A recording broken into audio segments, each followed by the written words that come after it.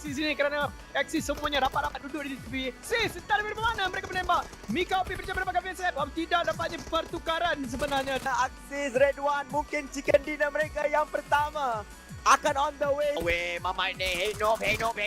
Kau tak noob sebenarnya sebab kau akan dapatkan winner chicken dinner yang pertama. Sedangkan tadi mereka hanya berbeza 1 poin. Sekarang ini dinaikkan sebanyak 21 poin dan EVOS bukannya bermain mereka tak tusun pun, mereka masih lagi mendapatkan sekurang-kurangnya 5 mata tadi, tetapi kalau di depan tu ada enemy, kita orang komit. Kalau kita tak ada circle, kita orang komit juga untuk lawan. Siapa decision semua kepada IJL saya okey. Itu yang kita orang komit untuk lawan. Kalau sebab okey dia percaya firepower kita orang.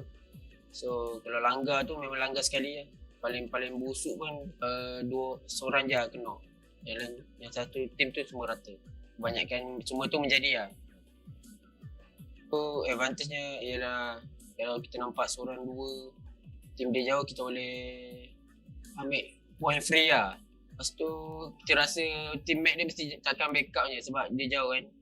So kita orang anggap dia macam buat online je lah. Sebenarnya saya masuk tim ni banyak lah benda yang saya boleh belajar, macam segi cara nak masuk zone, cara nak fight. So berbeza lah dengan tim-tim yang sebelum saya join. Rasa kita orang akan boleh kekalkan lah placement kita orang top 1. Sebab kita orang akan cuba dengan macam-macam skill lah untuk dapatkan first place. Tentang tim Farhan, kita orang tak ada rasa takut apa-apa lah. Sebab kita orang bagi kita orang semua tim semua boleh makan, semua sama je. meninggalkan hanya satu sahaja player untuk Axis Red One dan mereka akan masuk ke depan. Adakah ini pengakhiran yang akan susu dalam nyawa-nyawa terakhir? Adil Luke masuk begitu garang dan mungkin sekali winner-winner chicken dinner untuk Farang Legend berjaya dirampas daripada tangan pasukan Axis Red One. Kami amat berpuas hati dengan result kita orang di Super Weekend yang pertama. Gameplay kita orang juga tidak terlalu agresif. Tapi jika komponen itu kita orang perlukan, kita orang akan cuba knock one dan take over tempat itu.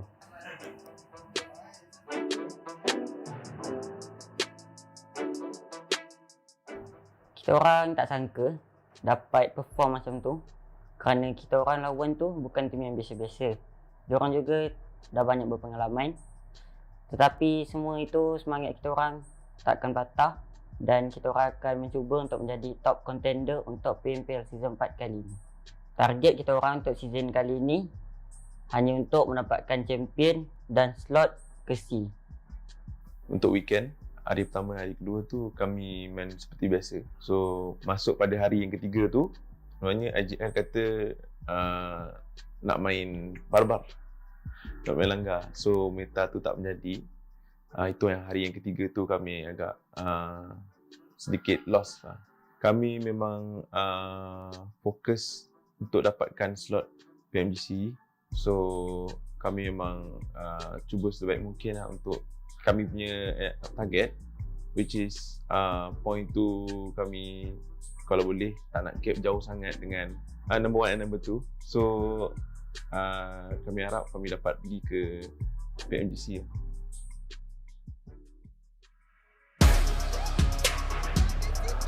Ditembak dan dengan berbeza sekian sebenarnya telah pun ditunjukkan. Kamil Mika 8 kill dapat untuk Axis. Red One game merusukkan apa? Ditahan down. Dua telah pun jatuh untuk demi satu pemain yang berpaskan SMG berjaya pun tidak akan suka dekat sini. Smoke sudah pun dibuka berpikir dia akan dapat jump.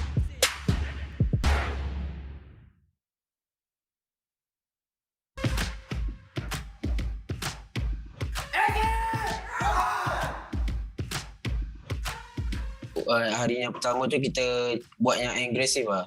Cari placement, kill. Macam hari kedua tu kita dah boleh santai lah. So, kita orang main tanpa pressure lah. Kita orang cuba benda baru lah sebab placement pun dah sedap. Boleh Super Weekend pun dah lepas masa tu. Tempoh telah pun diketahui katang susu ada 5 kill dalam poket beliau. Mampukah dia dapatkan chicken dinner dalam tiba put.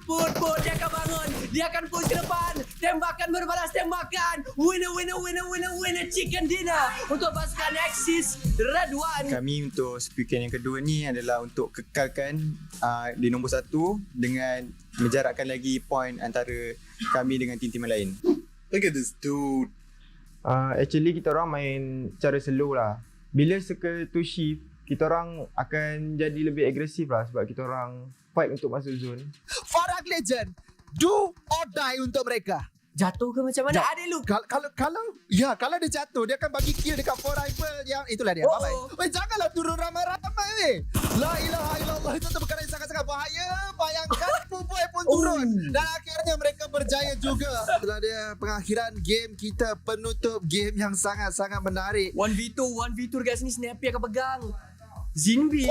Tiwut naikkan Bang Mamba. Mika akan bangun. Mika dapat satu lawan satu. Sekarang Snappy nyawa dia rendah dengan DP 28. Saya tunggu timing yang betul lah untuk nak ambil take fight tu. So saya tengok dia tengah angkat revive member dia, so saya tembak dia.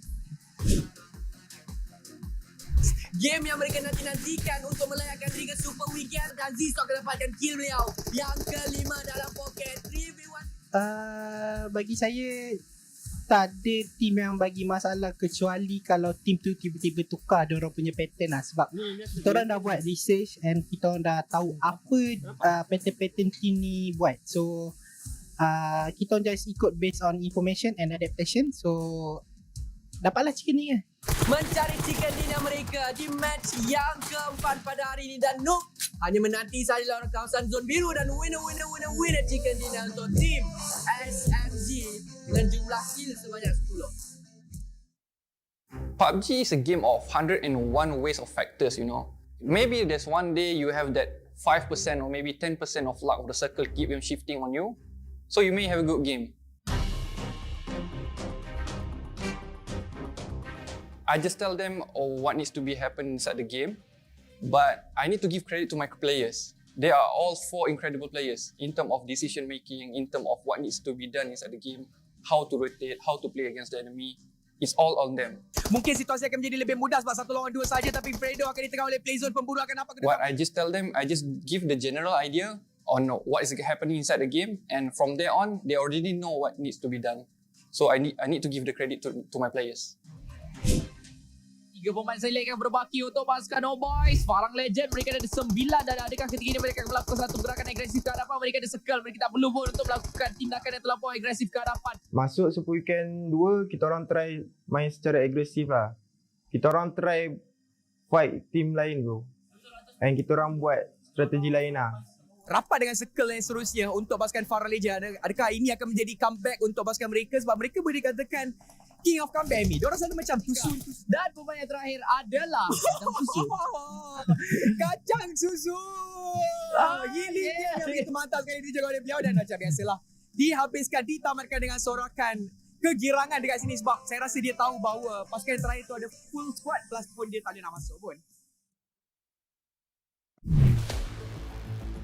Take over kawasan lereng ini dan mungkin mereka adalah pasukan yang ada probability terbesar untuk mendapatkan win-win chicken dinner.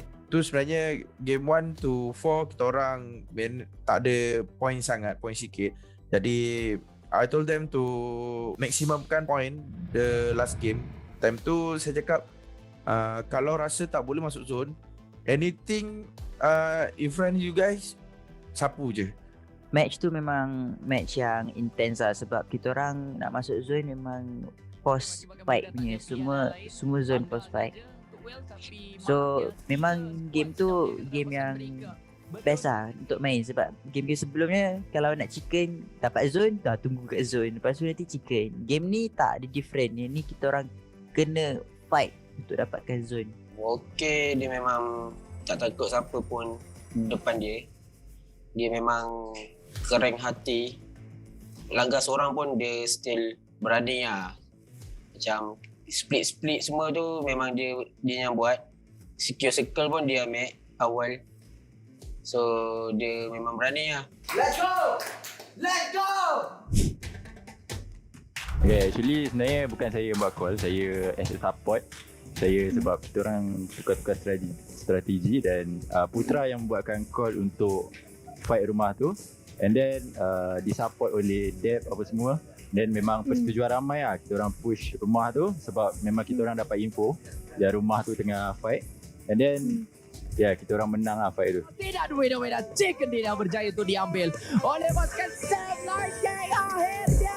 Menang tetap menang. Lagi salah tipis mana mereka langsung tidak akan kehilangan sesiapa. Ya, sekarang ini ada kedudukan yang terbaik. Salah seorang pemain telah pun terjatuh iaitu Team Malaysia, tetapi chicken dinner akan ada untuk Team Secret bagi pusingan kita yang ketiga.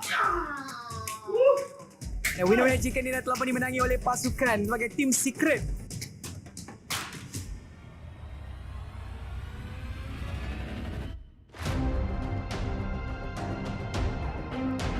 Alamak, Axis akan mula berjumpa dengan R2K. Dengan satu M249 dan sudah nampak dekat situ dan Jump boleh dijatuhkan.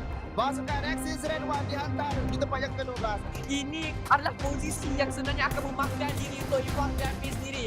Even my players after the tournament, after they finish the tournament or somewhere around 10, 11 o'clock, after that they still playing the game. They still play scrims, midnight scrims and everything. So that is their daily basis. In the short term, basically, they really can play a long period of time playing this game. So they didn't get tired. Game kita untuk weekdays, Wiley masih lagi merangkak-rangkak menunggu Cik untuk memegang diri beliau 5 penyingkiran untuk Ica di match kita yang terakhir sekarang ini. Ica berpaskan tembakan 9 penyingkiran. Perasaan saya biasa je. Hari tu takut. Ni dah tak takut dah nak buat apa. Nak pergi depan ke, nak pergi push ke, nak lawan ke. Dah bantai je.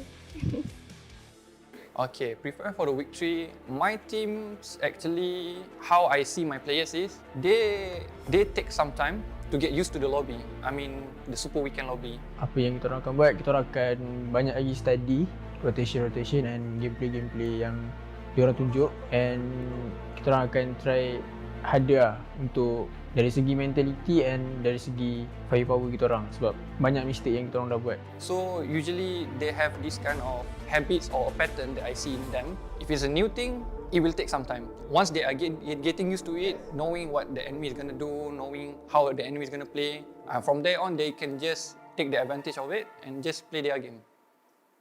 Weekday rankings kita, Farah akan berada di atas, EVOS di nombor 2, Four Rivals di nombor yang ketiga. Tim-tim yang ni mestinya nak tahu tim mana yang confirm secara official untuk tak dapat pergi ke weekend yang ketiga. Itulah dia, NT Circle, NSP, YSX dan juga Team Bosku. Hanya berjarak 2 mata sahaja dan benchmark itu direndahkan sampai 32 mata sahaja. Sayang sekali kita katakan.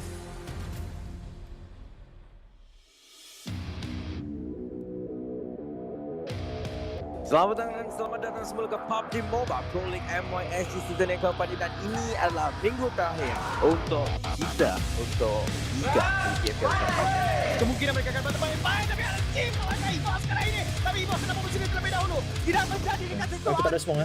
Ya, api-api di balik satu terbakar dekat situ Batman micro Uzi pakai. So kalau kita crash EVOS, Yudo nak keluar pun susah sebab surrounding dia ada ramai orang. So kita decide untuk lawan EVOS dulu baru kita lawan Yudo lain.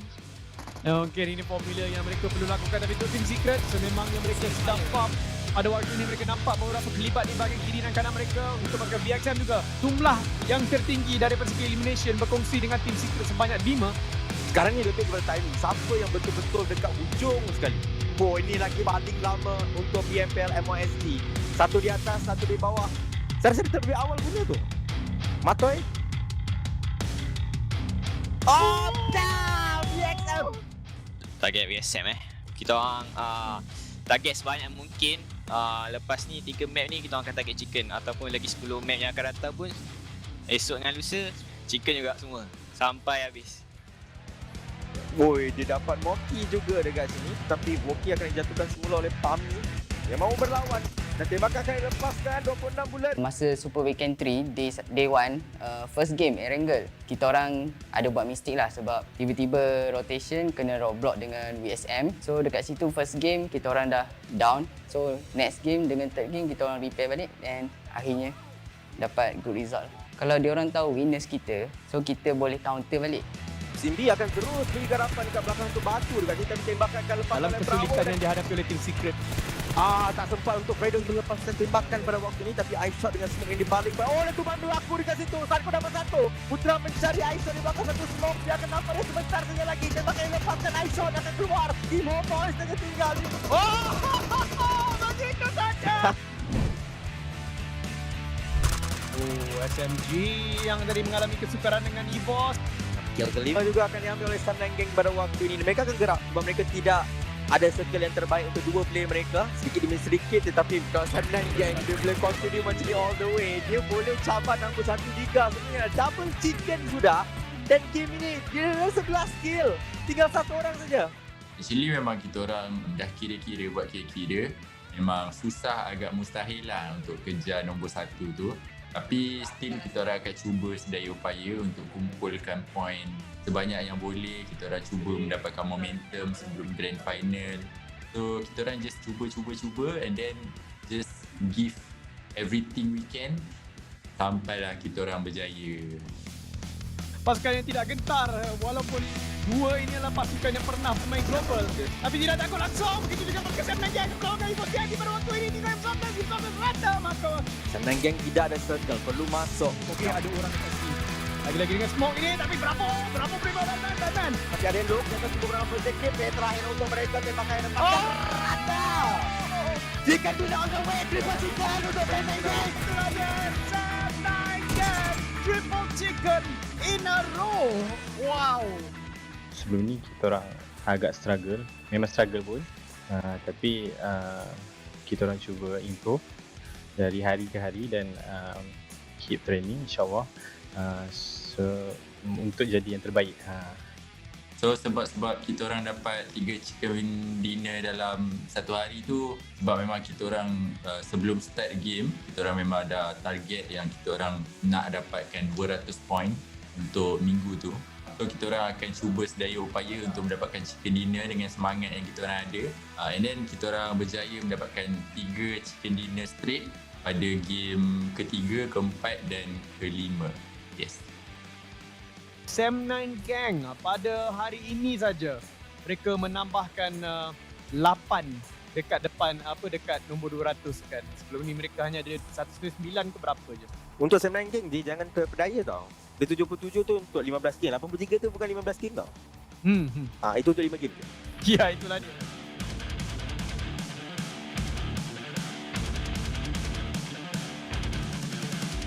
Ya, forever peluang yang sangat tinggi untuk mereka. Hit jatuh oleh AP. Memang premium dibayar dengan emas. Kali ini mereka akan mendaya dengan darah. Darah EVOS VIP dijatuhkan. 2 player yang sangat garang. Sen akan pergi ke depan untuk memberikan informasi, tapi informasi itu terlalu lama sampai. I don't think everyone is consistent, honestly speaking. And as for my team, as always, they did the hard work. They always play this game night and day. And I believe they can become a champion. No matter what people say, they are not consistent whatsoever. I still believe in my players because I know them pretty well since I've been staying with them a lot. Kalau kita lihatkan daripada circle yang berada dekat sini, tapi Sam9 Gang juga telah kekurangan 2 orang bergaduh terlebih dahulu. Alamak malangnya untuk Matoy. Mereka akan cuba untuk mengumpul 4 kill sekarang ini untuk Sam9 Gang. Tanggung diberikan kepada Man dan juga Drax, dan dia mungkin akan jumpa. Yap, dia akan jumpa winner chicken dinner. Sedangkan gameplay tadi, sebenarnya kita orang sebenarnya memang tak tahu orang buat apa tadi. Tiba-tiba Mat dapat idea, jom kita langgar untuk aku nak jadi rusher, nak kill lagi ni. Kita orang pun terus keluarkan meta baru, langgar je. Dia kita orang langgar je kat Rozok tu, mati-mati lah. Gitu.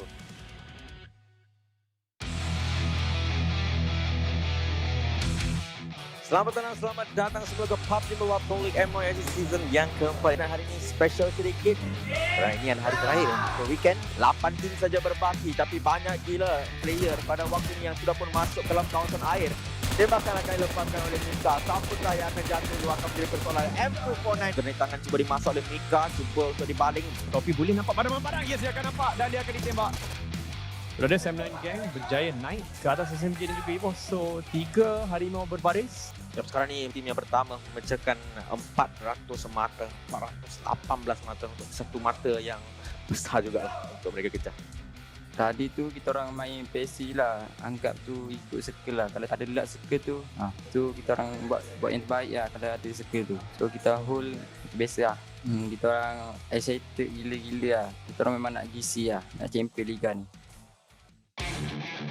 Jadi kita akan masuk map Erangel. Untuk Sam9 Gang, mereka confirm boleh kejar untuk kedudukan pertama dalam Super Weekend.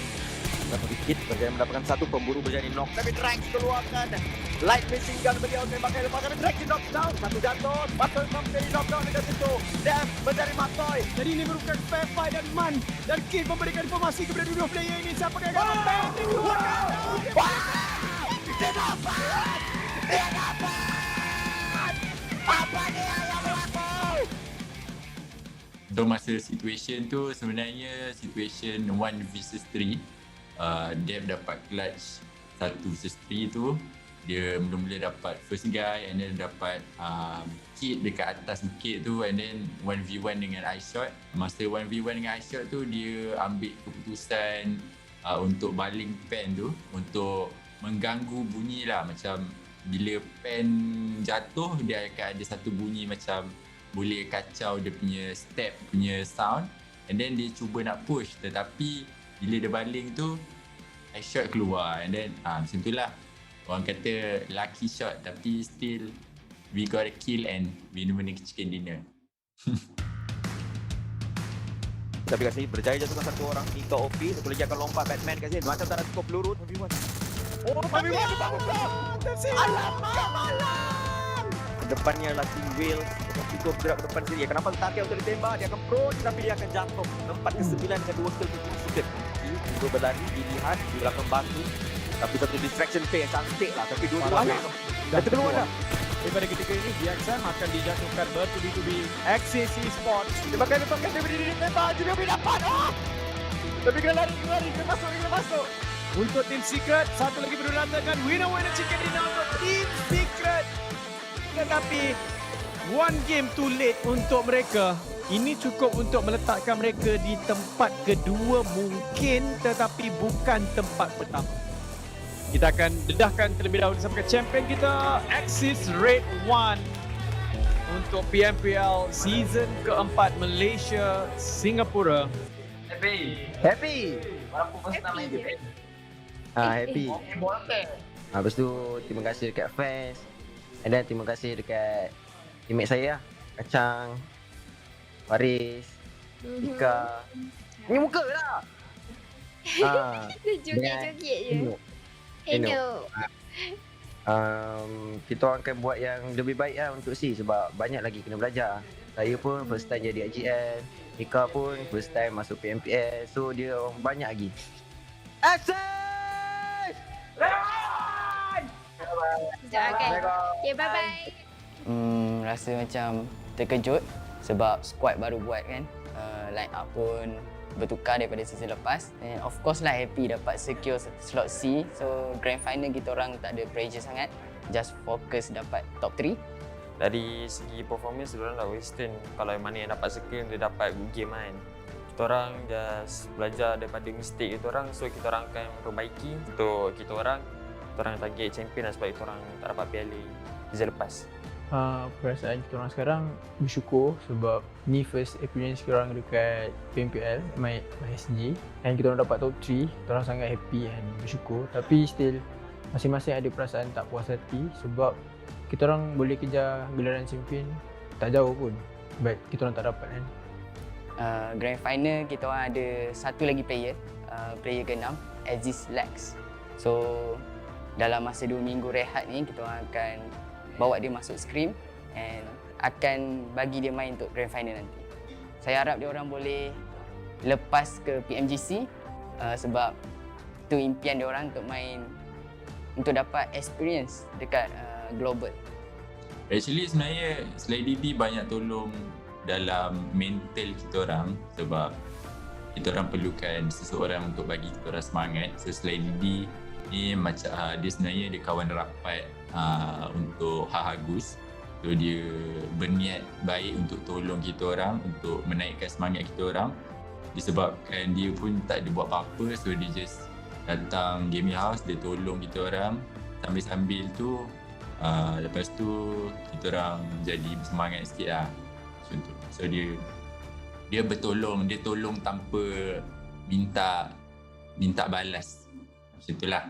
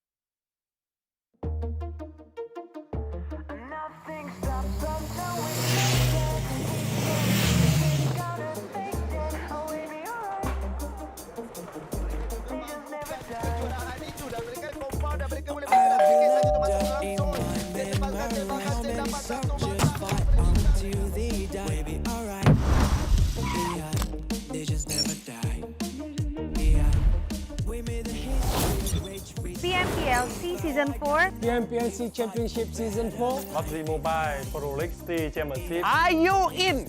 Unite to fight! Yeah!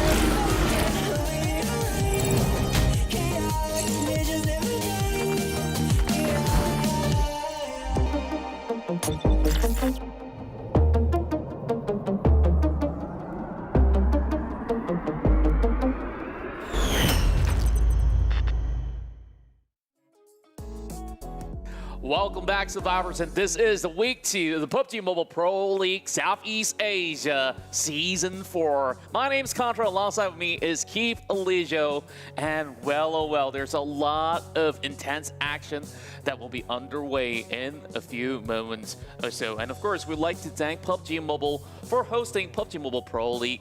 And of course, this is the SEA Championship Season 4 with our official smartphone partners, Xiaomi. You can challenge your boundaries with the Redmi Note 10 series. And of course, we also like to give our thanks to our official media partners, Esports Fight Club, where you can watch and earn exclusively with Esports Fight Club. And also would like to thank WeTV for, of course, covering the entirety of the PMPL SEA, where you can watch Asia's best content for free on WeTV. Download WeTV now on your Google Play Store and also your Apple App Store absolutely for free. You should know. I heard you've been binge watching a lot. I see your stories, man. A lot of Asian dramas going on. Squid Game, as you've seen the some sort of inspiration to the opening video. Really nicely done. And of course, BSPN, kudos to them. That's why we're here. And yes, we're here for the PMPL SEA Championship Season 4. A lot of things that can happen in week 2, especially in the league format. We've seen how it happened in the country, games, country finals, or country league itself, where week 1, although you may be dominating, it doesn't really mean that you've had it in the bag. So D Xavier, currently standing on top of the competition at 117 points, could just very well not qualify for the next one, just saying. Well, it definitely is a huge uncertainty of what's to come here on week 2. Teams that have performed in week 1, yeah, that's definitely great on them that they've qualified to the Super Weekend and have gotten themselves a lot of all these points to book out. But coast is not clear just about yet. We still have a lot more games to go throughout the entirety of the league. And of course, we are here in our very own safe zone, and I hope you guys are too, as we'll be, of course, offering you all of this excitement in a few moments' time. So far, of course, you mentioned about the Xavier that has been able to achieve that #1 spot, but a lot of all these teams hailing from the Malaysian region has been able to step up and show us that they are having pretty much a great time over that span of the weekend, and now 3 out of a few has been able to secure that top 5 position. Yeah, like we've never seen this one happen. Actually, in the past previous seasons it has. But you know what? Before I get into that one, just to give you guys a little bit of refresher on how things work around here. As you all know, Season 4 is the first time we're having a league format, which essentially means there are 2 phases of the tournament, and that is the weekday and the Super Weekend. Weekdays are where teams will then accumulate enough points to be in the top 16, which will then qualify themselves to play off in the Super Weekend. And the accumulation of points over the Super Weekend is what then allows them to play in the final week. That's right, we're almost halfway through the hurdle as we go through the entirety of week 2. So far, we've had 4 teams that has not been able to make it through the weekend, so we'll definitely have to check that out later on. So far, this is your PMPL SEA Championship format. Of course, 4 teams from PMPL Country League and Finals have been able to reach the top of the podium and have made their way here. So far, we've got the champions of each region here. Genesis Dogma from Indonesia, the Savior of Vietnam, the Infinity from Thailand, and also Team Secret that's been representing Malaysia.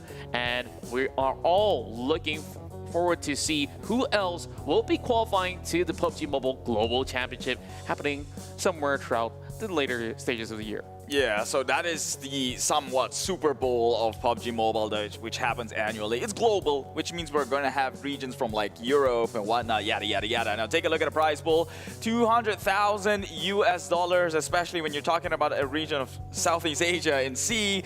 This definitely will be inflated with some sort of a multiplier due to currency. And at first place, the point system, taking home 15 points, 12 in second, 10 in third, 8th in fourth, and it goes down round, and unfortunately 13 and onwards, that is when they call you too soon. That means you died too fast in a game, and I'm sorry, you take home 0.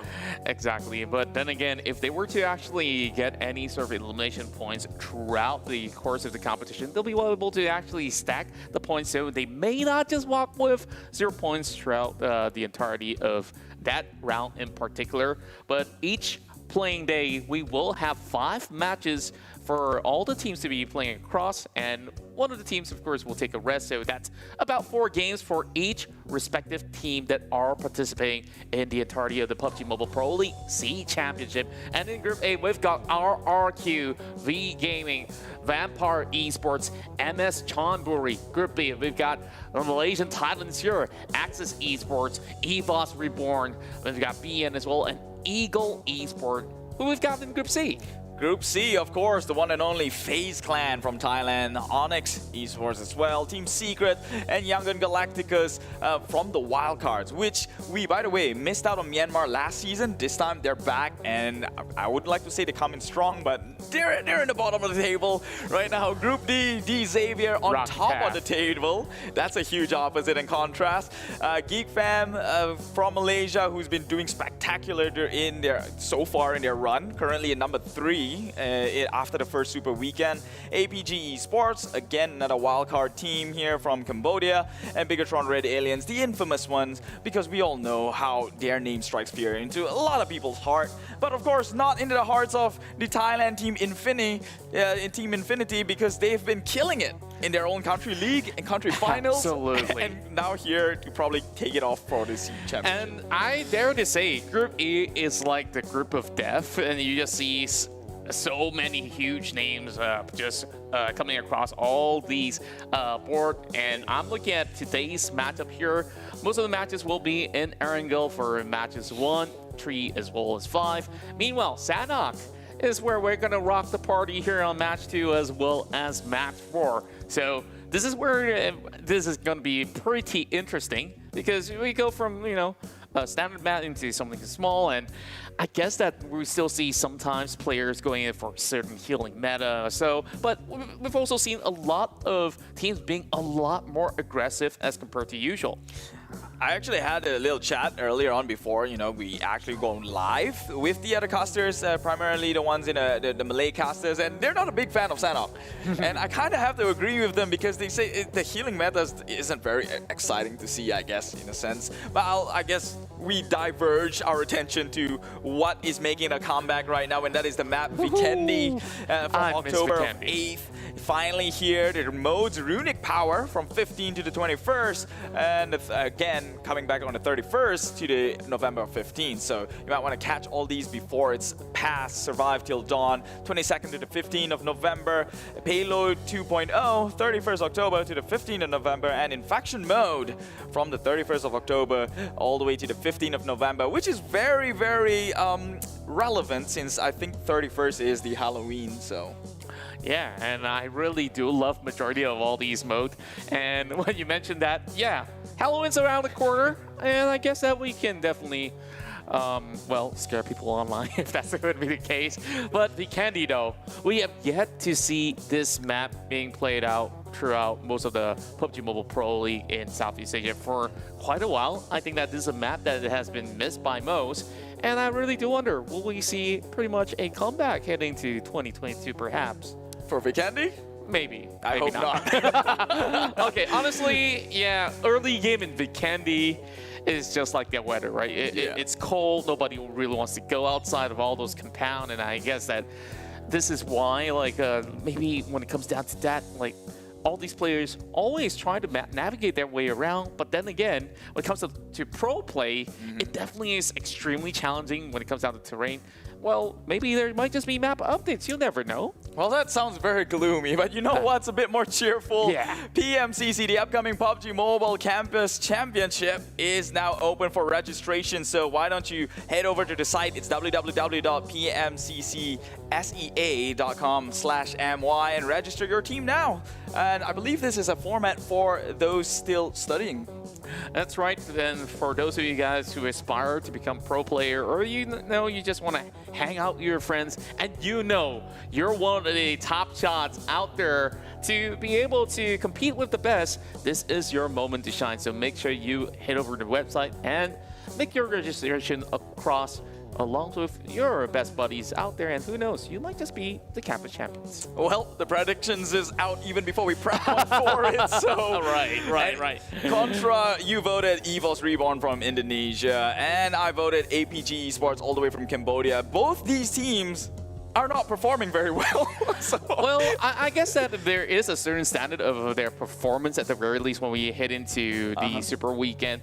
I believe that you have the Cambodian pride going on because like you did manage teams from that region before. But I look at EVOS, you know, like they didn't play their respective PMPL, and of course they got that reserve slot since they were pretty much doing outstandingly well on the past season, and they finished 7th. I felt that this is just the start of it, and on week 2 you'll see more of all these teams here to be able to amp up whatever they did not show us back in week number 1. Yeah, well, the reason for mine is a bit different. It's more wishful thinking, I would say. I mean, we all know that putting straight to the point, placing your hopes on the C wildcard team is just absolutely ridiculous, right? It's ludicrous, but APG Esports, they've been winning a lot of the tournaments they have in their own respective regions, right? I mean, in their own, wherever they came from, that is Cambodia. So maybe they're on a roll, and I don't know, last season, Cambodian teams, the C wildcard team seemed convincing, right? Last season, we had all 3 Malaysian teams down in the bottom. So this one's it's a huge step up for Malaysian teams for sure, but hey, I'm just banking on that hope that maybe the C wildcard team could pull a wild card and surprise us. Hey, you might just be the one who will be able to actually predict the future, because the last time we saw the most successful wildcard team, Onyx Esports, really took it all the way to the PMPL Global Finals, and you know that was 2019. Yeah. Now we're 2 years into the future since then, so it definitely is a little bit of a change of pace, and you just look at Anchor PUBG as a flag bearer, but you really gotta, of course, not count them out, because they have definitely shown a lot of stride as well as a great sort of consistency, at least during the weekdays. So it's more of them needing to finish off with a good stamina on those weekends. Yeah, I mean, ultimately we have to always remember, right? Like this season, it's not a sprint, it's a marathon. It's a league. We've seen how teams do so well in week 1 and flop off for the next 2. So it's more about consistency here. Sure, maybe APG's not bringing that one in the first week, but they're still shot. In fact, there's chances for every one of these teams, even the 4 who didn't qualify for the first Super Weekend. That is NFT Esports, Onyx, RRQ Ryu, which is a big bummer. They're from Indonesia, and we know the regions to be strides and true that they're really powerful teams. And, that's right. And V Gaming, by the way, fun fact, RRQ and V Gaming, same group. Exactly. So I guess literally this is the group that got kicked down into the and now we're looking at these 4 teams here who need the points the most. Now that everything starts on the clean slate, I think that it's just the nature of the competition. You just look through that list of 20 teams and you know it's so stacked that it's hard to even say goodbye to any of them by the end of the week. And it's honestly hard to even predict who will be able to, of course, get them one spot. But then again, you look at the total cumulative points. We have some high point averages when we complete the weekday run. So if we were to continue with the trend of what has been shown on week 1, they need to secure at least a good 45 points per day in order to be safe, unless if, you know, they just set the bar even higher. Yeah. 45 is like the safe spot, right? Like, I think someone did the calculations for us like previous day, but there are times where one team is just so dominating that they accumulate so much of the points, increase their lead so big that it's like 70 points in a day. You're like, okay, I guess like I'm gonna be chilling. It's better actually. Actually, when one team dominates during the weekdays, it's better for the rest, because the qualifying bar is dropped because the points is not dispersed across everyone. Exactly. So you can probably get away with like 20 points, 25 points. That also sends them to the Tiger's Den in such a way that, you know, like everybody is scraping by for those points, and you know that one pointer might just make or break the opposing team out there. And if you're going to be up top there, you got nothing to worry about. You just got to prepare for the weekend. So far, let's have a look at some of all these teams that have been able to, of course, get some really good showing over the course of the weekend at the very least. So we've got in the top 5, 4 rivals on second place, Geek Fam on third, and these are teams that has been able to also accumulate chicken dinner. But then again, to my surprise, APG Esports, they didn't get themselves a chicken dinner, and yet they're in the top 4. Well, we've seen them play in the PMPL MYSG, right? Axis Red One, I don't think they've secured many of the chicken dinners. It's just that they play the game so well. They know how to get farm kills, and they know how to end up in a great placement point, to say the very least, right? So Axis Red One is definitely one to look out for. However, comfortable is the bane of a lot of teams, and being at 137 in total points here, that's literally the same points with Geek Fam, although Geek Fam did have a chicken dinner. But teams are only 1 game away from taking them down from their spots, so it's full throttle for them. That's right. You know, like you were talking about that C word, I'm looking for a different golden C word that we're aiming for here, consistency. So don't think anything else so far. Of course, the team that has been able to show that they can consistently get good frag volumes and also finish up at least at the top 3 ratio, that could already put them in a really good spot. So what they have to do is just keep this momentum going up during the weekends. But the problem is, in the weekdays, it's kind of like a no-holds bar, right? Yeah. Like you only got a total of 8 games to play out from. And if you were to drop 1 or 2 games, your chances are slimmed down by a huge margin. Yeah, and also, I think a lot of the teams just haven't come online just yet. Although we've seen a little bit of what these teams can do, predominantly from Thailand. We know that they are on a roll, right? Vampire Esports, relatively new team that's been put together. But if you take a look at the players, they're stacked. Yeah, Stone, Vampire Stone, he was from like back in the days in Mega Conquerors, and we've seen how they perform. Exactly, and I kid you not, this team is kind of like smurfing. Like, you think like, oh, new kids on the block, yeah, they're not going to be all too fearsome to the likes of Manny. And then you look at teams like Chonburi, you also have Ponzai, right? Yeah. Like, these guys definitely are no pushovers, and they will be able to just spread the lines too thin for any opposers that will challenge them. And speaking of challenges, I believe we're just about to get ourselves ready to hit right into our first match of the day. Now, Keith, Erangel, I need you to give me the lowdowns here. Are we going to see any sort of contest going on? Because it's week 2, plans might have changed for a majority of these teams, and perhaps there might just be some of all these early clashes, or maybe not. Well, one thing's for sure, I could tell that Malaysian teams respecting the other sea regions, especially because the Infinity has been known to take over the Sosnovka military base, which is predominantly Axis Red One's hotspot for the entire MYSG, and so we see Axis was the one booking out of there, booking the ticket out of there, Team Secret going all the way to Severny. So yeah, the people are respecting a lot of these teams that are coming in from like fierce regions, Indonesia, Vietnam, and Thailand. The Sea wildcard will remain to be a wildcard. Like they do get good moments, but most of the time, not really. That's right. I'm loving the virtual stadium, and I believe that our crowd, all online, are ready to witness what will go down in our first match as we head directly into Erangel. That's right. Now you see a little bit of the pattern of flight path coming in from the southern side of Sanhok military base. I believe this will head towards Georgia Pole. So whichever team that likes to drop towards the eastern corner of the map to just build the power will have to drop early, get the vehicle, get right into the island. Meanwhile, it's not Pollyanna. Kind of off limits right here. So I really wonder if there's anyone who would like to go grab that quick vehicle right down below and just take a dash for it. Yeah, I mean, honestly, Yasnaya and Polyana, I would say it's been taken off. Because I think MSC Chonburi frequents the spot a lot, so you'd be crazy to try and crash them because we've seen how great they were in the weekdays, not so much the weekends though.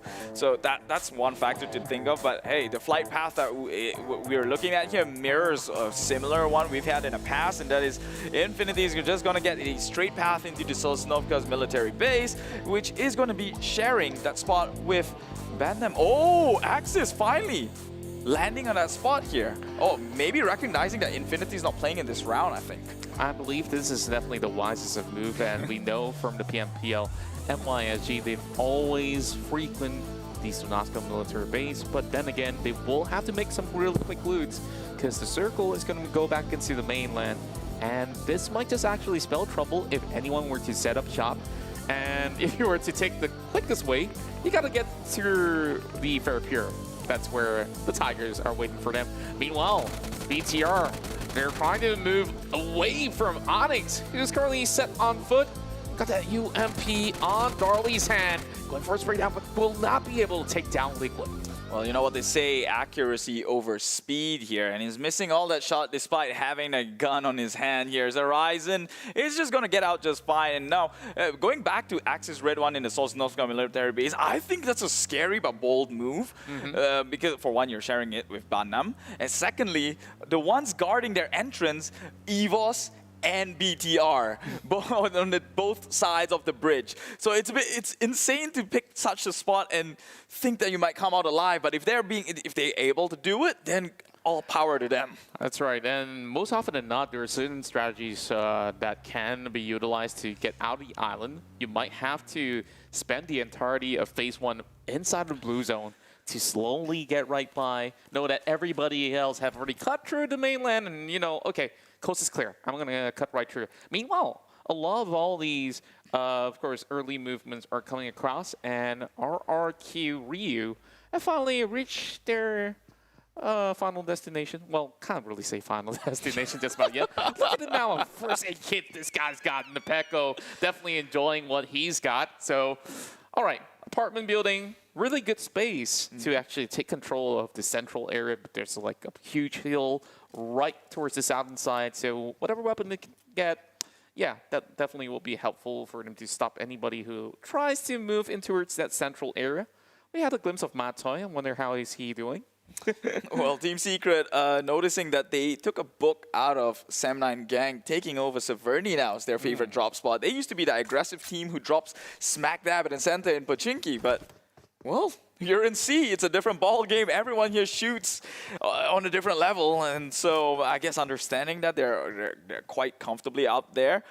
Meanwhile, Axis here is going to be doing the loots as they were. You think that any chances they might clash into Bandem, seeing as that both of them kind of dropped in the same tiny little island down in south? Well, there are some chances for that to happen. I don't expect Bandem to be able to actually go in to directly challenge them. What they could possibly do is just make a setup by the bridge and just slowly wait. They don't really have to take too much time to rush out since they have control over to Nova redONE. We check out the total damage output across, and in the top 5, you just look at number 1, and this guy not only is he fast, he's furious. 9,085 damage done by the Savior's very own Lamborghini. And Damroot so far has been the most consistent player that we've seen from Malaysia and also for Geek Fam throughout the entirety of their PMPL. Yeah, Lamborghini though. If we were to immortalize names and esport athletes from Vietnam, we were just talking about how a bunch of them adapts name from cars and they're all equally as scary. Lamborghini, Porsche, Ferrari, those are all players coming out from Vietnam, and well, there's a reason why D Xavier's on top, and it's maybe this guy. That's right, and if they were to add in 2 more players to the team, probably it's a Tesla as well as a McLaren. Just saying. Yeah, sponsored by PUBGMOBILE previously, I guess. Of course. And as we look across that arena, I believe that the changes that has been brought out by Team Secret has been affecting them quite a tad bit, because whenever you switch from one township to another, when it comes down to majority of all these competition, you got to adapt to a different sort of rotation.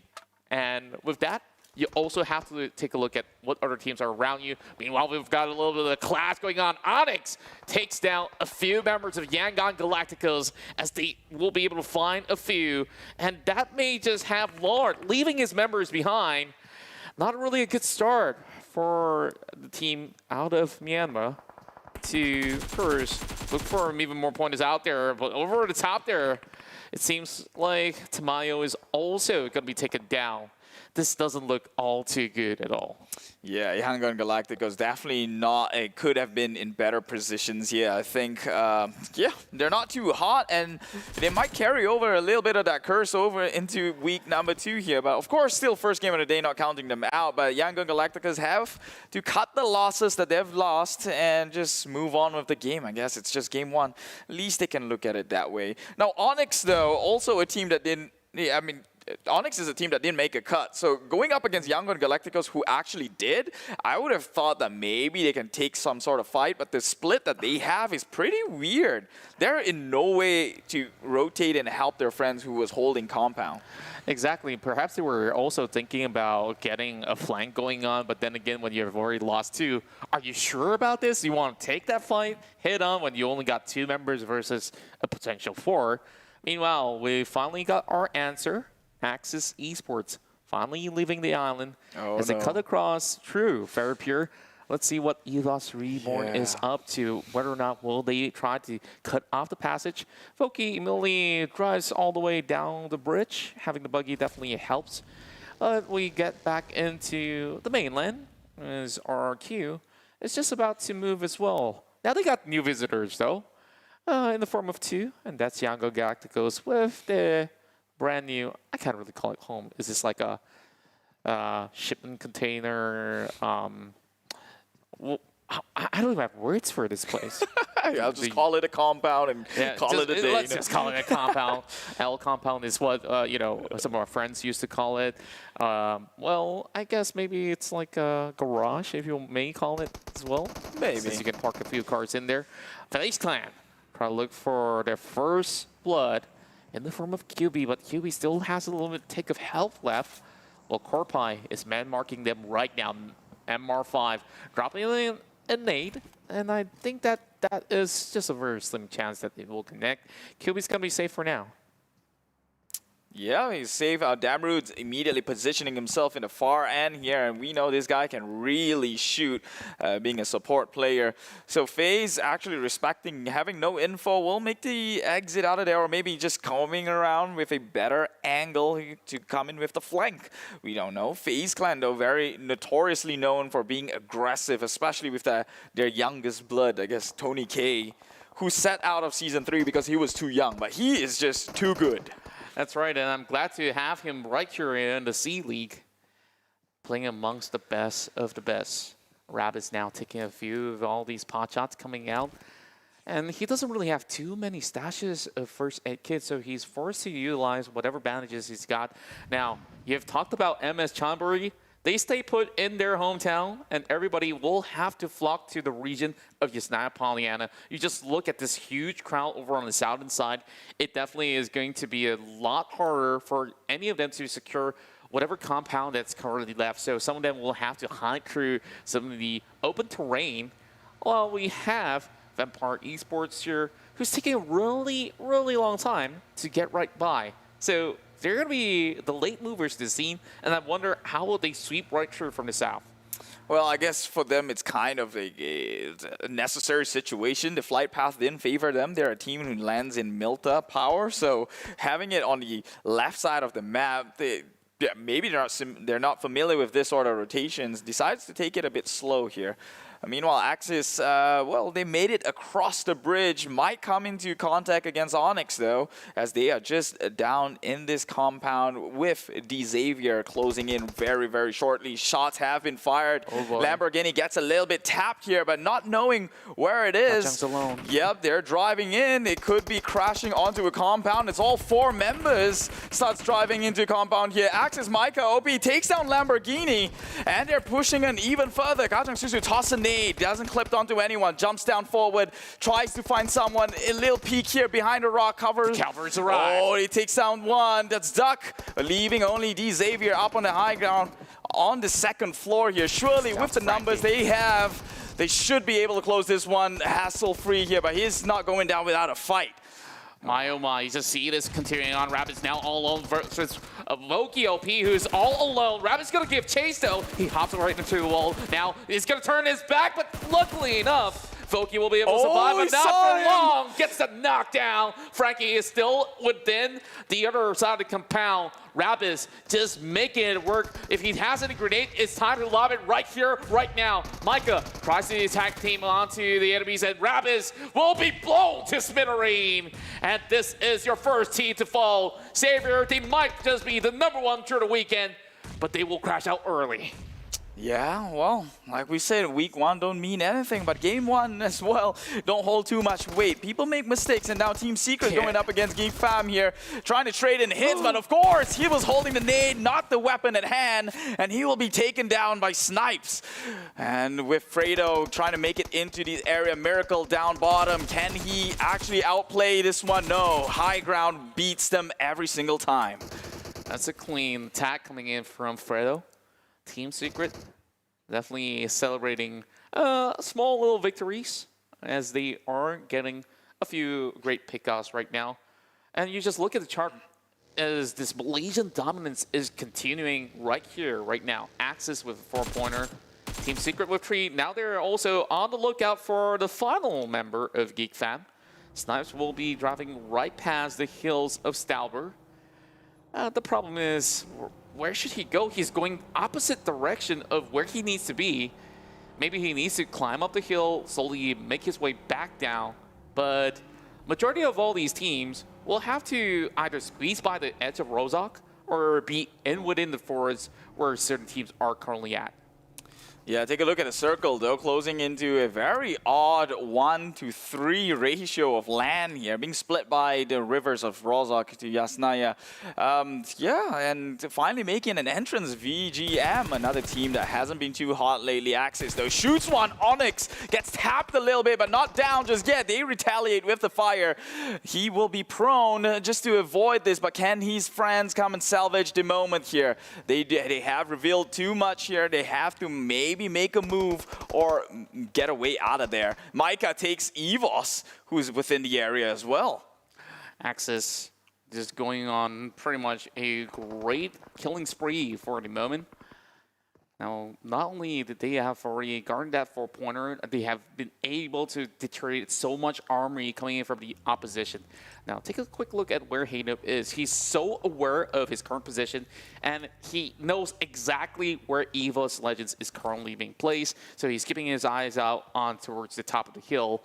Meanwhile, he's all alone, and he might just be able to actually suppress EVOS Legends from moving forward. And this is such a wide area to cover.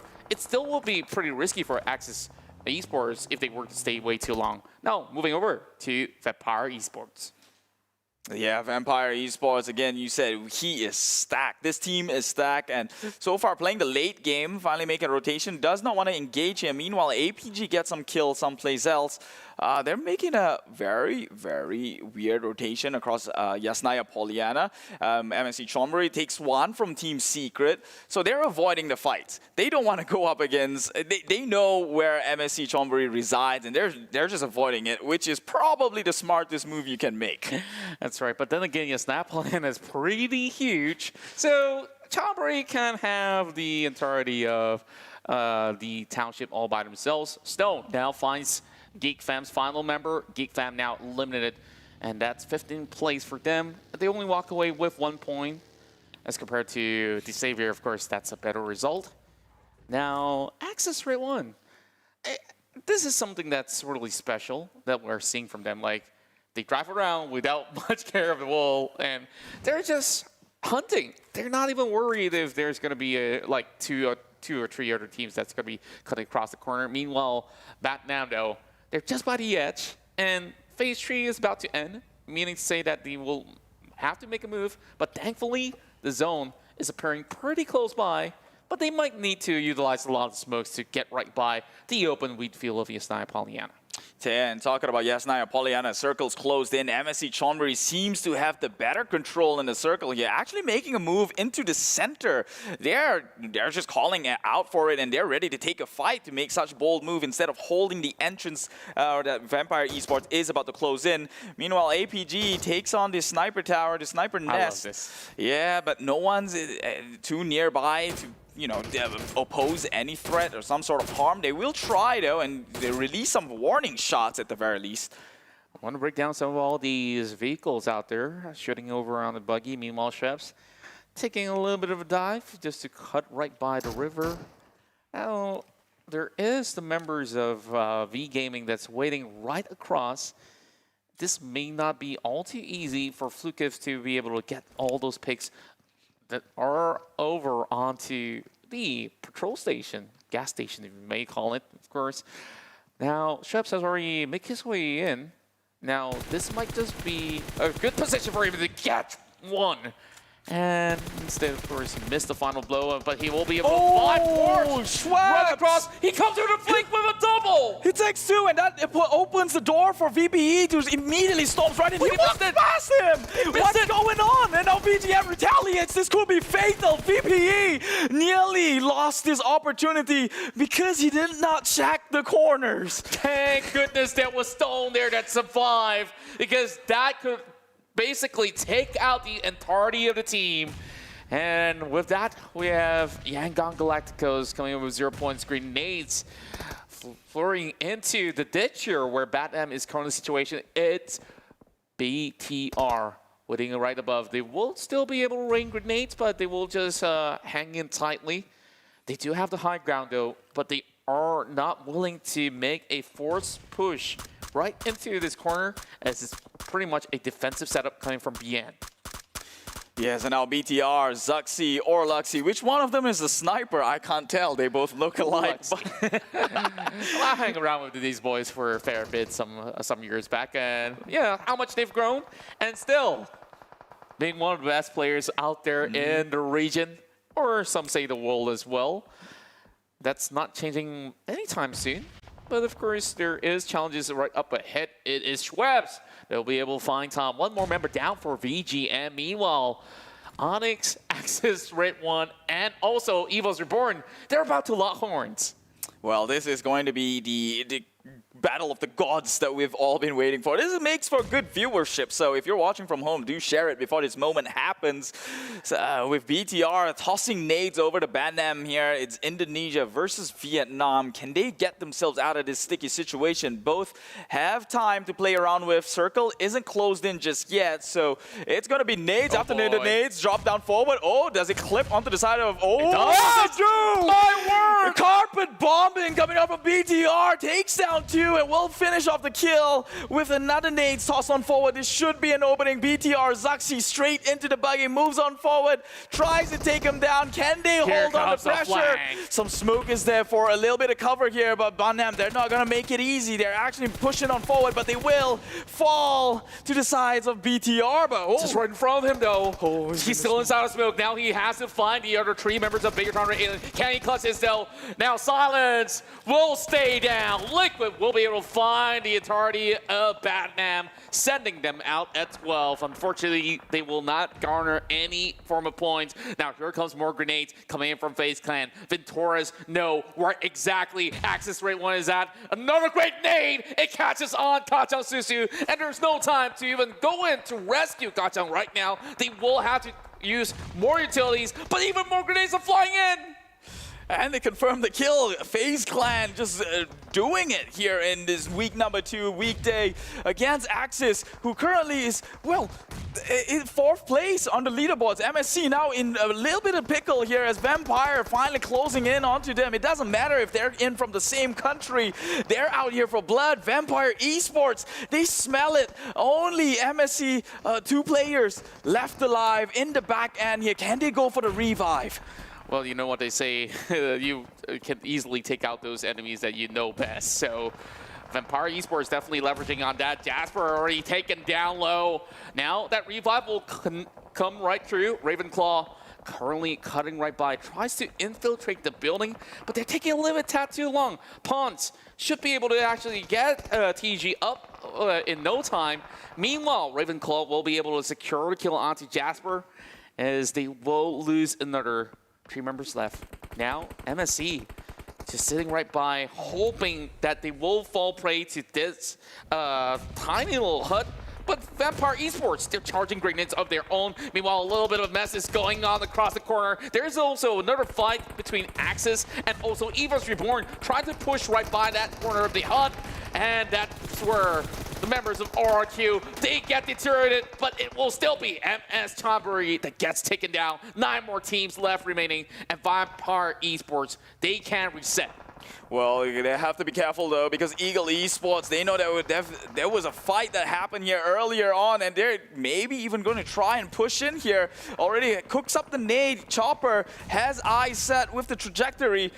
Toss it one forward. Does it clip though?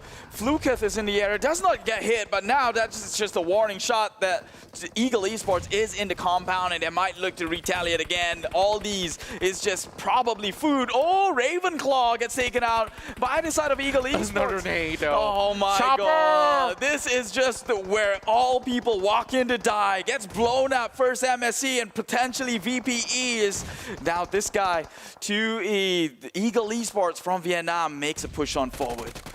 Dagman right now taking out the UMP spray. Spots out Stone for a slight glimpse, but the fight will continue. FaZe Clan still in danger. They will take the attack upon BTR. Looks already down, and now Pubg is going to be able to supply a little bit more pressure to suppress them right on the lower ground. Eagle Esports still has all 4 intact. Meanwhile, the kill feed's running while EVOS members are taking down, and KF managed to out-trade them.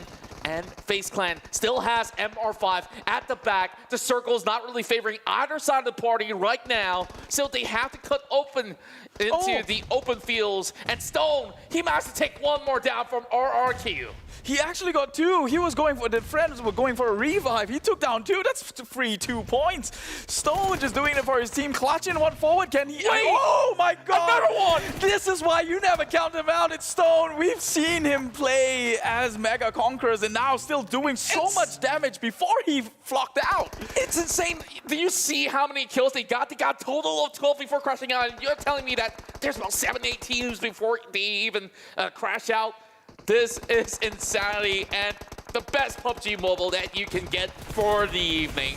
Now, heading back towards the side of BTR, they're going to be able to find a little bit more ground with a diamond formation. Team Secret gets themselves a 6th place finish. They managed to take 3 points altogether from elimination. And for PUBG, we've seen them take that sniper bunker. This might just be the best spot possible for them to farm out anybody who's not going to be out there. And look at the middle. There's no cover whatsoever. Voki LP now getting pulled by bullets. Luxy with a DP-20 hit. He's going to be able to find even more in the form of FaZe Clan. The Chopper, he's out there for more. He will find pretty much everybody else. And for PUBG, will not be able to go in for those revives though. Yeah, getting pinned down, gunned down at this very moment. It's a tough and sticky situation to come out from, but I could say the same for every other team. With this sort of 5 teams remaining in this level 6 circle, it's not an easy way to get out. There's not much room to play around with, and Ryzen just gets knocked out from the far end. Eagle Esports with the eagle eyes will scout any rotations or movements coming up from APG. Can they shut them down?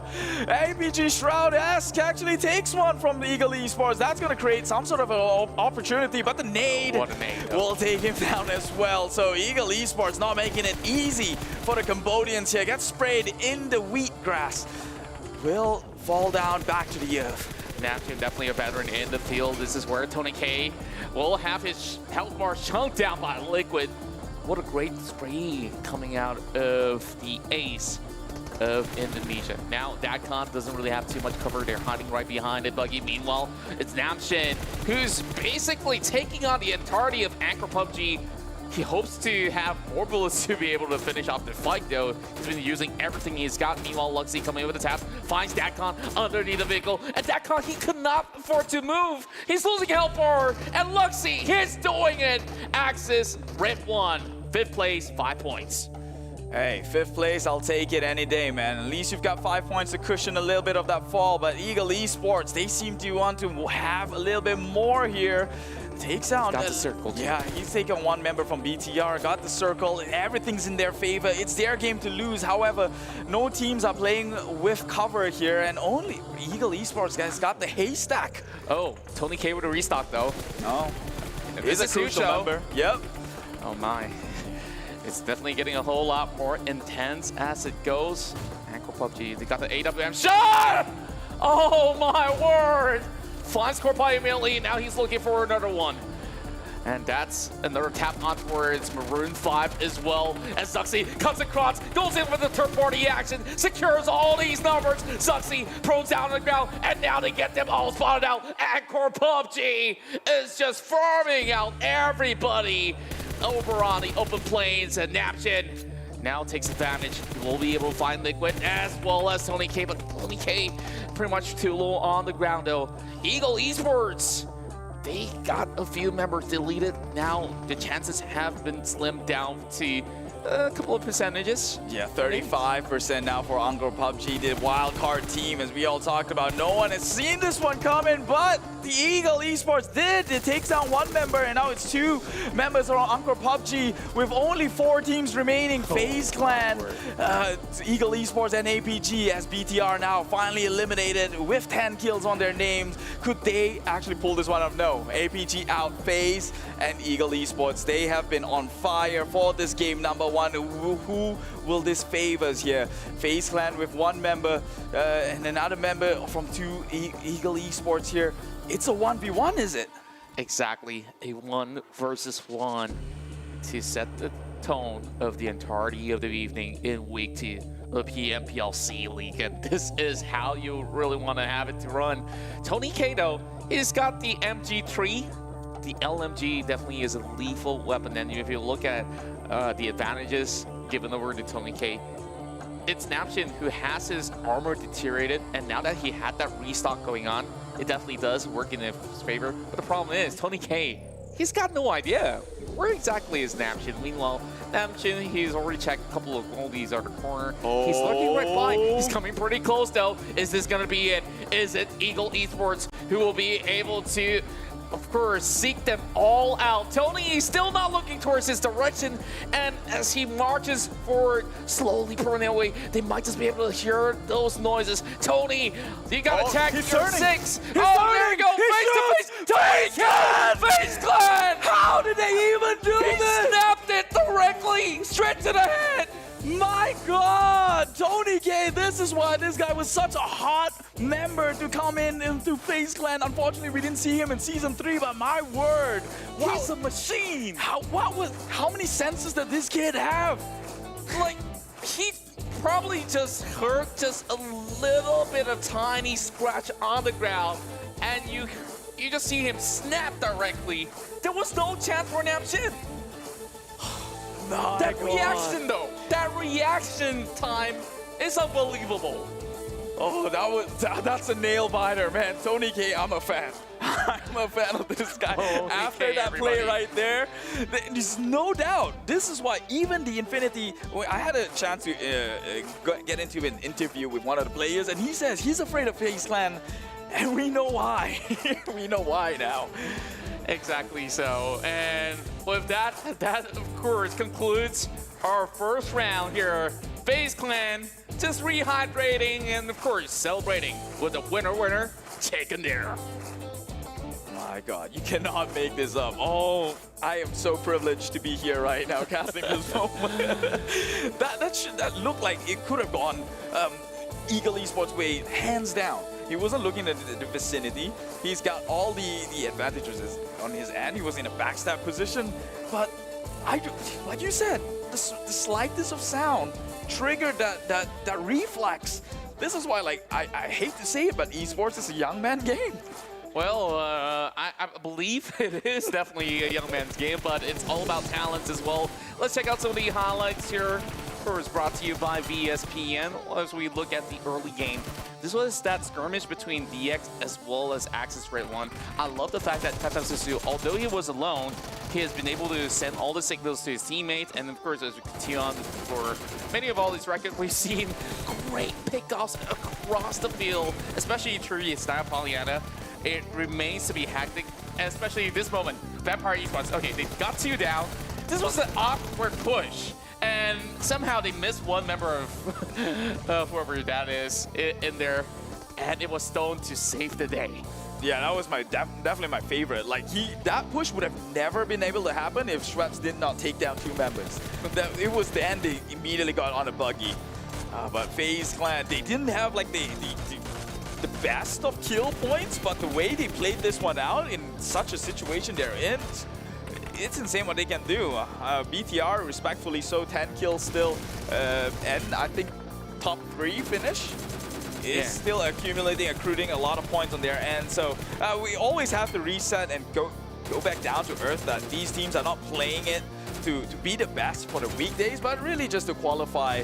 But I guess that being said, you really see them play the way they want to play it. We got almost everything here offered in round 1. We saw sniping galore, road kills, and Tony K with the MG3 Gratata his way to our very first chicken dinner of the weekday run in the PMPL SEA League. So far, of course, that was an epic way to close things off, and FaZe Clan, well, is all up and up. So, of course, you fans out there can just, of course, put in those hashtags, FaZe up. Is that a thing though? I'm not. It's a thing.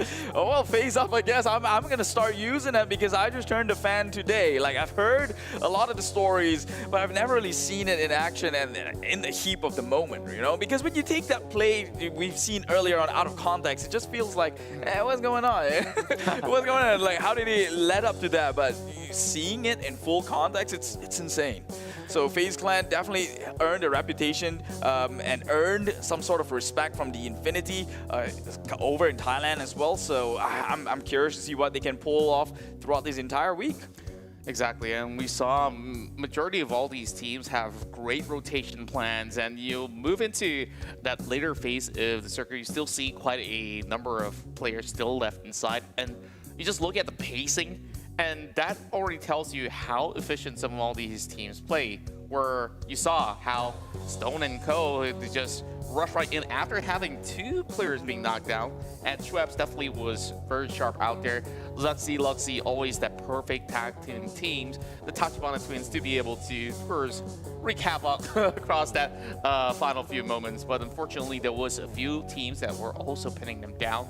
And I definitely want to check out what sort of rotation plans which have brought FaZe Clan to that perfect area, because they were taking on multiple teams. There was Axis Red One, there was also EVOS Legends somewhere right behind them, and they were the victors from that compound fight, which we saw somewhere towards the forest. That's pretty much over the southwestern side of Yusnaya. Yeah, I'm also curious. I guess we'll wait for like Tash Bunny to break down the analyst later on how APG, when they were in the advantage, they had a number advantage. Like, how did they lose the position they were in? Like, for the most part, I thought nobody was actually looking towards APG besides Eagle Esports. But enough with that one, because we've got MVP right here, right now. Tony K, as you can see, he's a young one.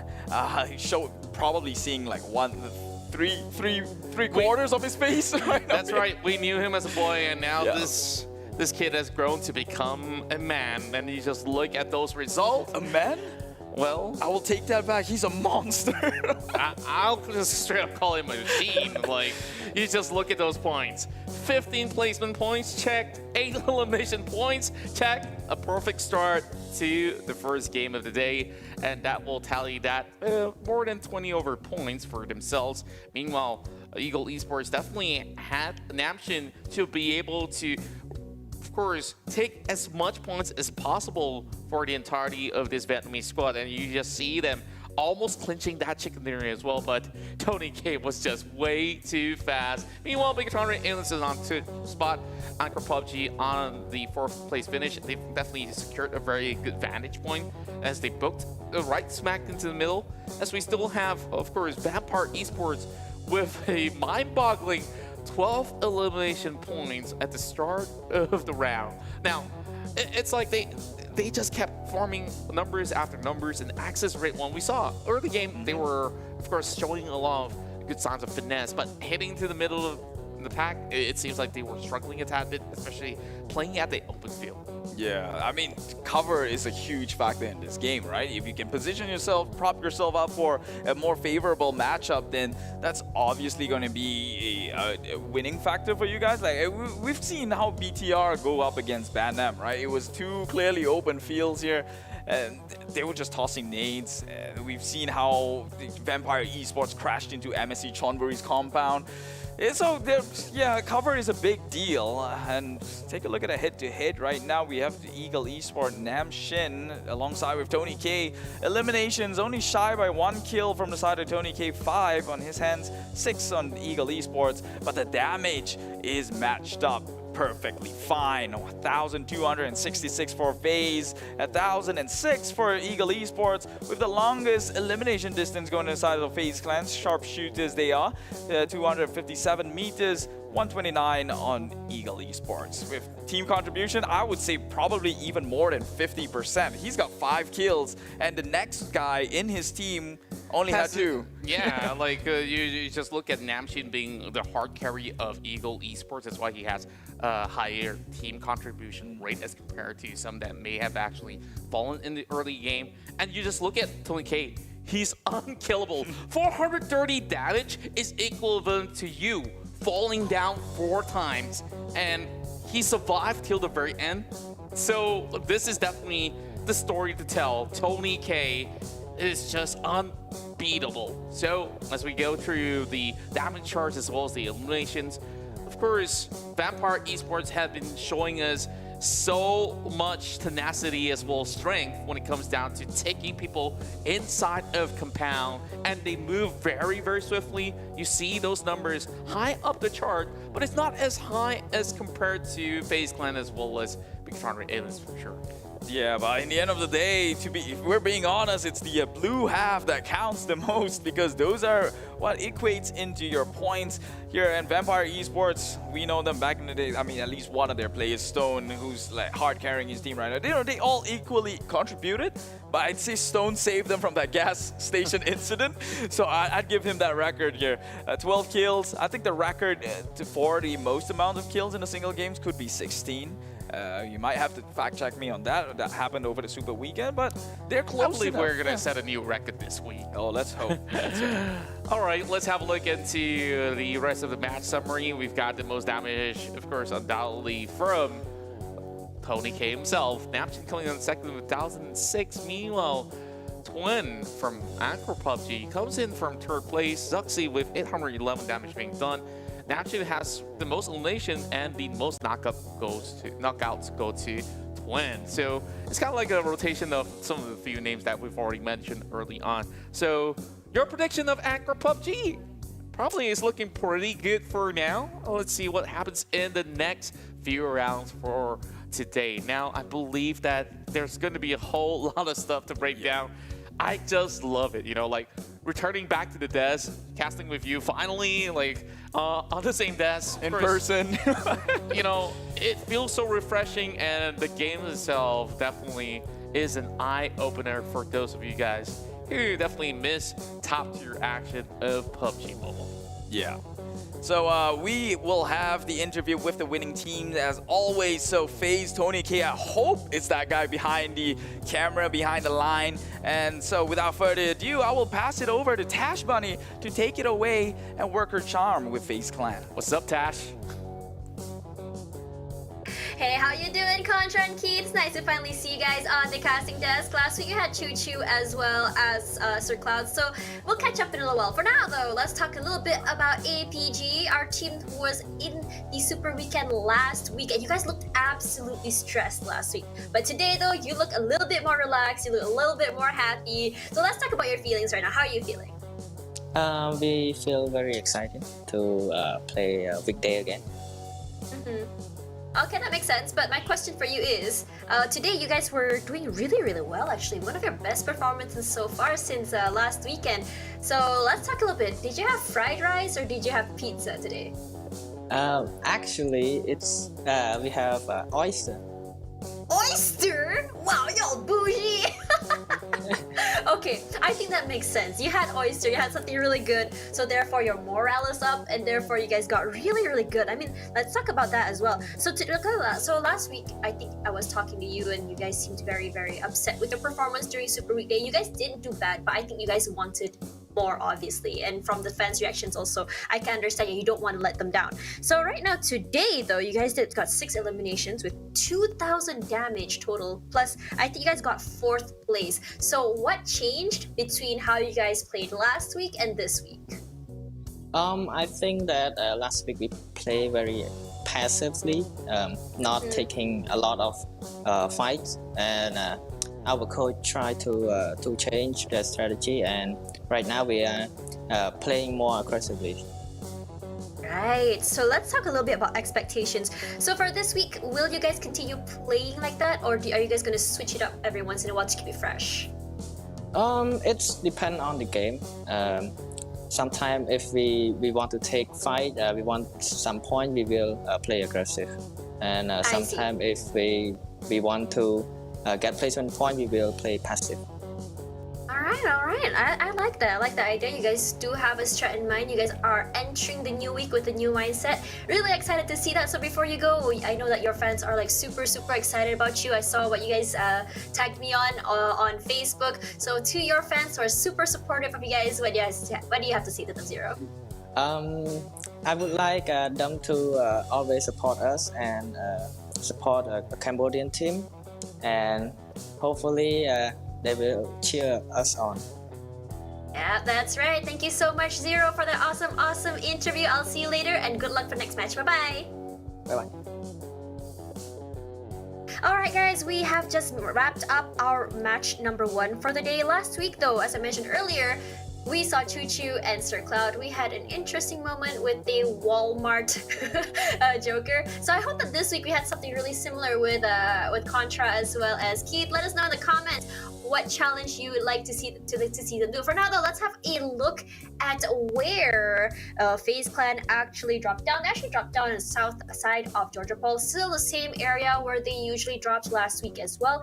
And as you can see there, just now from the flight path, we saw the flight path happen from Sosnovka military base all the way up to Zarki side, and then suddenly the circle went toward the right side. Despite going to the right side, I think the circle is pretty decent. I don't think it's super awful because it was toward the middle side, not entirely hard right. So thank God for that, because I was so tired of all the cursed circles that Choo Choo and Cloud were doing. I don't know what they were doing, but clearly they were cursed. Now Keith and Contra on the stage, we're not seeing that for now. For now though, we can see the circle actually shrunk down toward the side of Yasnaya Poliana, and where FaZe was actually to the eastern side of Rozok. It was actually already to the little southwestern side of Yasnaya. They were already pretty much there. I think they had a clue or a premonition that the circle might be there, so they just parked themselves there till the end. And honestly, after they are very I wouldn't say disappointing, but they had a pretty rough time during the Super Weekend. So I'm pretty sure that today this is definitely a morale boost for them, especially since they tried so hard to get out from the bottom ladder last weekend. For now though, the circle shrank again. They were like, okay, cool, we're already in the middle here. But I do want to highlight some other teams as well. Today for Team Secret though, they brought in Fredo. Fredo is finally back from his honeymoon. Congratulations, by the way, if you're watching. And yeah, but in terms of performance, I think they're still trying to find their footing, especially since Fredo just came back as well, and they're trying to figure out like how to play with each other again. Because if I'm not mistaken, last week it was Kid who was playing.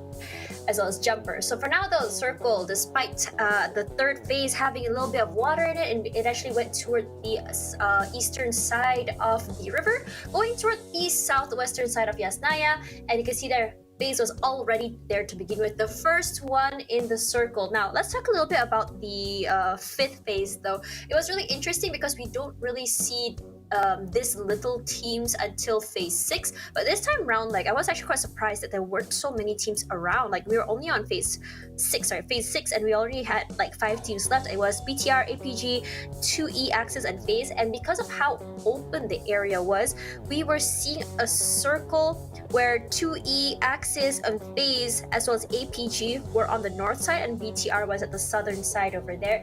And you can see a lot of teams were coming from the west because of the flight path, obviously. But the 2 teams who came from the east side was actually APG, Team Seeker, as well as 2E. You can see on the right side here. Another team that was already in the circle quite early was actually Axis. And Axis, though, a team that honestly I have seen them go on rampages, but they are a team that is I wouldn't say inconsistent. I would say they're pretty inconsistent. Consistent in aggressiveness, but inconsistent when it comes to survivability. I think that would be the right way to say it. So today, though, as usual, one of the earliest teams to actually get one of the highest elimination points, but unfortunately wasn't able to survive long enough to collect more in terms of knockouts. So it was very, very unlucky there. But one of the great things about Axis is that they always manage to go back to the lobby with at least some elimination points or at least some placement points. So that's always a plus for them.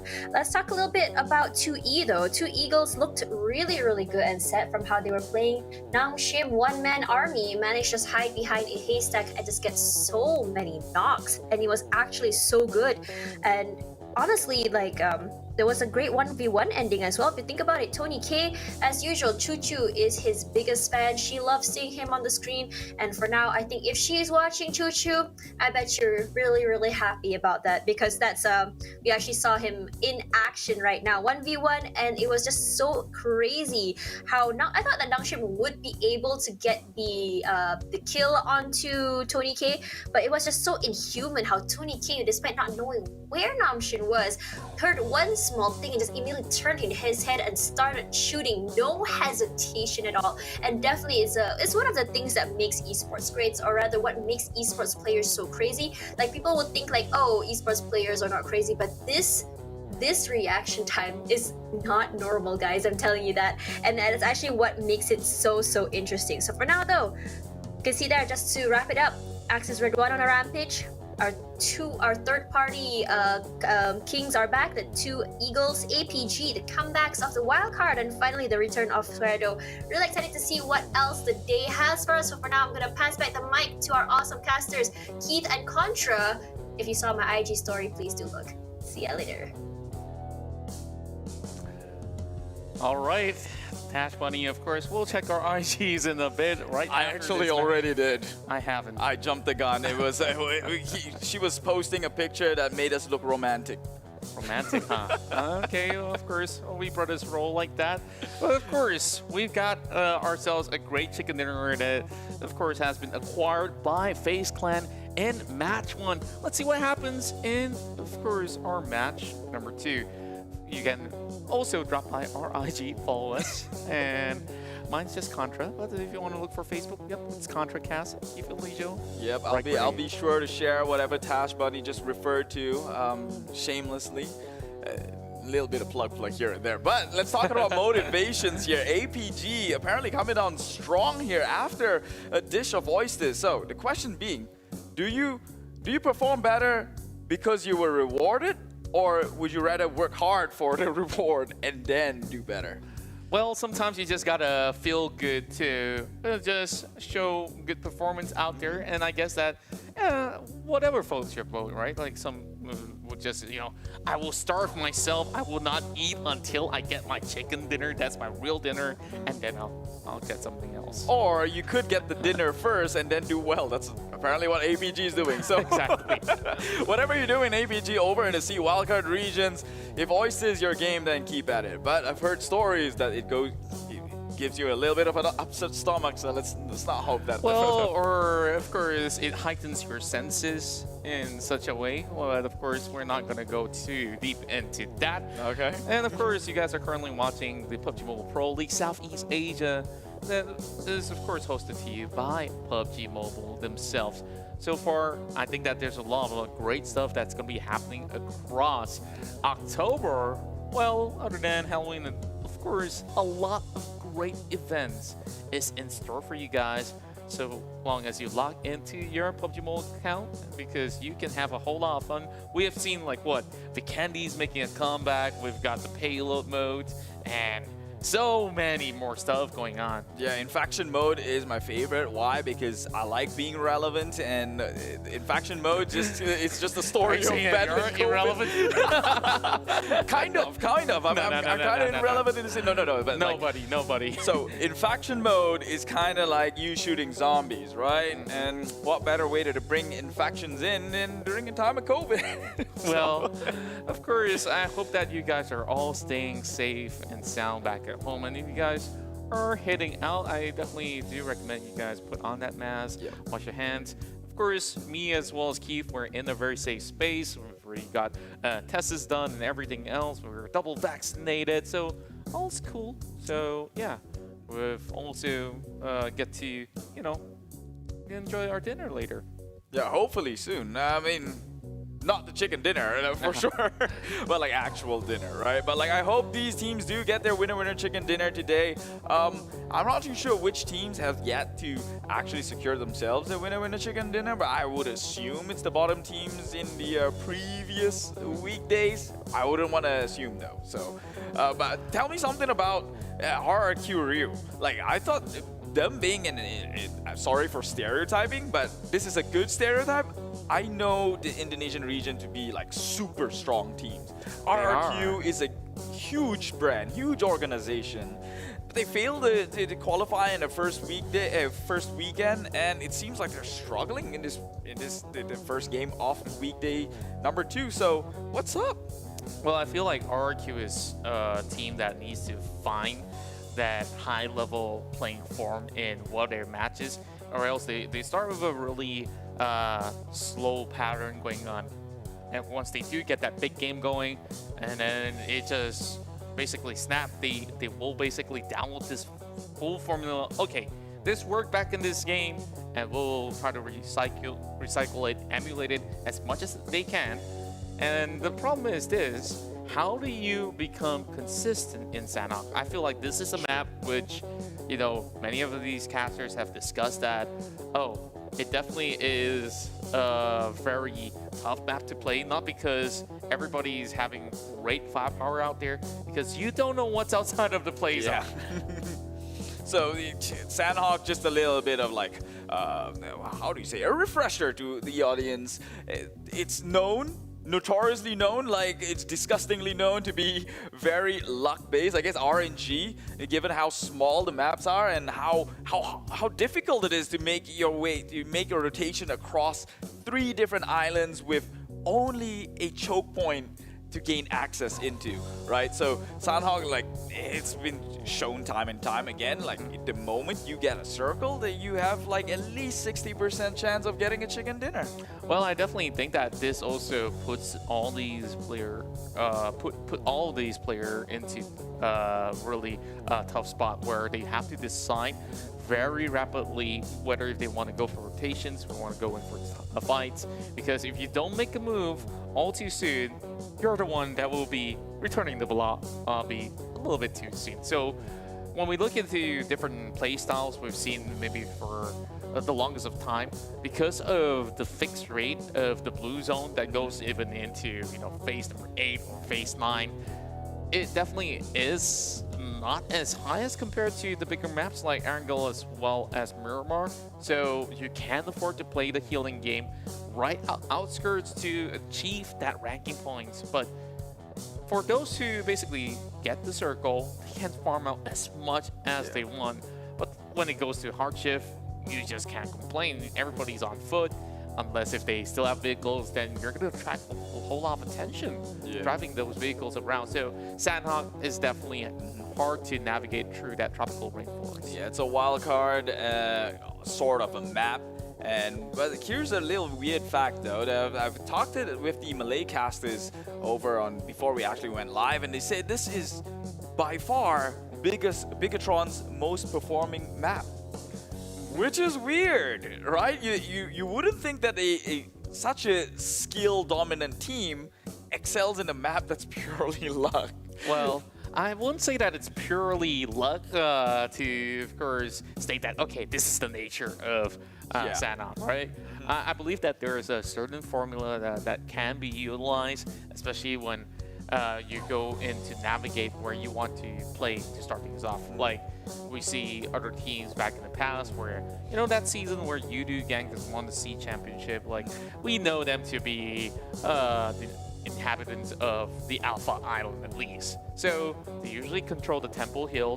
Whenever that circle pulls into Camp Alpha or anywhere across Hot Tin, they've already got the control going on. So same could be said about Sanhok right here. It's either you have this huge map control that you have, and when you of course pair some of all these players who have been veterans in the scene for like X number of years already, they can even go for two splits than to have all four in the same spot to be able to secure a very good vantage point to take on attacks. So I really wonder if anybody will be able to take the title of King of Sanhok away from Bigetron RA. Yeah, I guess we're just a couple of minutes away from finding that out ourselves, right? Yeah, this time around it's going to be a different ball game. Why? Because some of the teams will be sitting out, as we mentioned earlier on today. Each teams per se, and each group will be playing a total of four games every single day for the weekdays, which is only 2 games if I'm being really honest about things. And so in this next one we will be sitting out Group B. So Axis Red1, EVOS Reborn, these 2 big names will not be playing. Banam United will not be playing as well, alongside with Eagle Esports. And we've seen how Eagle Esports did a lot of damage in the match number 1. Looks like they won't be here to contest and create that sort of same impact in match number 2 alongside with Axis Red1, which means there are more chances for some of the teams, or on the flip side, it's going to get harder. Why? Because Group E is in. D Infinity, Genesis Dogma, NFT Esports, and 4 rivals. I am stoked for this. I really do wonder, after a little bit of a break for our dear players for the past Monday, of course, have they been able to come in with a certain reset, especially for NFT that has not been able to make it through to the weekend? This is their shot here if they were to, of course, get themselves into the thick of things heading to the Super Weekend. Now, Group B, now that they're pretty much going on rest, the only non-performing team out of that group is BN United. So whether anybody from Group E or the rest of the groups that are playing, they will have to, of course, give tremendous effort to be able to secure the top spot by the end of match 2. Now, the stage is set. I absolutely love this kind of setup. I kind of wish that we're in the stadium watching this right now, but hey, our spirits here with you, and we're ready to head over to match 2 as we'll slowly get ourselves into the plane for the flight to Sanhok. Oh, there it is. There it is. The dreaded map in all PUBG Mobile. It strikes fear into a lot of teams' hearts. Why? Because people don't like things they cannot control, and Sanhok is one of those things. So here we are, match number 2 in the weekday. It's Sanhok, and well, some of these teams, to be honest, has never even played in Sanhok. That's right, man. Well, that is a bold statement to make, okay? Never played in Sanhok? I mean, I'm pretty sure you played him. I mean, competitively, right? Like, because the weekday rotation was always been Miramar, Erangel. So the 4 teams that failed to qualify over the Super Weekends, they haven't had a taste in what it feels like to play competitive Sanhok. this season. Okay, that's fair enough. I also want to point out, like, certain regions back in the past did not play Sanhok in their tournament map rotation at the very least. Like, we're looking at things back in the past before PEL. Whoa, whoa, whoa, whoa, whoa, hold up. I'm gonna change the topic. Let's have a look at this circle, which consists mainly, like, what, 40% water? I'm counting the rivers too, by the way. Yeah. So, whoever's in the mainland, you know what? Grab a boat and start paddling something. Yeah, and it seems like Infinity, although they are walking in as favorites coming in from Thailand, they have the probably the hardest or the furthest rotations that we'll have to make, seeing as though they landed in the drop spot over in the northern side. So a couple of teams would be in their path here. But Sanhok, being as small as it is already, Genesis Dogma, just neighboring with Onyx in the same areas of the map. That's right, and Onyx already having Jeffs on the M249. You know, I kind of dread this weapon a whole lot now that it's not in crates. And you think that it's a fair fight when you go to a close quarter combat action against some of all these guys who's pretty much all alone. Lo and behold, you just get sprayed down before you even step right into the door. Now, if you see a couple of all these salt farm, that has to be Tambang. One of my favorite spots to drop into Sanhok itself. Okay, gotta ask you this, Keith. If you were to be in this match, where would you drop? Like, not without the circle appearing yet, of course. Okay. Without the circle appearing, then I'd say I can't give you that question and answer, man, because I truly believe that it's so RNG based in Sanhok. You think otherwise, it's fair. You know, we all have different perceptions on how this particular map is played, and there's probably a reason why it has been reduced in terms of appearance in competitive so far. But I would say the teams that are in favor with the circle, as we currently saw, are a lot of the big teams. I'm talking about Bigetron, who's in the Geek Fam. APG, sure, coming in for the best from Cambodia. You would argue that they're one of the good ones as well. And Axis sharing that same southwest side of the map.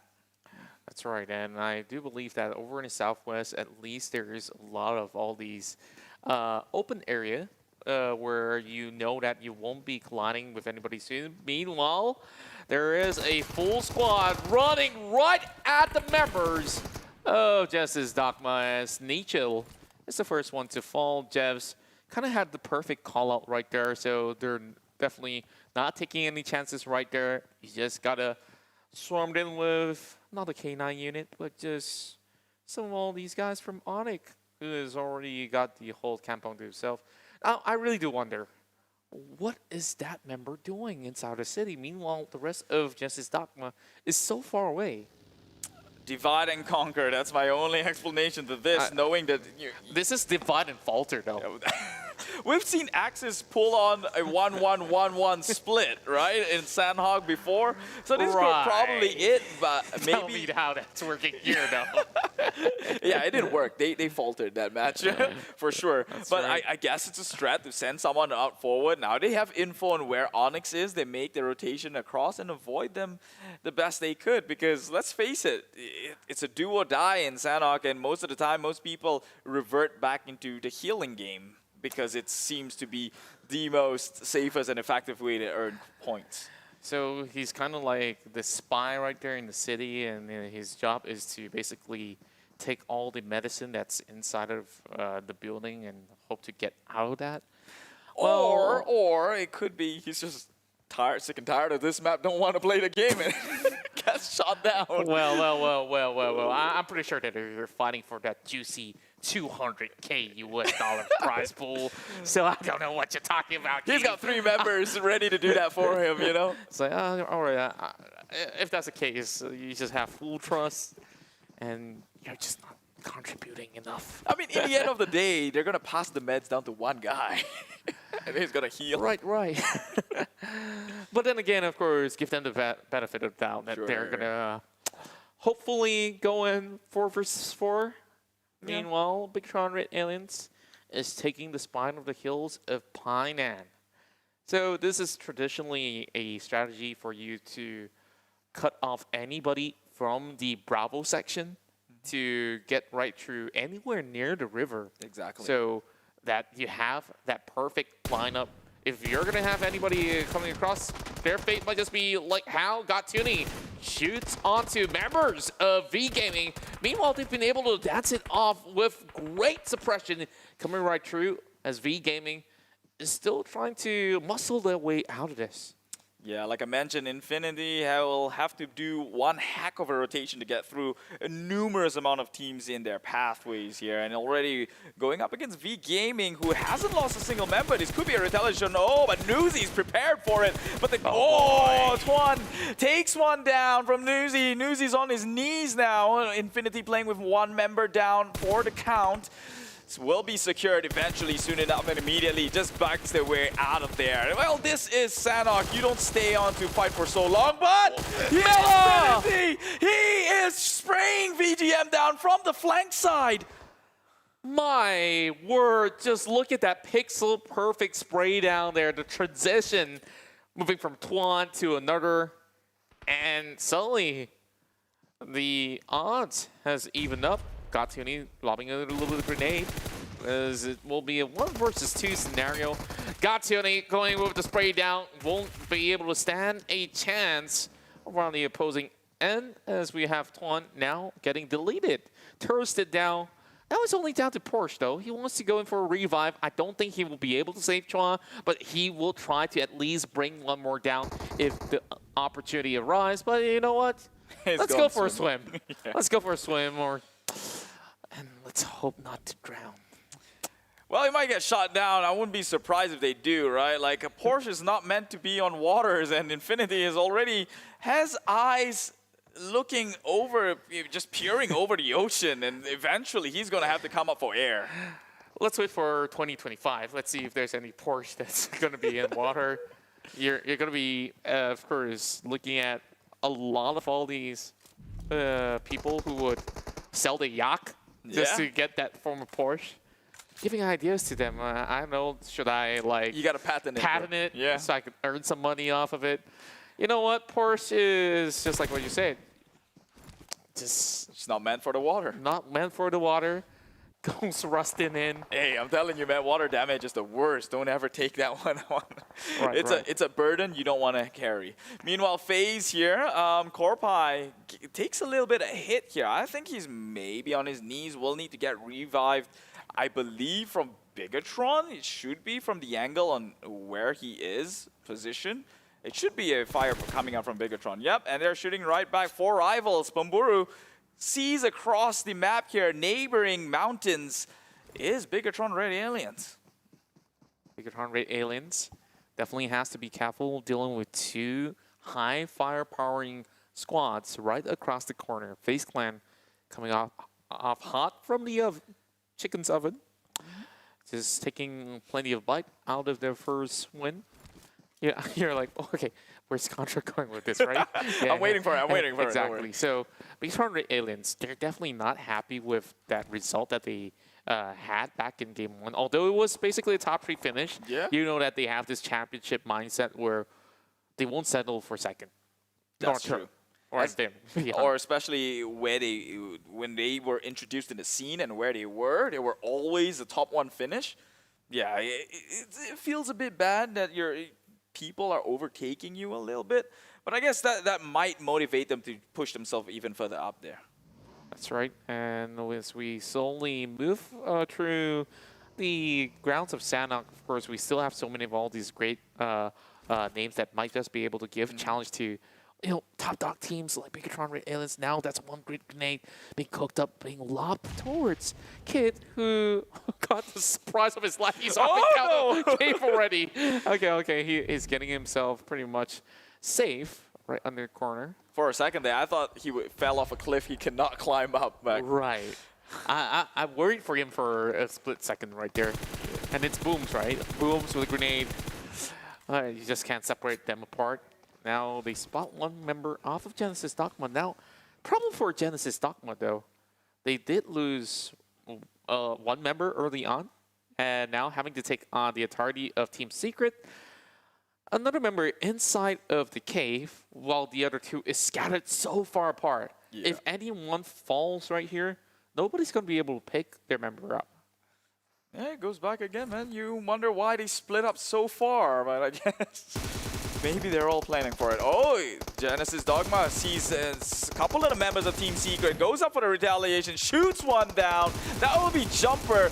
Boom's now playing with the grasses. Unfortunately, Frito just had the higher ground. We'll see him awkwardly prone in place here. Now Satar, Genesis Dogma will cut their losses, make it out of there. And, well, probably will have to tank the circle for the most part, knowing that Team Secret would be having eyes across their exits. Exactly, and Phase 2 is honestly not too bad when it comes down to the damage output that you will have to tank. So you can still wrap yourself up with some bandages. Meanwhile, just squeezing through the creases and the tunnels of the cave is going to be our dear friend from Genesis Dogma, Daybot. What happens if it turns night, though? Does he turn into a huge werewolf where he's no longer called Daybot, but Nightbot? Night Wolf? Something like that? I don't know. Give me cool names, Keith. Well, I can give you a name, but I don't think it's going to be cool. I see it in the toxic chats often. They just call players bot. Just remove the date, right? Yeah. Okay. Daybot, we're not insulting you by any chance. We're just saying that the chat can get pretty mean. Yeah, chat can get pretty mean. Don't come at us right now, because that's just things that, of course, takes everybody to, of course, hold each other's hand virtually and say, hey guys, we're here in for the fun. Daybot, honestly though, is a really good player. If you watch PMPL ID, he's been able to bring so much points back to the table, where Genesis Dogma, of course, were crowned as the champions of the league, and they got themselves that ticket. Yeah, so that itself should be telling enough that they are not just another team in the league, right? Everyone who's made it this far are all the best from their country finals. So, well, they're here. You can say all you want. You can call him a bot, I guess, That's right. chat, but, you know, he's got the record to prove it. I've got some stories with Jasper. I had dinner with him, and now he's getting those numbers. So he's looking for more of those dinners without me on the table, of course. Rabis will not have that vehicle up for use as Frankie tries to suppress him right under the rock. Now they're still inside of the blue zone, not looking all too hot, though. Oh, yikes. Both teams, they might run out of supplies if they carry on forward with this attack. Yeah, D Xavier, it seems like although they did come out on top over the Super Weekend, is struggling pretty hard just to play in the weekdays. But again, the objective is just to qualify, really, not too hard of a feat to do. So I think they're not too worried about the situation they're in. Lamborghini here. So the other half of the vehicle will be playing on their end. Meanwhile, D Xavier will have to tank the circle, as they know that a lot of teams are stopping them in their path to move on forward into safety. We'll have to probably play the heal game or just pick off some kills here. Meanwhile, MSC Chonburi, yeah, pushing on to compound here. Oh, Infinity is the one who trades the kill, takes one down from MSC, takes two actually from the back lines. And that would be D Infinity winning, coming out on top in this small engagement, but leaving MSC with at least two members to play around with. That's right.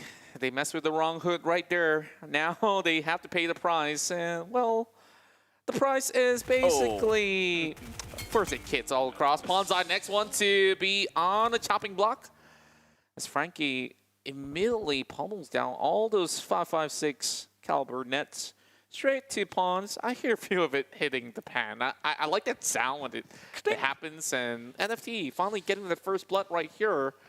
And it will be Ramones that will be able to secure one. This is a player that has played for Boom and has experience in C. And I love watching him play. Just look at how sharp he goes. Like, he's already been chipping so much damage. Now, Onyx kind of stuck outside. What's their game plan here? Well, in the position they're in, there's no cover on the way down. They will be up in the open. We'll have to make the long rotations, I guess. Indeed. Like you want to say that Sanhok is not all luck, but look at the circle and how a lot of teams are just suffering trying to rotate in. That's Onyx, right, one of them. and got Tilly though. Oh, feels bad. Like, he was supposed to run behind that hut for cover, and got spotted out. And unlucky for Frankie, he could not secure that kill because he didn't last the final blow. So even though there is Gatuni on the ground, that's going to be a point that's taken out by the play zone and not for anybody else. Yeah. Look at Geek Fam, APG, BTR, all these teams, the ones who were favorable within the circle, they haven't even made the appearance or did something significant for the camera, the observer, to even move their way. But Jasper now in a tight situation, playing out of the blue zone, will be taken out. Mila takes down the Shark, Extinctions in their name with 0 kills under their belt.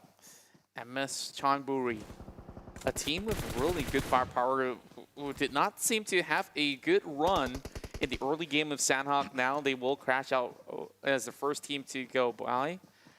V Gaming as well has been taken out. Well, that makes it second team to go out. So Yangon Galacticos, this is also quite their turf. We saw back in the previous season where Yangon Galacticos have been able to, of course, pull off some significant wins or at least get into the top 4 scenario pretty much safely when it comes down to Sanhok. Now, as we cut right through to the town of Sami, this is where NFT wants to just cut right by, but on top of them, another team from Indonesia in the form of RQ Ryu.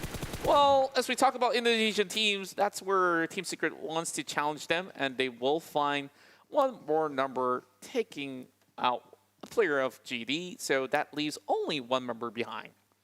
Yeah, it's a rough one for Genesis Dogma. This guy should have a bunch of medkit with him. If not, then that could potentially be the end for GD here.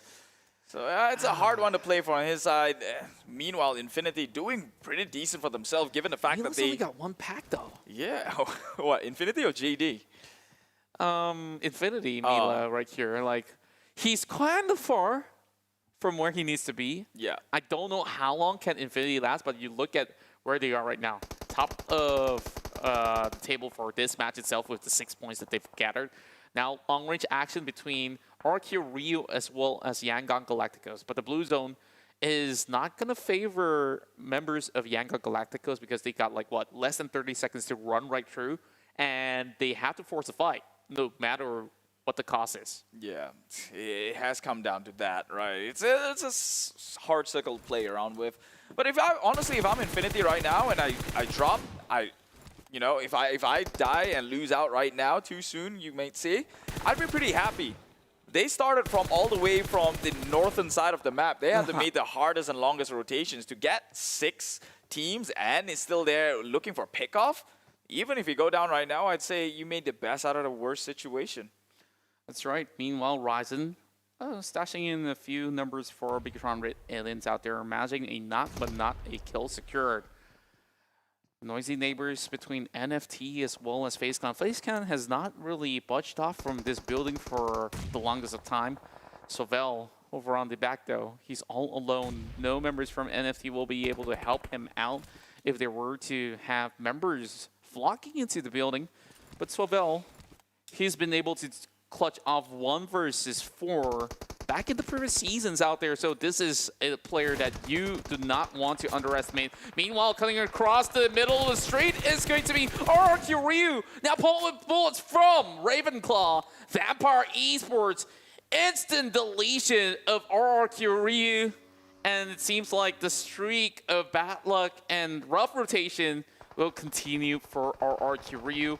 While even more of all these vehicles are being expended here, as we are looking at Yangon Galacticos cutting right by. There is AK running from the same direction. Ravenclaw has gotten 3 already. Well, it is Vampire Esports. Something about the name, man. They seem to know where blood is, and they know how to capitalize on the moments here. So, Geek Fam finally shooting someone. It's the Xavier finally crashing onto the compound. As we mentioned before, Geek Fam is comfortably within circle. No reason to move alongside with APG, but I think that might change really soon as everyone's just coming into contact here. Yeah, take a look at that. It's going to be a dense one, that's for sure. Bigetron already in compound, making a move towards the center, most likely. FaZe Clan already in their path, not allowing them. Honestly, for Bigetron RA Aliens, it's very much doable so long as they play through the corners of the eastern portion of the map. And you can see that there's still a couple of all these air from the hill that they could still leverage from. And it's going to be safe from the rest of the squad except for Tony K, who's waiting along line. Corpie has been able to do damage towards Zuxi. Zuxi might just be taken off right there. It's Yuhai making his debut here on weekday, day 1 of week 2. Of course, FaZe Clan probably will have a little bit more of a challenge now that Yuhai is in position. On his debut, you're looking at a level 1 helmet that has already been blown off the head of Yuhai boy, but he's still going in with pure confidence. Now he's been able to land a few more shots out there, but the rest of the Bigetron RA Aliens, they're getting shot from the hills. It sweeps APG Esports. Where's the garlic when you need them? And Ryzen will be able to trade right back. Now that's going to be Zuxi on the ground. Meanwhile, Fluketh still going to be looking for even more. Fluke doesn't seem like he's going to miss a shot. Meanwhile, Pubg is getting flustered by the rest of Team Secret. There's also Geek Fam from the lower grounds as well. So Jumper has to keep an eye out. That's where the damage output will be focused over onto the northern portion of the map. And there you have it. That's one down, and it's going to be Miracle. And Geek Fam will be able to take one down in the form of Kid. Now, Jumper's going to have to make a move inwards eventually, but they're facing off against the best player of Malaysia at the moment, Damroot, who needs to take the fight head on. Yeah, eliminated is D Xavier. Just couldn't find it in time here in Sanhok, being pinned out. Eventually will go down Team Secret. Now having members taking quite the number of hits here. They know that Geek Fam is in the area. Hard shifted to the right side. This would favor the likes of BTR. That's closer. FaZe Clan already in a compound right next to the circle itself. Circle obviously no covers. It's in an open area, but the rotations to make over, to head over, is going to be stopped down by the likes of FaZe if they play this one right. Meanwhile, Onyx spots out 4 rivals. Will be spraying them from the side here. Will not show too much. Does not want to overpeak. We've seen how things go sour, especially with Rith just covering fires in the back end. That's right. As we slowly proceed forward with a really difficult situation for 4 rivals. Rip will be taken out there as he tries to move across the temple. This is one grenade that might just be able to connect perfectly on top of 4 rival members. But Swabel will have to utilize his first equip. He will be able to secure the kill onto QB. 7 total elimination points, and that's a top 10 finish for Geek Fam to say the very least. Meanwhile, if the Team Secret Vampire Esports, everybody is currently outside of the blue zone except for Onyx. So I'm not even too sure if they could actually get themselves safely in. But Luxy now taken out by MR5 as Swabel will be naded off. And well, basically he just bowed out to the play zone instead. And there you go. 4 rivals now got challenged from across, and that will be the rest of it. FaZe Clan so far has been able to farm it out so safely, and they're still within reach of the final few zone, but they have to be careful of everybody outside of the blue as Bigetron RA Aliens tries to clean them up. There's not many exit plans for them. They need to set up smokes, but do they have any though? Well, Infinity still alive, surprisingly here, healing himself back up. We thought that he only had 1 nade, but FaZe, MR5, just in a bit of it. He could have gone down, but actually, is he even naded up? Does he even have some health to play around with? It doesn't seem like he's got the regen. It will slowly tick up, though. I think there might be some painkillers that he popped. But FaZe now in a sticky situation. As I mentioned before, the circle favors the likes of FaZe, who had the compound, and now Bigetron as they make the move inwards, cutting out FaZe and their advancement towards the center circle here. Genesis Dogma still with the last member remaining. They have 0 points. FaZe finally out at 6th place. 6th place, 6 kills on their hands. And now the only 5 teams remaining. Bigetron, Infinity still surprisingly alive. Onyx loses 1 member. Can they stay on as the top 5 here? As Vampire Esports still within the area. Nades and Molotov being spammed across. They confirmed 1 kill on the side of Onyx, and now the circle will move in closer. This seems like Bigetron have the space to play. They are not in a pressure, and they will shoot and kill Onyx on their path. There you go. Onyx down 5th place, and oh my word, that was rapid fire coming in from U-Hi-Boy. Now, I don't think anybody will be challenging the world champions of the E's, Bigetron Red Aliens, who is currently inside of the final zone. And they know that there's going to be a lurker out there in the form of Infinity, and I am impressed. We saw they were stuck in Alpha, He's healing. and look at him, it's Logan. Okay, how many more packs has he got?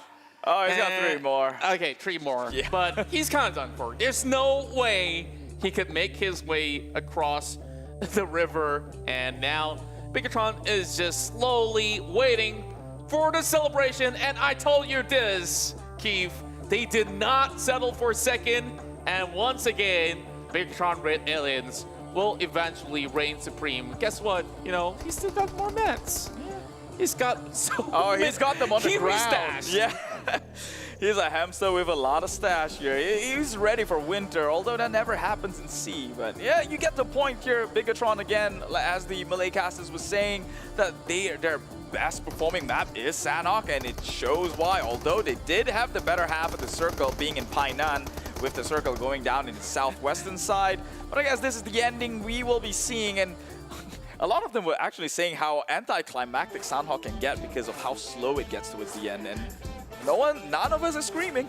None of us are screaming, but then again, a win is a win. You count 1, 2, 3, 4. Those are kills, respectively, for each member of Bigetron Red Aliens. And of course, you could do the math yourself.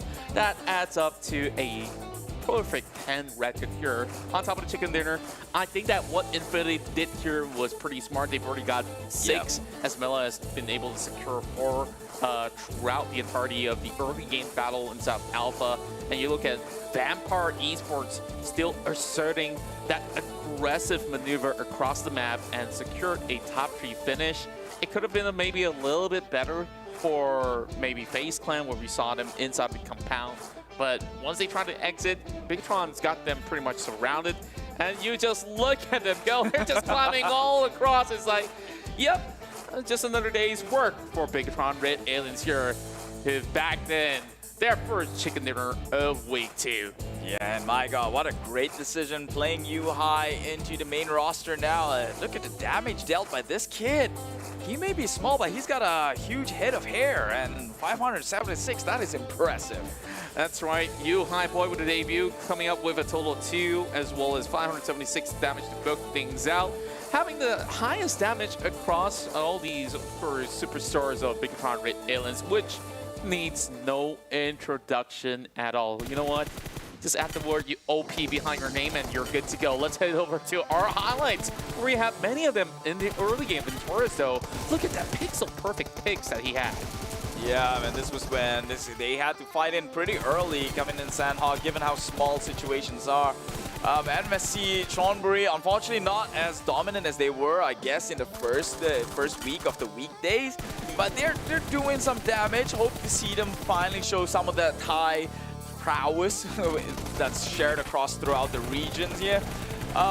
Yeah, there's not much to be said because it is Sanhok, and the winners just happen to be the ones who were in the circle.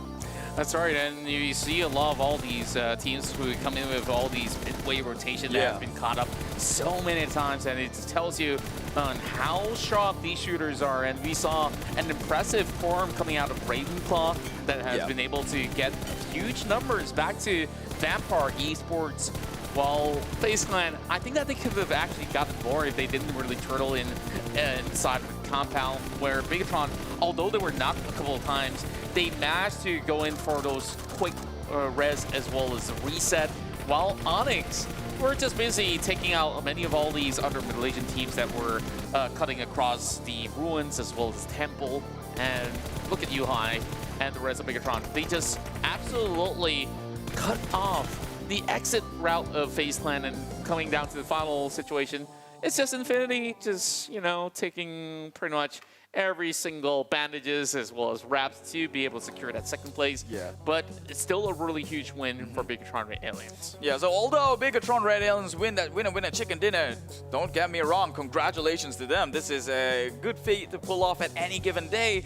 My highlight is going to be definitely to Infinity and VPE, two of these Thailand teams, which, by the way, had to make hard rotations across the map. If I'm not mistaken, VPE falls in their drop spot is usually towards the eastern south side of the map, so which means they had a hard way, or maybe they swam across. We didn't quite see that, but Infinity for sure, all the way from Cow all the way down, and still survived that long. Second place with 6 points. I'll take that win any day. That's right, and of course, there's still another map of Sanhok to be played out later in match number 4, but we will eventually return to our classic map of Erangel later on. So far, of course, if we do tabulate the results, many of all these results have definitely shifted when it comes down to how some teams have played things out. Like we saw in match number 1, there was a huge dominating performance coming out of teams like, you know, you saw FaZe Clan, of course, going all snappy early on. I think it's still pretty much a top 5, top 6 finish for FaZe Clan, which is still pretty much great for them. Meanwhile, I'm kind of concerned here for teams like, you know, DX that didn't really start off all too well in Erangel, so they needed a lot more points to actually book out of it. So I really do wonder that if we hit right into the next matchup, how would this actually fare? Because on the third match of today's series of games, we'll have Group A, B, C, as well as E playing out, which means that Group D, Savior, Geek Fam, APG Esports, as well as Bigetron Red Aliens will be sitting out of that match in particular. Of course, when we talk about Bigetron Red Aliens, we have to talk about the debut of You High Boy. So far, with pretty much a high damage output inside of Sanhok, but with total of 2 eliminations that contributed in 22.3% of Bigetron's record here for today. Yeah, although Bigetron will be sitting out on this next map, it doesn't matter to them. They've secured themselves a pretty comfortable lead. Again, the goal is just to qualify for the Super Weekend, not really to be all that standoffish during the weekdays. As we can see over here with a chicken dinner and 10 elimination points under the name. Second only is Infinity with 6 elimination points. And third, VPE with 4 elimination points. Again, these two teams respectfully so, because they made hard rotations to earn whatever points they could get and still get good placement finish overall. And Onyx coming in 4th at 4 points, and the list goes down from FaZe, Genesis, Dogma, Geek Fam, 7 elimination points. Although they did get Circle, they didn't, you know, make it up to the top 5, so maybe something that we missed out there, but they were trading hits, and I guess 7 kills was the limit. Definitely, and I definitely would say that Geek Fam is a team that has been able to plant themselves in very strategic spots, usually starting by the areas of ruin. So we can definitely see a flock of crowd moving from across those compounds, and they've been able to capitalize on many of all these occasions. To my surprise, RRQ Ryu actually looked like they were in a good position at first, and I wondered why would they actually rotate in the middle of the street, knowing that there are compounds out there that they could have been punished, and you see them walking with no points whatsoever. Now we're looking at a head-to-head record between Onyx's very own C-Sky only, as we compare him to Ravenclaw, who's been able to, of course, take down many of all these players that we have mentioned early on. Yeah, these two players, one watches the sky and one flies in it. So 3 points of elimination going to the side of VPE. Only 1 on the side of C-Sky only from the side of Onyx, but it does deal a little bit more damage at 733 to the 673. Meanwhile, longest elimination damage though, distance, goes to the side of Onyx with 120 meters long to the 91 meters of VPE, Vampire Esports, but Ravenclaw 54%. Definitely pulling the weight for his team. My oh my, just look at Bigetron Red Aliens and you definitely wonder, how could you possibly take out a squad like this? And Erangel, they've always been able to put huge numbers out there. And I recall like they can go up to 3,000, 4,000 damage if they were on their best performing node. And this is an average result for Bigetron RA, where we see them coming in close to 2,000, where you have 1,900 over here, 20 points extra. And you just look at Geek Fam, the second team to be catching up to them, while FaZe Clan as well as the Infinity both tie in with that 6 elimination points. But you just gotta, of course, give it up to FaZe Clan once again for putting up some high damage output throughout the entirety of the match. And these are your overall stats for Sanhok. Yeah, take a look at the total healing. We've broken a new record here with 18,173 total heals done. I guess total health points restored throughout the entire game. It is if you're trying to break a record in total healing, I think Sanhok's the way to go. We've seen how Infinity just tanks it all the way till the end, and we were just thinking to ourselves, he only has 1 meds, but that was the other guy, was it? That's right. Can we cue like Michael Jackson songs here, like heal the world, make it a better place? But well, I guess it's definitely a great place enough for Bigetron RA Aliens. They survived to the very end, and of course, cutting to our weekday rankings right now. Absolutely love the production here at PMPL SEA. Bigetron RA Aliens sitting pretty at the top, total of 43 points. Has been stashed up just within 2 games, so they're definitely on the roll. FaZe Clan coming in short, but they are definitely not going to be all too worried with a few more matches to come. They have a total of 33 points, just 10 points below Bigetron. Meanwhile, third place finish is going to be APG Esports here with some high elimination points of 16, and that tallies up with their rank points of 12, adding it to 28. And of course, let's have a look at our second page right here to match to get through the rest. Yeah, take a look at that. Genesis, Dogma, EVOS, NFT, and RRQ. This is one straight of a same nation here, Indonesian, taking the first 4 placements for the second draft. And it goes down. It's again, when it comes to weekdays, it's always the bottom 4 that you're looking at, because they might just not make it for the super weekends. Sure, they have 2 days to grind in for it. This is only day 1. It's only the second match, and there's a chance to bounce back by Yangon Galacticos, MSC Chonburi, Bandam, and VGM. Definitely too close for comfort.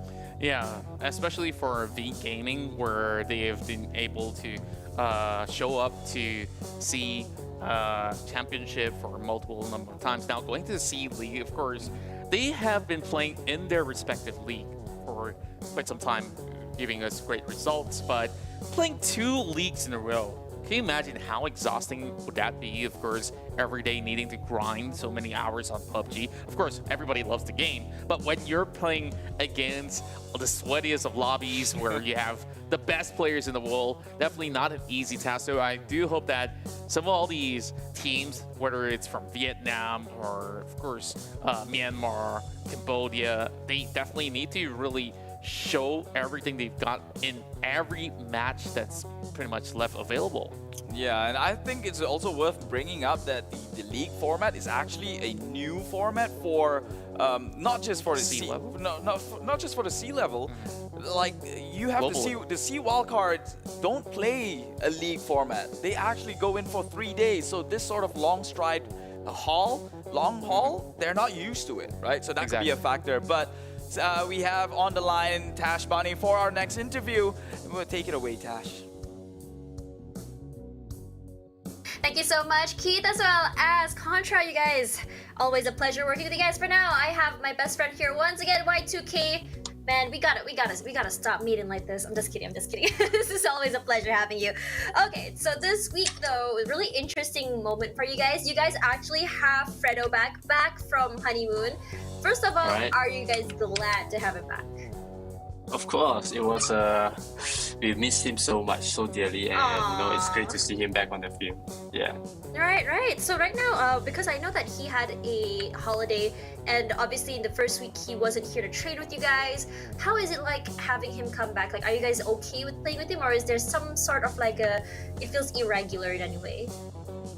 It's kind of like he's kind of like a big brother to the team, and especially towards Kid. You know, whenever Kid's gonna frag out and be a man, he's always got the support from his brother, which is Fredo.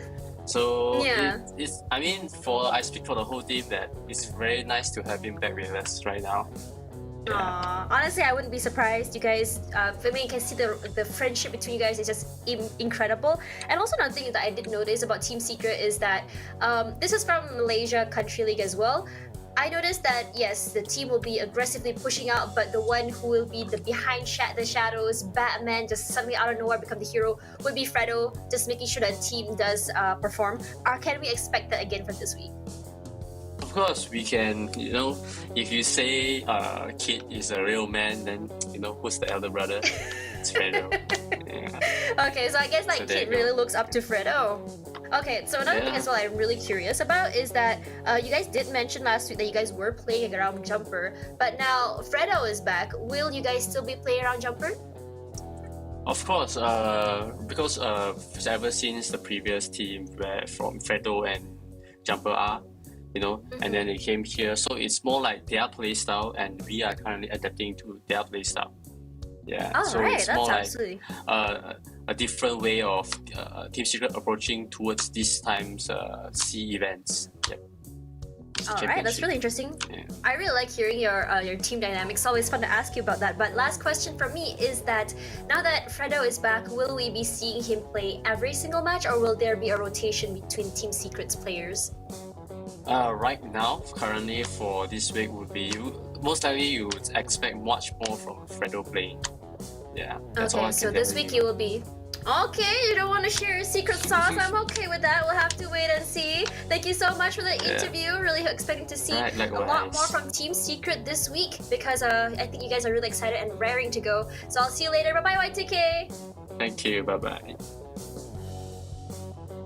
Alright guys, we are seeing this week the map of Sanhok. This is our first one for the week, and as mentioned by our two lovely casters, Sanhok is clearly not a lot of people's favorite map, not including mine as well. I wouldn't say like what Keith said, it's not a super lucky map, but it's just not a fun map to play on, regardless of how you decide to play it. So, flight path from the side of I think it was Camp Bravo, south side all the way up to Naham, I believe. I hope I am saying this right. I hope I'm not butchering any names. And after that, we did see a circle down to the side of the smaller third island. I believe it's called third island, the one down there. But yeah, for now though, what's really interesting is that what I noticed really early is that the last two games, Onyx will be the first team to actually grab a lot of the eliminations. They're actually starting to go really aggressive, really fast, and I don't blame them because, especially since last week, they had a pretty rough week.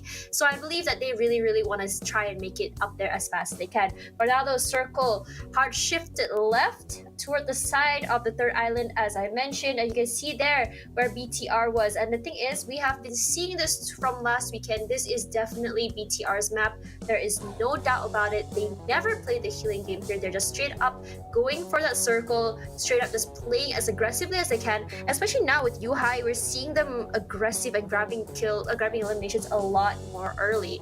So for now though, after they went through Painan, I think they swam over, going almost toward ruins, decided to go back down, and then the circle went to the side of Tambang as well as Nakam.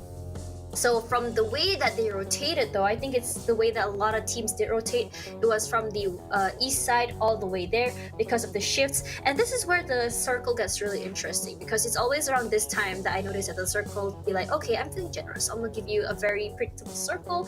And then after that, it starts ping-ponging. So clearly, Choo Choo and Cloud is not the issue. Clearly Contra and Keith aren't the issue. The only variable or the constant here is me. Maybe I'm the cursed one, who knows. For now though, it did go toward mainland, a little bit more toward less water, and we go to side of ruins as well as Tambang. So interesting enough though, again, FaZe's circle prediction has been crazy. From last map all the way to this map, they have been consistently one of the earliest teams to the circle. They always get the best compounds, and which is absolutely so interesting. It's just so unlucky that they're just not able to hold on to those compounds. So seeing here as well, we saw Geek as well here, which is really interesting about Geek because they were the king of comebacks, or they call themselves king of pranks or prank kings.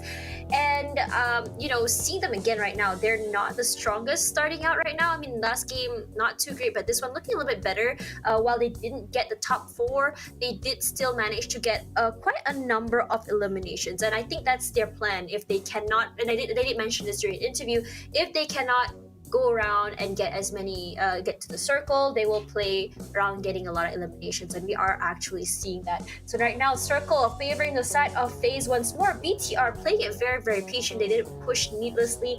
They waited till something happened. They made sure to clear everything before they moved out, and surprisingly enough, this time around we're seeing one of the longest survivabilities for Onyx as well. As I said before, Onyx had a pretty rough week last week, and I think they're really raring to get in there to redeem themselves as possible. And what's more is that for Rivals, though, one of the strongest teams last week, including the Super Weekend, was actually struggling. And also another thing as well, APG this time around not too great. As Keith mentioned before, wildcards they are. Consistency is definitely not the key for them. They play as wild as the cards they were handed. For now, though, Team Secret once again did not mention to get to the end, but the thing is, Team Secret does manage to make sure that they can hold on long enough to at least get some eliminations. So looking at how the team separation was here, FaZe was so comfortable over there. They actually had the compound, and the thing is, because BTR, they were very patient. They didn't take on fights as much as they need to, cleaned up one after the other. It was actually really hard for them to do anything right now. So what the question for me right now is that last week Super Weekend we saw at least 5 teams playing healing game, and Axis in every single round was doing a healing game in every single round of Sanhok.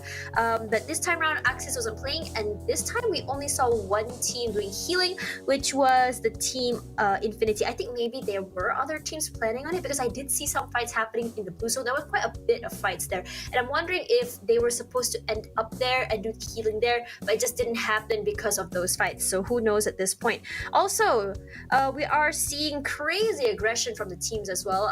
Did notice that really early as well, and I think it's because every single team wants to get those extra points if they cannot get the placements, and we are seeing a lot of teams do that. Vampire Esports, Team Secret, Geek, they want to make sure that if they were to go back to the lobby, they would actually have quite a number of eliminations, and I don't blame them at all. It is a great plan B and a big bonus if they get a lot of eliminations, but also manage to get the placement points as well. In addition to that, they need to find that sweet spot between how to say this, they need to find that sweet spot in between aggression as well as placements, and I think some teams have found that, especially VP. So it's always always great to see that. For now though, that is all that I can say about Sanhok. Not a lot to talk about, very anticlimactic ending for this map. So for now though, we're gonna take a quick break, and when we come back we'll be heading to match 3, back to the classic maps of Erangel. I'll see you guys later.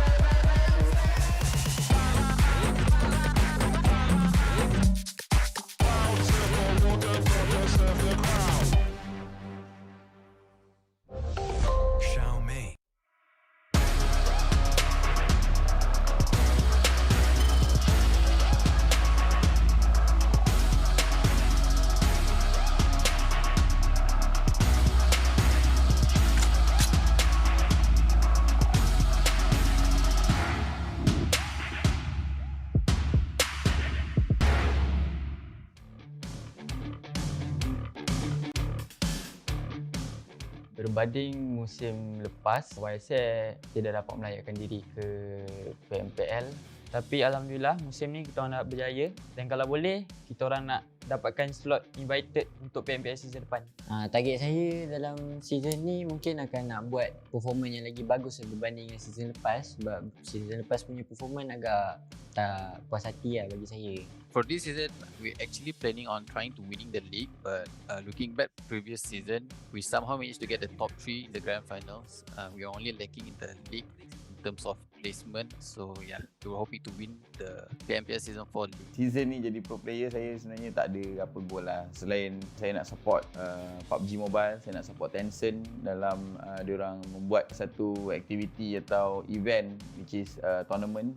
Pada season lepas kita orang gagal untuk menjuarai liga pada season 3. Bermaksud mereka perlu bermain kembali daripada PMNC. Jadi untuk season kali ini, perkara yang paling penting adalah of course untuk maintain slot dan kita orang akan fokus ke Grand Final dan mendapatkan slot ke SEA Final. Kita orang ada tukar dari segi strategi, depends pada trend sekarang iaitu melanggar lebih baik. Orang cakap high risk high reward lah senang cerita. Banyak benda dah tukar, rotation, tim-tim lain semua tukar. Memang mula-mula banyak mati lah sebab tak biasa lagi kan. Lepas tu lama-lama okey lah. Season lepas punya performance agak tak puas hati lah bagi saya. Season ni kita orang mungkin akan target untuk ke SEA, ke next level sebab bosan kan main Malaysia punya liga je kan. So nak ada juga experience untuk compete dengan tim luar. Assalamualaikum, salam sejahtera dan selamat datang ke dalam PUBG Mobile Pro League MYSG. Hari kuisan yang hendak berikan dia termasuk boleh ini menasabkan berikan terpelon mereka ke gerakan seperti diletukan terlebih dahulu. Sebelum ni kita orang tidak layak ke PMPL and then kita orang start balik daripada awal iaitu PMNC. Selepas kita orang dapat balik slot PMPL tu, kita orang ada azam baru iaitu kita orang akan all out berikan yang terbaik untuk PMPL kali ini. Tapi NSP malangnya dia dah hilang trade yang baik. Tapi strike dia pergi ke depan walaupun Untuk dalam tim R2K sebenarnya permulaan yang baik untuk mengimprovekan tim ni untuk season ni dan season depan juga sebab season ni adalah season pertama untuk Aizen iaitu player baru kita. Season baru juga untuk NSP kembali daripada cuti disebabkan SPM. Macam season lepas saya kena jadi seorang student dengan seorang pro player, tapi season ni saya seorang pro player je, so saya boleh fokus lebih dekat pro player lah. Kita orang nak buat satu, orang cakap apa, surprise lah untuk season kali ni. So bagi orang terkejut, boys champion grand final macam tu. Basically, the addition as Solos to the team is because surprisingly, he is actually good in the game. Solos is like, I would say, the alpha gamer. He is the type of gamer where if he puts some time into it, he can get very good at the game, like effortlessly. He will always be among of the top players because he's a gamer. Bagi saya, semua pasukan macam sama je, masing-masing ada kelebihan dia dan kekurangan dia. Bagi saya, kita orang pun baru first time, banyak lagi kita orang kena belajar. In terms of rotation and gameplay, depends on the new team's drop spots. So there will be only minor changes, everything else should be the same. Untuk this season, banding dengan season lepas, kebanyakan tim sudah main barbar tau. So kita orang kalau main passive pun, peluang untuk menang tu mungkin tipis jugalah. So kita orang pun akan ikut tie sekarang untuk main barbar. Pada weekday yang pertama, hari yang kedua, saya masih ingat lagi pusingan yang keempat pada waktu itu di mana Bravo berjaya untuk melontarkan nade dan seterusnya meratakan pasukan Faron Legends secara langsung. Dan itu merupakan satu perkara yang sangat-sangat manis sebab waktu itu memang betul-betul mereka tidak ada zone. On that day kita orang dapat momentum yang macam energi lah untuk hari itu. Mereka telah pun berpecah, ada yang pergi ke bahagian kanan dan ada yang pergi ke bahagian kiri. Tapi malangnya hanya Bravo saja yang mampu untuk survive dalam situasi tersebut. Dan sebenarnya dia hampir untuk clutch pasukan Geek Fam yang pada waktu itu ada 4 orang player. Dia berjaya untuk menjatuhkan satu, hampir-hampir menjatuhkan yang kedua, tetapi ialah disebabkan oleh bullet yang tidak mencukupi, menyebabkan pasukan 7 Gang hanya mampu untuk berpuas hati di tempat yang kedua. Tapi itu adalah satu momen yang sangat-sangat memorable lah untuk minggu yang pertama bagi pasukan 7 Gang. Dan hopefully kita orang cuba untuk bawakan momentum tu sampai ke grand final. Masa diorang last game tu saya on the way dari Kelang. Bila saya balik je, diorang menjerit. Wow, chicken! Cuma apa yang buatkan diorang ni mungkin motivasi lah. Diorang rasa macam diorang tak nak kecewakan saya. That's why diorang bagi saya at least lah satu chicken, good placement point. Tapi diorang still tak have a good momentum. Cuma saya yakin dan pasti diorang cuba yang terbaik. NSP, YSX, Geek Fam dan juga Anti-Circle yang berada di bottom 4 selepas hari yang pertama. Season ni memang tak dapat dinafikan tim yang paling perform adalah tim Axis Red1. Dengan kemasukan Voke nampak perubahan yang amat besar. Diorang sekarang tangga yang kedua dalam point PMGC. Mereka ada kekuatan iaitu mereka ada satu kepala dan yang lain semua itu adalah seolah-olah follower. Jadi itu memudahkan mereka untuk membuat apa-apa strategi yang mereka rencanakan. For this season, there are actually good new teams like Farang Legend and Yudo Alliance. But overall, the top 3 teams that we are actually looking at is actually 4 rivals, Geek Fam and Team Secret, because they are the ones on top of us in the PMGC race. Season ni yang paling perform dan juga konsisten adalah Team Axis Red1. Sebab tengok diorang betul-betul konsisten tau. Kalau diorang ada tusun satu game pun, next round tu diorang akan comeback dengan kill yang banyak. Tim yang agak orang cakap mengejutkan lah Liga kali ni saya rasa tim Farang Legend lah. So bila diorang masuk je, diorang lepas je PMPL, memang diorang tunjuk yang diorang ni bukan sekadar underdog tapi diorang boleh perform dengan lebih bagus. Mungkin ini kali pertama mereka bermain di PMPL MOIZ season yang keempat. Pasukan lain kekurangan data untuk gameplay ataupun corak permainan pasukan mereka membuatkan mereka ada lebih banyak kebebasan untuk melakukan apa yang mereka inginkan sebagai pendatang baru. Pasukan yang tidak berjaya untuk melahirkan diri adalah NSP, YSX, Anti-Circle dan juga Yudo Alliance.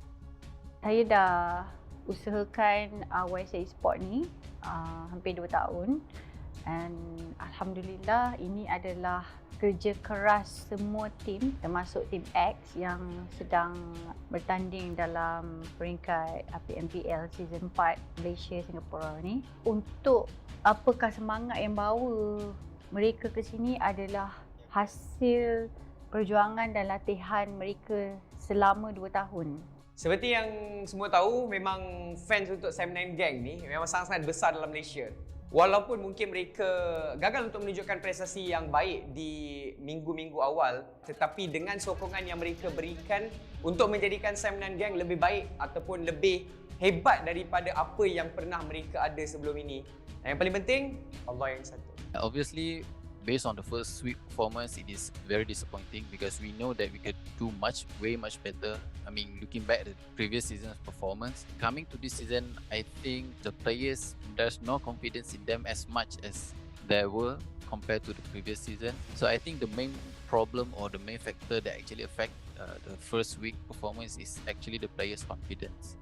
Jujurnya Sam9 sekarang a bit struggle without the coach. So kita orang cuba benda-benda baru. Kita orang cuba roster tukar. Ada time saya tak main, ada time Drex tak main. Memang semua akan ditukar lah.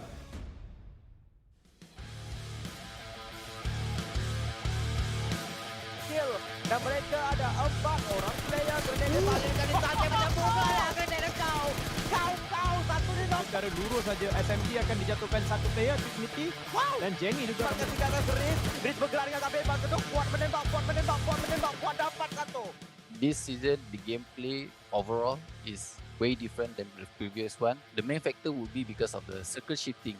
Another one, a lot of teams actually now prefer in getting spots in the circle. Teams like Axis and Farang Legend, they have this mindset where if they win this one fight in front of them, they can win the game. Untuk season ni kita orang tak ada banyak sangat strategi yang kita orang ubah dan kita orang cuba untuk memantapkan chemistry antara player dan hopefully kita orang dapat berjaya pada peringkat yang tinggi lah. Peringkat pertama memang performance sangat-sangat tidak baik. 3.7 saja point diorang purata. And 15 game diorang kumpul 56 mata. Itu satu performance yang sangat buruk pada saya lah untuk Homeboys. Since diorang semua player berkebolehan. Tapi tak apa. Saya yakin dan pasti di minggu kedua pun diorang nampak improve and saya yakin minggu ketiga diorang akan bagi full blast lah. Wales, RSG, Sam9, Wolf dan juga Homeboys di tempat yang terakhir dengan 8 mata saja. Satu hari yang tidak begitu baik untuk Homeboys terutamanya pada hari ini. Dia masang grenade, dia dapat 3 orang dengan B. FB dia begitu. Boyka mungkin dapat satu lagi interview. Satu di knockdown. FaZe Esports adalah pertama kali berjaya menampilkan diri ke PMPL season 4 ni. Kita orang punya experience adalah bagi kita orang pengalaman baru kita orang lah. Sebelum ni kita orang main macam tournament-tournament kecil je. Ni first time kita orang PMPL. Cabaran dia memang sangat susah sebab enemy semua keras-keras berbanding dengan tournament sebelum ni. Semua boleh dikatakan 9/10 semua aiming doang mesti kena. Dengan adanya Bravo, Putra dan juga Dep, gameplay boleh menjadi lebih agresif. Manpara dan juga Dex dalam satu permainan yang sama membuatkan mereka boleh bermain dengan lebih kemas dan lebih berotak. Itu antara strategi lah yang boleh Sam9 Gang tunjukkan dengan adanya 5 orang pemain pada season kali ini. Wow. Memang pengejaran yang begitu menakjubkan daripada Axis. Tempat kedua sekarang dengan 117. Sam9 akan naik sampai ke tempat ke-13 dengan 51 mata. PMPL ni adalah sangat berbeza bagi kita orang. Enemy dia bukan calang-calang punya enemy lah. Majoritinya boleh main lah. So kalau macam itu, kita orang kena usaha dengan lebih keras untuk kekalkan kita orang punya momentum. Disebabkan season kali ini banyak perkara yang perlu untuk diperkemaskan kembali, target yang saya letakkan untuk pemain-pemain Sam9 Gang untuk mereka belajar dan mereka eksperimen apa benda yang mereka perlukan supaya di grand final dan mereka mampu untuk mendapatkan kejuaraan seterusnya slot ke SEA Championship. Kita orang nak buat satu kejutan dalam scene PMPL bagi season 4 ni, bagi satu kejutan yang Homeboys boleh jadi champion grand final. Lepas tu kita orang nak ke next level, pergi ke SEA. Circle pattern sekarang dia lain sikit. Pattern circle sekarang dia berbeza berbanding 1-2 season yang lepas. So diorang perlukan pattern yang baru, playstyle baru, meta baru. So kedua-dua tim tak boleh bermain secara macam dulu lagi. Lambat tak boleh. Kita kena cepat. Loot, kill and win. Super Weekend ini pun satu benda yang menakjubkan. Axis berada di atas, kemudian diikuti SMG, kemudian Farang top 3. Pertukaran chicken dinner yang berlaku berkali-kali menyebabkan kebanyakan mata yang sepatutnya ada pada tim nombor 1 diberikan pada tim-tim yang di bawah.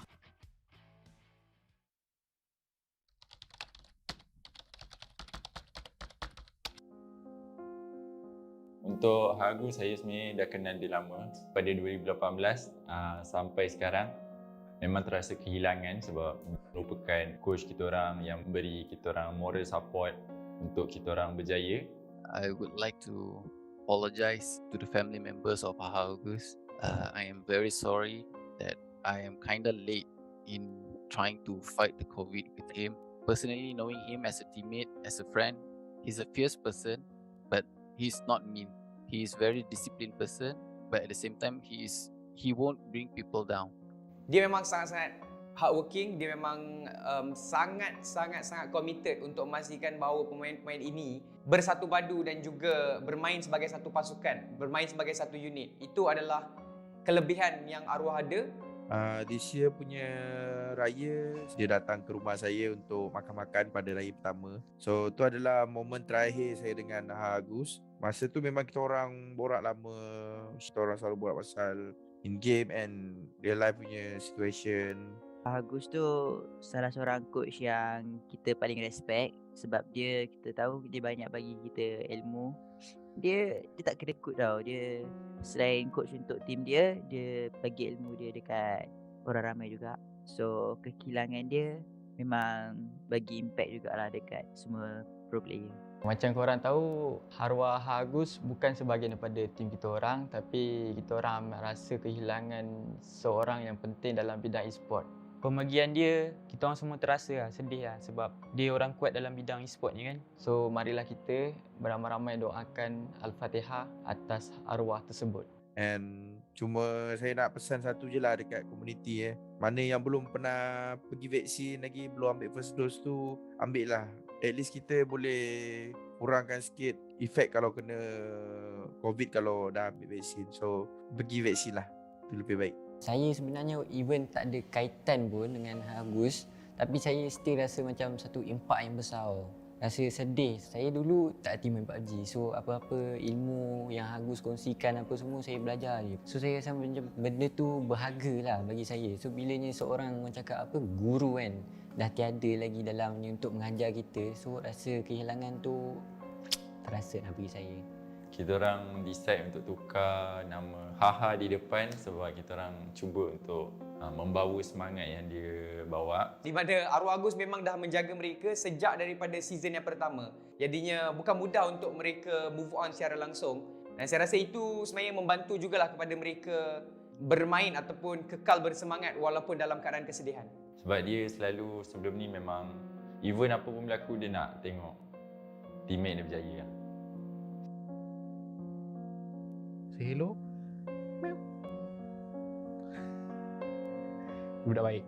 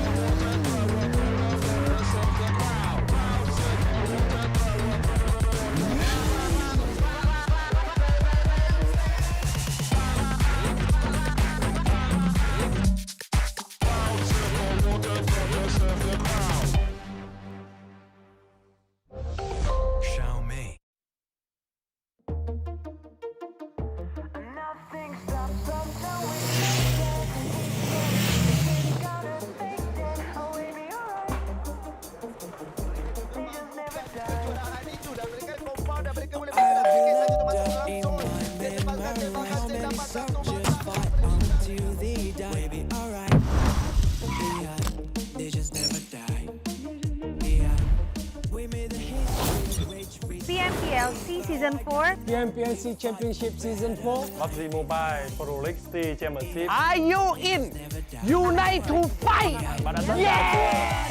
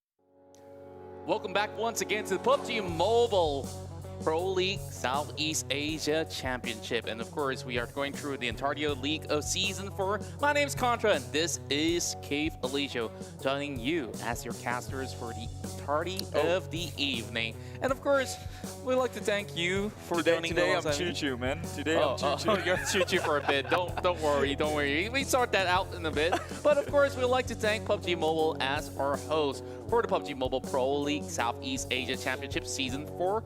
And of course, huge shout out to all of our dear partners for making this happen.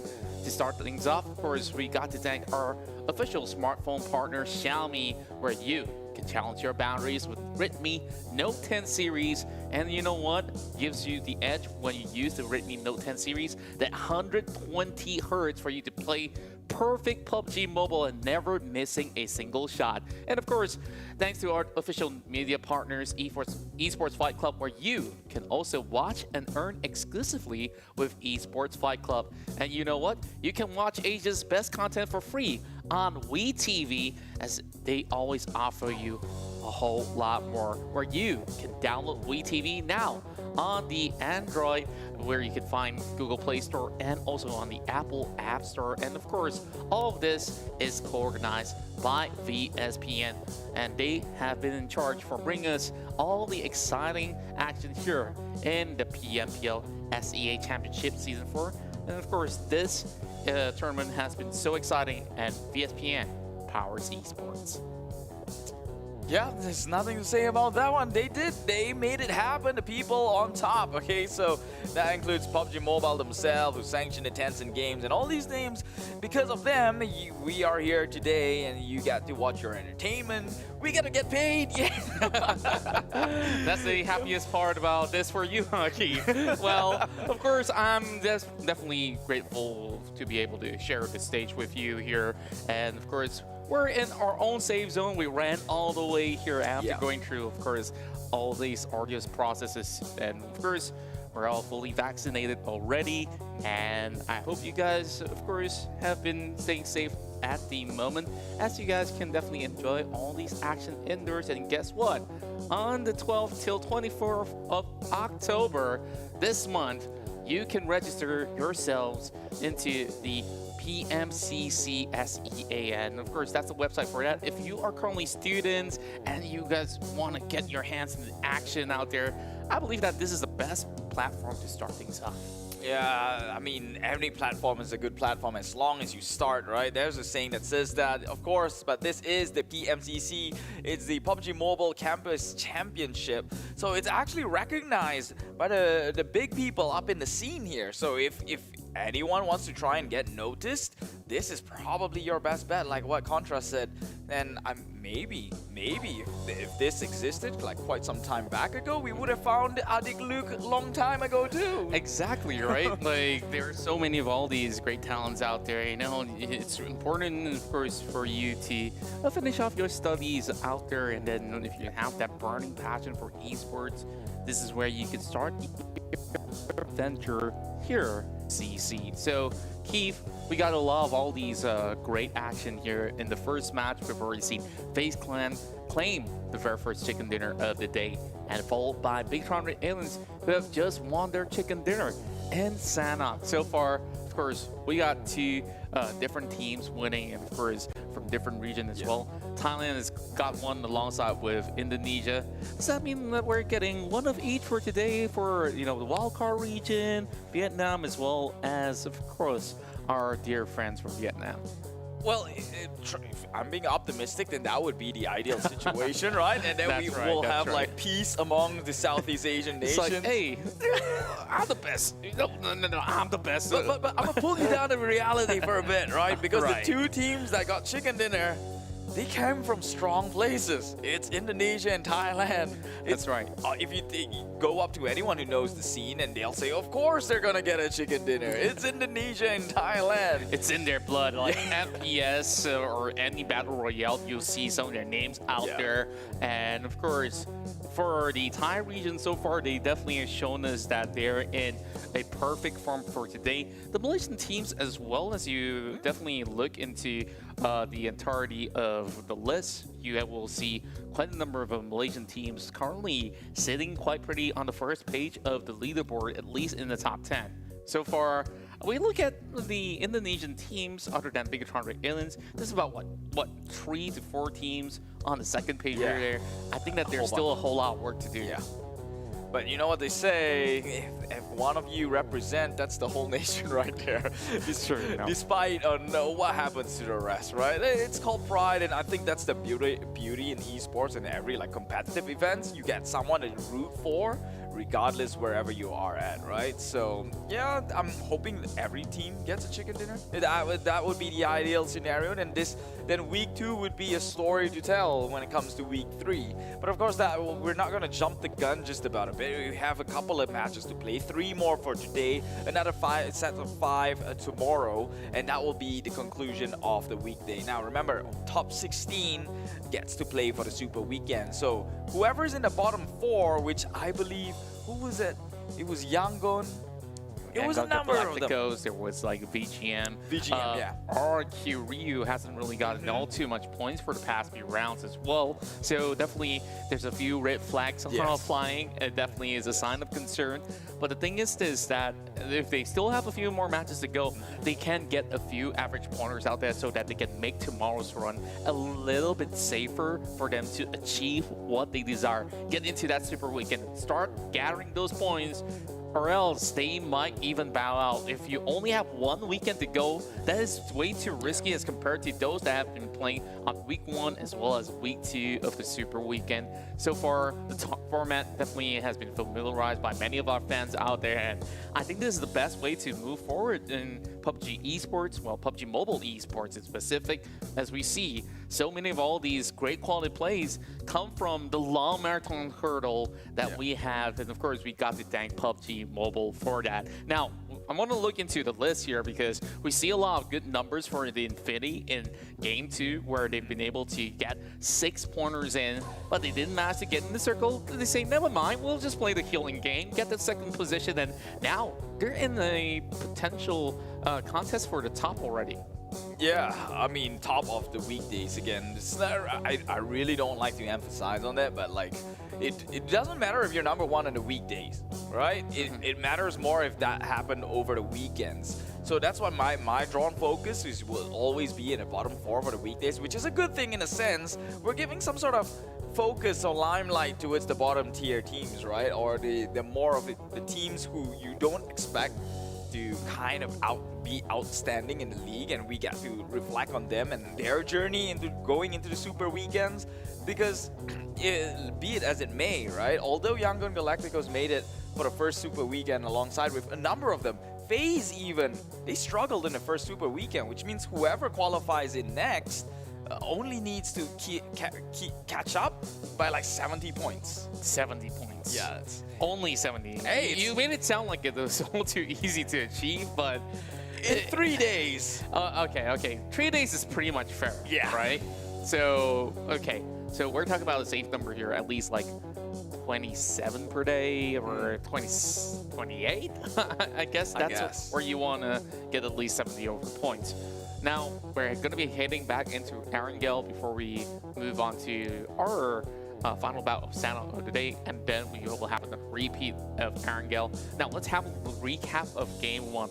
We saw in the final few circles out there, there was Bigetron RA, Anchor PUBG, FaZe Clan, and of course, a few others that have been trialed and tested.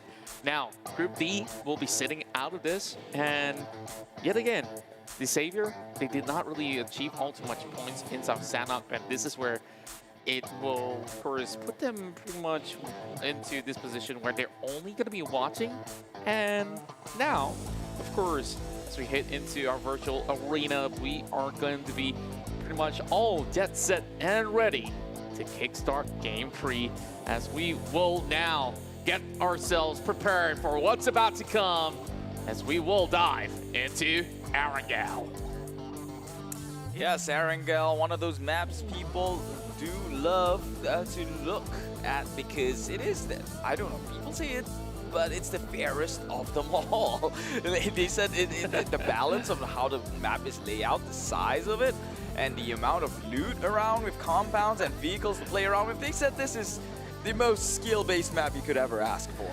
Thank goodness this ain't no Snow White story going on. There's no apple that's poisonous, it sends you asleep and stuff. But hey, I could agree that it kind of offers you the best of everything that you can get in PUBG Mobile when it comes down to terrains, where you got high grounds, low ground, water, rivers, and sunken cities, and well, basically a lot of all these options to choose from, right? Like, you want to fight through the bridges, yeah, go do you. You want to rotate using boats, go ahead.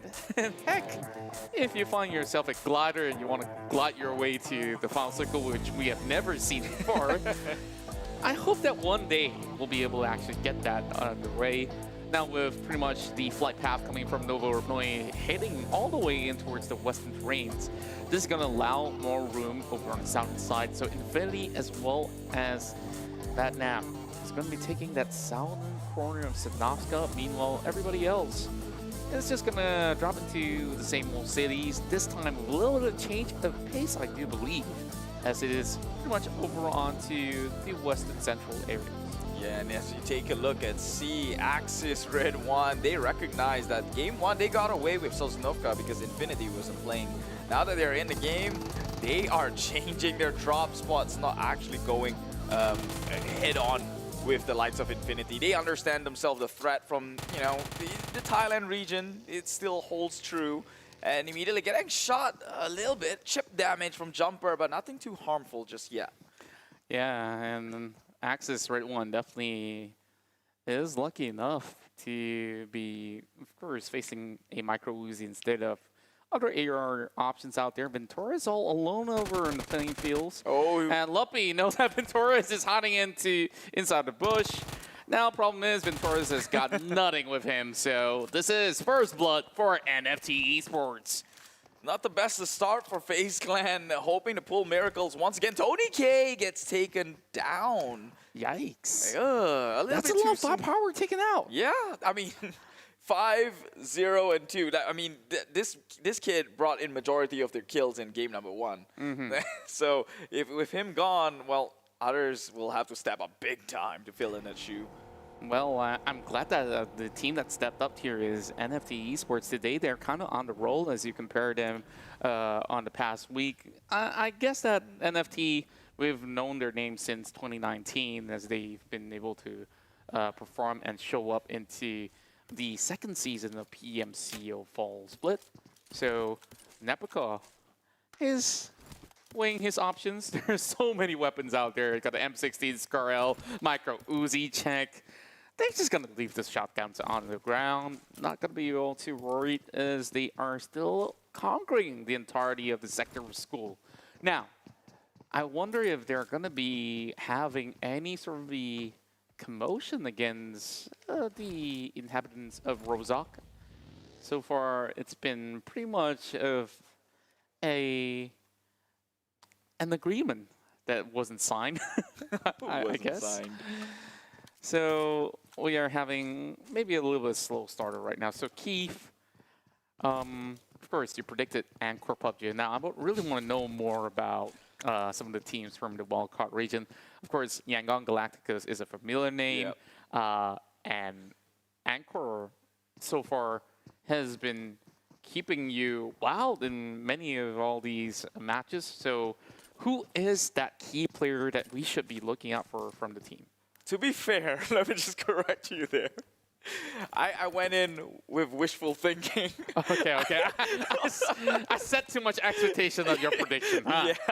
Yeah, like I said, I made it clear in the beginning. I'm going in wishful thinking because we know that wildcard teams can sometimes come up as a surprise, right? That's why they're in a wildcard. Sometimes it worked out, sometimes maybe not so much.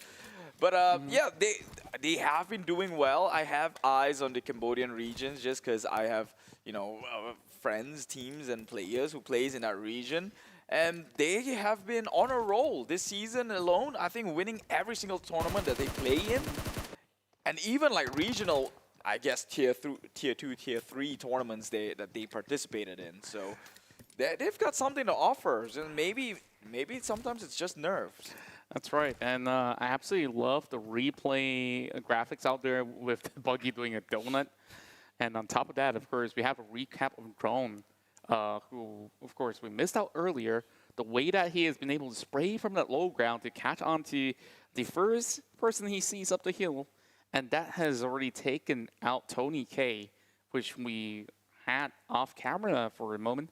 Ventoris was pretty much straightforward, right? Like, no weapons, he's just gonna hide in the bush. So as we cut through the entirety of the sector of South George, we're gonna be spotting Ramones, who is up to something here. Okay. So is he looking to take a swim? Okay, let's go further down. All right, who's there?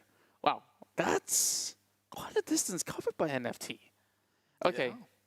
Yeah. I love our dear observer because like this is a very different take of an angle that I've never really seen before for them to help us visualize the approach that NFT is covering. Because of this really wide area that NFT covers, they know that, okay, if they march forward to the north by just going on foot this way, if either one were to be caught off, okay, fine, let that player go, but you know where the danger will come from. Yeah. Or if the whole sector is safe, just regroup, and you know that you can take a certain junction where you can start camping out for other players. Yeah, that is true. I mean, that's essentially the role of a scout, right? So that guy's really far away, and wouldn't be the worst thing that would happen if he were to go down to a certain enemy. At least information is gathered, but obviously you try and avoid that in the early game because there's no reason to drop anyone right now, right? It's only when it gets too scarce, when there's a few teams left in the map, then knowing a certain direction for where other teams are is going to come in handy. If there's just too many teams around, getting that one info on one team is not going to help. Yeah. Exactly so, and now we take a look at EVOS Reborn, the team that did not play throughout the PMPL Indonesian region, as they miss out on that opportunity. But past season's performance have seen the superstars with the names of Red Face, Microboy, really showing up strong. Now, EVOS, they finish on 7th over the span of the weekend. But today hasn't been able to wow us. Do you feel like there is going to be a point where Microboy and Co is going to be able to pop off? And if there's a way for them to do so, how would that usually look like? Oh, I'm never counting that one out. Again, this could be like a mental bias that I have, but like when it comes to Indonesia and Thailand region, you really cannot count them out. It seems like they will pop off one way or another. I don't know if that's motivation, desperation, or just outright playing, you know, their hearts out with nothing to lose. But they always seem to bounce back. Remember last season? Infinity wasn't even like considered as a champion. Sure, they were in like the top 8, they were in first draft. But no one would have thought they would just single-handedly with 2 members wipe like 2-3 teams in a single map and immediately jump up straight to #1. Exactly, and you just look at this team who has this insanely great chemistry that you really just have to give them a high level of respect as compared to, you know, the rest of the Thai teams. You have star-studded names. Yeah. Logan has been there in Illuminate the Murder on the first very batch of the players that have been able to go to Southeast Asia a couple of times, or even heading into a championship stage. But he's kind of like the unsung hero back in the days, and the highlights were always given to other players like Martin, or back then when Matoy was still there, and of course he went to Team Secret. Now, that's where, of course, when we focus on Infinity, Logan, so far, has been able to, of course, provide so much while in Illuminate the Murder, and when he left Illuminate the Murder from the team along with the rest of them. Infinity definitely is an organization that I definitely think that has been able to really bring the best out of all these players from unknown to being known. And I guess that's the beauty of PUBG Mobile here. Yeah, and actually I took a look at this guy's records and history because I had to interview him, so I kind of have to know what he's up for. And if you take a look at his sheet, this guy's nothing less than top 3 finishes. Wow. Throughout his entire career, except for Season 2 where he finished in 7th. But that was 1 out of everything I've read. It's a top 3 finish across the board. And that definitely is something that you just have to, of course, give them credit for putting in the hard work to be able to not only grind day in, day out, but to always get into a top 3 finish is definitely no easy task, especially when you look at so many teams from other regions as well. Okay, put Bigetron aside, okay? Yeah. They have been #1 in the Indonesia region for plenty of times, but this season itself, you look at Genesis Dogma taking over that spot in the league, and well, Bigetron has been able to still squeeze by to qualify into the SEA Championship here throughout the entirety of the league, but it definitely wasn't any easy task. And you're talking about a world contender. And the thing is that the competition is now so stiff that it gives so much of a challenge to Bigetron Red Aliens, and therefore you look at the Super Weekend result. Yeah, it isn't as fancy as a top 3 finish, but Bigetron currently is at 6th place, even though they have 2 chicken dinners. Yeah. So it just goes to show that the whole scene's just evolving, man. Like they're getting better. However, I would like to express my disappointment in some sense because Genesis Dogma, although they took it away from Bigetron in their own country finals, it's not reflective of that skills and potential so far during the PMPL SEA Championship Season 4. Do you think that's nerves or because they're you know, I don't know. I always feel that teams that come in as a first timer in any regional championship or even international championship takes a while to adapt to the pace of the meta. Yeah, you probably will know that, okay, the Indonesians play a certain way, the Malaysians will play a certain way. And for those that have been here since the get-go, whether it's a year back or 2, this is second nature to them. Like, they know how to play against all these other competitors from different countries. But when you have teams like Genesis Dogma, or should I say Axis Red One, this is Axis Red One's very first time in the Southeast Asia Championship. They're not doing all too shabby, but you can definitely tell that they're inconsistent, right? Like, there are times where they are having a lack of a clue of how to approach a certain situation when you still have so many players still surrounding you, and you just have to pick a fight. And talking about fights, it seems like it's almost 3 circles in and no one has been taken out just yet. We might just have ourselves a bloodbath here as it closes in. Team Secret making their way from the north side finally reaches in, but to their surprise, a lot of teams are in their path here. As you can see, just from this view alone, 3 teams in the vicinity. MSC, Chonburi, Jaeger. Down in the bottom, up against VPE. That is not the team you want to come in contact with. This is the second time now that they meet. That's right. Once again, both Titans here wants to take each other out while they are by the war tanks of Rozak, where Jasper really wants to reposition. They know that they don't really have the angles there. Over on the mini screen, we have a little bit of a skirmish as well, where Newsy finds a little bit of a drive-by as Lizer is where he got his health chipped out. He's on the buggy and he really has to be careful of getting his tires being popped. Now Gatun is gonna be moving out of the way as well. I think that with him staying there, he's just gonna be soaking a little bit damage if he were to stay put. Now, Newsy takes a little bit of painkiller. They might just actually take this fight head on over on these corners of the hill, as they are just by the corner of the circle, so they are planning to gatekeep any other teams that are moving right by. Meanwhile, Axis Red One has not shown themselves to the enemies just about yet, so maybe they can slowly play third party if things come to fruition. Meanwhile, Onyx is pretty nearby. Vampire gonna play with fire here. Yeah, Axis don't really have to show themselves because they're second. Oh, there we go. As we live and breathe, he shoots one down from Infinity. But, oh, another fight is happening here, taking place. Vampire Esports against Onyx. As you called it, they were going into each other's radars here, and they will choose to engage because why not? It is Vampire Esports. We've seen what they can do. They can shoot, and they will try and do so to take over the compounds on the side of Team Onyx here. But can they actually make it work? Seeing the distance and recognizing that other teams are probably in their vicinity, don't want to get third party. That is one of the worst ways to go. So they will have their eyes out, not overextending too much a little bit. This is pretty radical coming in from Vampire Esports. They are taking 2 teams at once. Honestly, they don't really have a great natural cover, to say at the very least. But they do have a certain distance between Onyx to ensure that if they were to hurl grenades or be hurled at, it will be easily dodgeable. Now, Circle slowly shifts forward, and it seemed like VPE is not going to be by the corner of it, so they will have to slowly move towards areas like the outskirts of Pochinki. Now we're also seeing the southeastern side of Ruins to be part of it.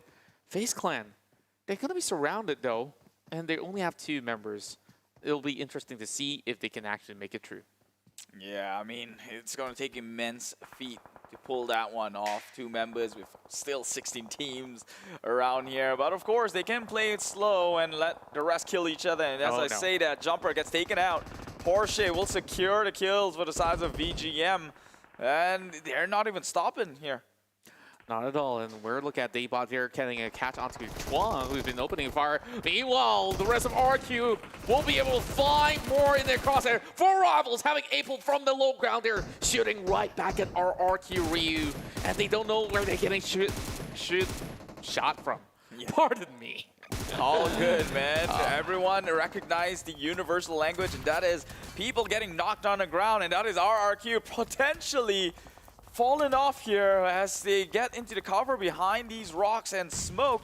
So they will live to tell the tale another day. Still 4 members alive. RRQ will have to find an exit plan. I think most of the cars are just blown up at this point. So to advance and get out of this awkward position they're in is going to take a whole lot of smoke or someone with a vehicle to get out of there, because this can turn sour pretty fast.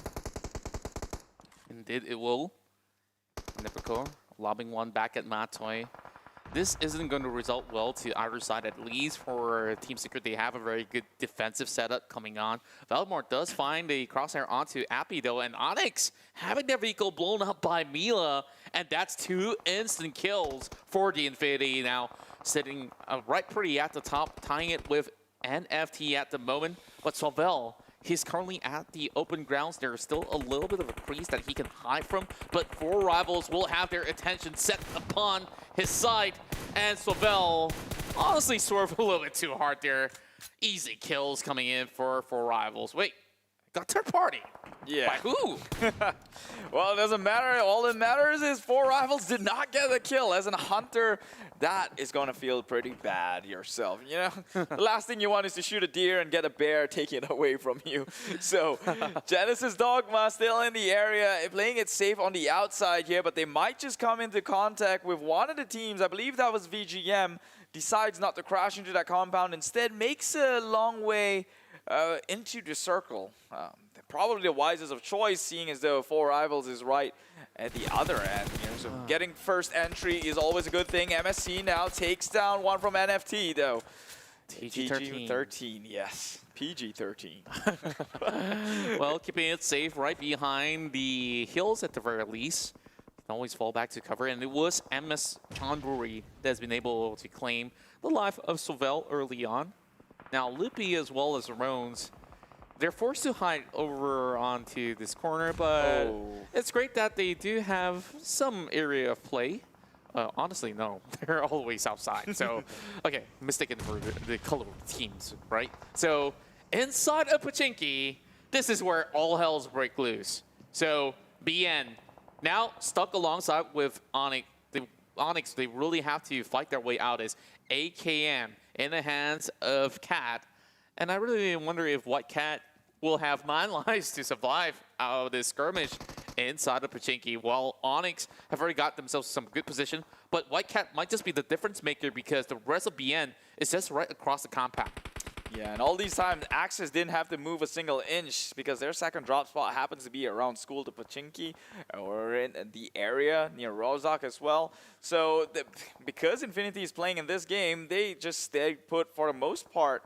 And it seems like they're going to get the opportunity to gatekeep a lot of these teams. Meanwhile, this compound here, Onyx up against Van Damme, they'll have to pull something out here. White Cat, although he doesn't need the 9 lives, his claw, it scratches through.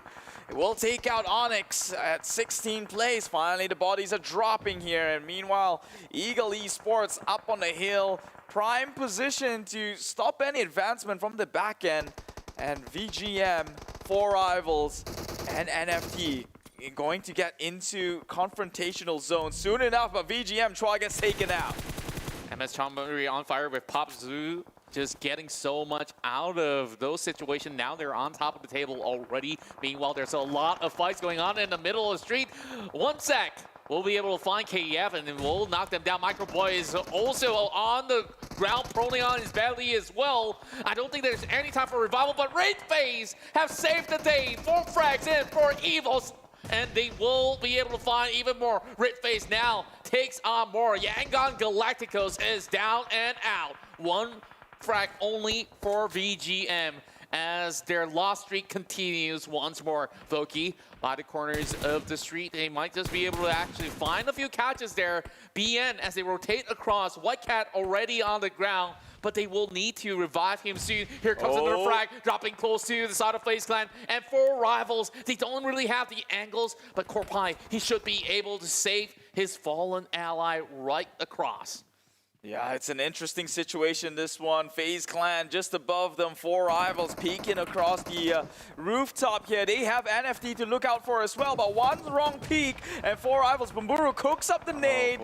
We'll try and nade that one down forward. Meanwhile, Infinity has got problems of their own, going up against the best from Malaysia. Axis, redONE here, one of the more aggressive teams. #1 in the country league will have to go up against, well, #1 of the country league and country finals of Thailand. Nade gets in. Molotov does not clip onto anyone just yet, so they will be fine as of now. Micah OP. Meanwhile, 4 Rivals went in for the clear. Kills off the entirety of FaZe Clan with only, well, they only had 2 members. So yeah, they got nowhere to run for sure. EVOS, meanwhile, though, making an advancement forward. They knocked one from Team Secret. They know they've got the cover of smoke and look to play this one out a little bit more longer, but Genesis Dogma has eyes on EVOS. He sees 1, he sees 2. They get knocked down though. Team Secret, they're fighting back. They crippled 2 members on the side of EVOS. Can Genesis Dogma take this one onto another level? Nades goes up forward. It takes out Satar. EVOS VIP, they are on fire.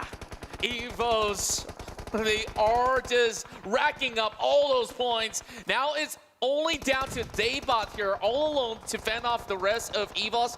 While the rest of Genesis Dogma is looking at the back, they have more fish to fry, as EVOS should be able to actually recuperate from that. More shots being fired from the side of Eagle as well. And we're already seeing Neprico catching another grenade of NFT members are falling flat on the ground. Meanwhile, Kachan Susu is the next one to fall. How much can Daybot actually do all alone? I guess he's gonna slowly crawl right back. Meanwhile, Axis redONE now gets deleted by Infinity, who's been able to acquire all 4 elimination points. It was a very costly battle they had, but they came out on top, losing 2 members, but 2 more. Still very potent, this team. RRQ this time around has the number advantage, but it's soon good. Oh, Gotani gets knocked out, leaving 1 member of Infinity left to fight for their flag in this map here. Eagle Esports immediately finds a position. RRQ behind cover of smoke, still getting tabbed though. Oh, he gets the nade onto Gotani that will secure the kill. Still 1 member of Infinity. April doesn't know. Oh, he doesn't know. He just walked across and this is where he gets up! Oh my, he should have actually checked his corners though. Second time happening, nobody checks his corners. And now Genesis Dogma will have the run of their lifetime here. Another lob. Straight towards the side of Eagle Esports, but they are all covered in smokes. They should be pretty much safe to go. Meanwhile, RQ Ryu, this is their best performance so far throughout the entirety of the day, and they still have a lot of all these members intact. And speaking of which, I kind of jinxed them. Another nade flies right through. Meanwhile, Riff from afar catches another one, and that is going to be another player of Eagle Esports down on the ground. Chopper, he doesn't really have that much health. He needs to really get a little bit of assistance or even get his healings up. So that's going to be 2 players left. Meanwhile, the Infinity have taken too many fights at one go. 4 Rivals with the most frags, but it's Dakon holding on to the frag, and that will be it. RQ still managed to rake in all these huge solid points. And this, we only have 6 more teams remaining. We are seeing MS Chonburi losing out TG13, and that's NFT bringing the pain. All these happening for RRQ, and they haven't lost a single member just yet. EVOS VIP, EVOS Reborn wants to make that. What? Changing the fact here, redFaZe just going straight in, sprays them down. Never key to fall on whiff. They still have equal members running down from the high ground. This has been spotted out from the tree lines. They will take him down. Mort takes down EVOS, but unfortunately, the one member of EVOS will be the upset that kicks them up to the curb. They got the perfect tenor out there, and EVOS, they're still rampaging in Erangel. And I guess that we talked about this early on. It's just about time for the side of EVOS to, of course, catch up to speed. Now, we are also looking at Microboy to be able to provide assistance to the side of KF, as Genesis Dogma somehow avoided many of all these scuffles, staying prone right under their bellies, and now they have to face off against 4 rivals as their closest competitor with only 2 members behind. When we look at the split formation here, it could be very risky for 4 rivals if Rift does not provide assistance when Genesis Dogma choose to pick them up. Yeah, I'll take a look at the split screens here. We have perspectives on each of the teams remaining. Guns are shot fire. Genesis Dogma taking a little bit of hit. That should reveal positioning. 4 rivals stood up. They have the info. Can they capitalize on this one? No, they played it passive a little bit. Meanwhile, MSC going up against EVOS Reborn. EVOS, they advance forward. Still in this match, it's MSC that gets taken out. Genesis Dogma to fall on whiff. It becomes a 1v1 between 4 rivals and EVOS Reborn. Of course, one being a team. Well, make that a 2v2. Tag team duos going up against each other, and it's Microboy taking out Rev. Now it's a 1 versus 2. Information being provided towards Pubg. The problem is he's by the outskirts of the blue, so he's only having the cover of the Sia here to get a little bit of those angles to squeeze right by. Microboy might have actually known his position, and the problem is there's honestly not too many places to hide, so you can see that EVOS currently can go in for the free roam attack. EVOS Reborn currently pressing forward. They have to also move inwards through the circle as well. This isn't going to be a good look. But Pamburu, you've seen him clutch many of these moments when it comes down to the PMPL MYSG League. Now, look at that. You have to take on one of their biggest opponents right in front of him. I think he's got the angles going through, but the problem is, how much can he unload? He doesn't really have helmets out there. Shots being fired, scares him off a little bit, and he gets that in the crosshair. He's looking for the Microboy, and this will be it. EVOS Reborn claims chicken dinner number 3. My God, that was an impossible game to clutch for 4 rivals, and my God, they did fall, but not without trying. 5, 6, 7, 8, 9, 10, 11, 12 kills on their end. That is, I was counting on the fly, man. My math is that bad, but what I can see is that 4 rivals had to push up onto the high ground, which EVOS clearly got that one. After taking out Rift, they were actually baiting. If you notice, Microboy was just hopping up forward, getting the crosshairs onto his end. Meanwhile, his friend just came in, shoots it from the side. So, in the end of the day, not a single, not in the last 2 that survived from EVOS, not one of them fell. That's right, and you just saw KF just popped up so hard where immediately he peeks outwards. If there's any bullets flying back to him, he will go in for that instant re-peek, and he makes sure that he aims for the head, and that has given them that advantage over 4 rivals. It could have been anyone's game to actually close this match off, but EVOS Reborn will make this the 2nd win for the Indonesian region for day 1 of the PMPL SEA Championship Week 2. Yeah, well, the dream still lives on, right? We're hoping each region gets their own chicken dinner today. Maybe not yet. We do still have 2 more games for them to claim one for themselves, but it's looking, as I would have called it out to be, Thailand and Indonesia definitely want to look very strong in securing chicken dinners. And here they are, EVOS Reborn, making it happen for themselves, albeit a shaky start. This is ridiculous. Look at the average damage output out there. Other than Lizard, everybody's hitting 600s, and KF probably is the MVP of the match, almost reaching to that 700 mark out there with a total of 5 eliminations. And when you add all these numbers together, we're looking at what, 13 points just being taken by EVOS Reborn, who has played this outside approach. Now let's take a look at the highlights, of course, brought to you by VSPN. Yeah, if you would have a favorite moment of this match, what would it be, though? Well, favorite moments, I guess there's a plenty. I think that there was a fight going on where Infinity was really taking out the entirety of Axis out there, and you saw that control over the hill that they had, and they exerted that dominance, making sure that they take advantage of the terrains, that they could have actually get all these perfect vision. And you have Vampire Esports who's also taking those long-range shots. Honestly, I wouldn't have had an answer for you if you would have asked me the same thing. Like, this match may have started out pretty slow with everyone like still surviving to like the 3rd, 4th circle, not a single team down. But when it came to the heat of the battle, it seems it's just action everywhere. As you That's can right. see, the highlights, I'm amazed they could clip it this much. How do you choose? From phase 5 onwards, everyone was just taking fights every corner of the map. And we saw 4 rivals have this position that was kind of interesting, where everybody has to move forward to their entirety of the area. And it's kind of like this hill slope going downwards. So anybody that comes across, 4 rivals has been able to punish them. That's how they make it into the top 2 scenario. But unfortunately, they could not take down the entirety of EVOS Reborn. But they have definitely found a few numbers in the form of Justice Dogma and EVOS Reborn, finally getting into their perfect form for them heading into this match 3. I think that it definitely was a spectacle to just witness how they execute one fight after another, and with so many other teams surrounding them, they knew which one to take out first. I think it's definitely great shot calling coming in from the team.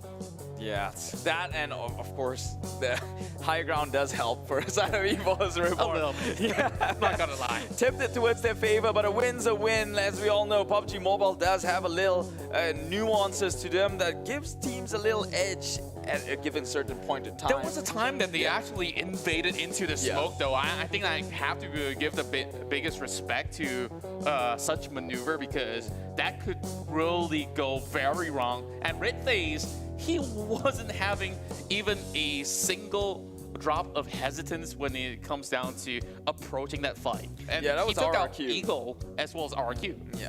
So that was a big kill, and RQ was on fire at this point, so they just put them in the track.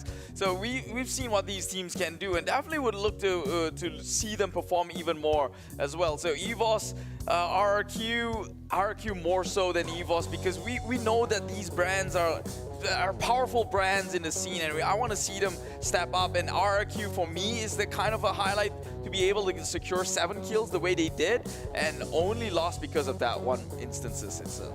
That's right. Of course, back then we also had RRQ Athena. This is going to be, of course, they're brothers from Indonesia, RRQ Ryu. So far, I definitely do miss the Athena lineup back in the days, you know, like now it's definitely a little bit different, where you don't really see players like G9 or some of these other guys, which we expect to see them in the PMPL SEA.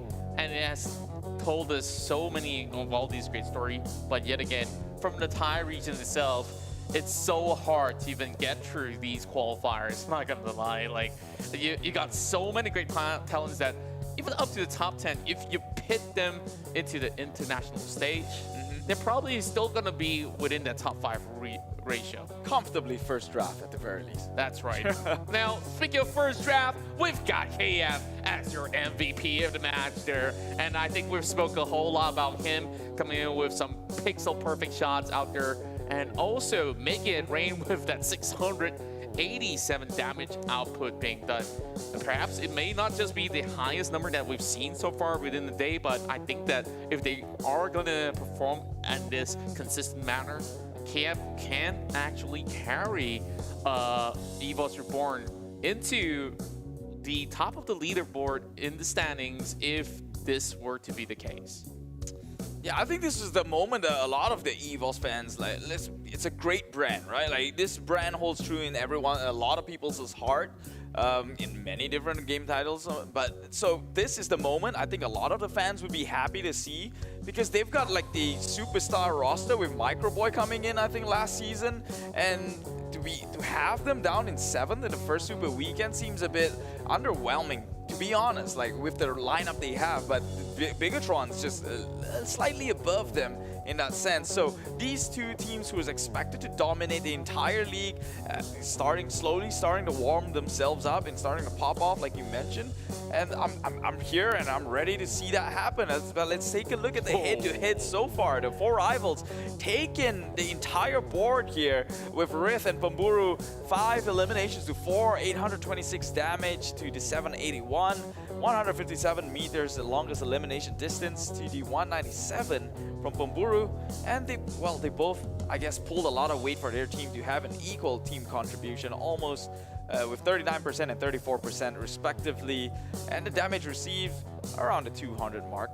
That's right, and they were the last 2 survivors for 4 rivals out there. I think that they are definitely having that same momentum that EVOS Reborn had early on. And you look at the numbers, if you compare it to KF, they had higher damage output as compared to some of the players that have been able to chunk out those damage. But of course, the final bit has gotten the winner chicken dinner to the hands of EVOS Reborn, and they're only edging them out by maybe just close to 100 or 200 damage, to say the very least. That's 14 frags as compared to 11 for the side of 4 rivals. Meanwhile, the other average pointers that we're seeing here is only 1 to 3 points.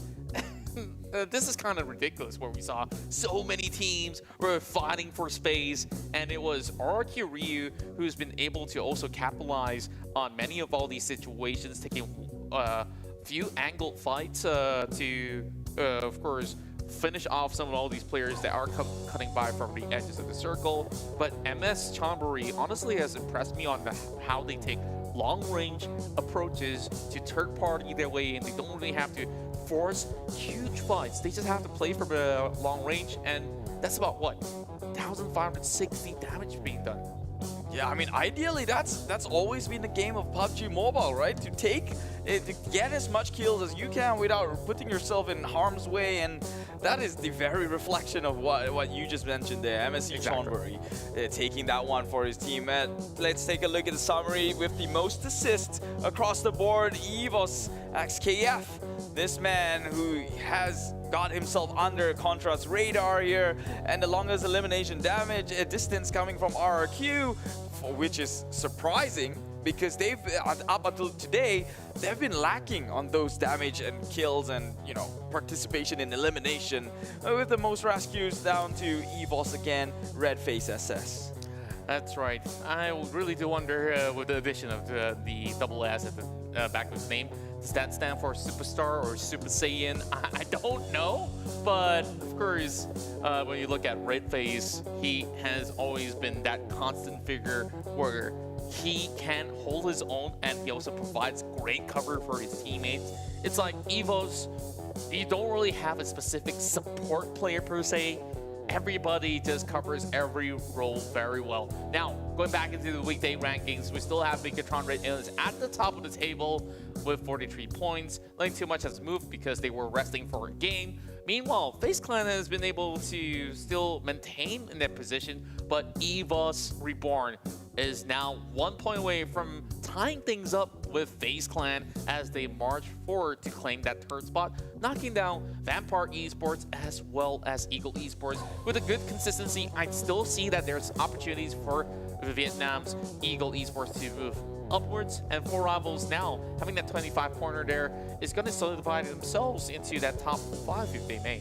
And how the tables have turned. We saw a bunch of Indonesian flags down in the 2nd draft, now occupied by 3 Malaysian teams.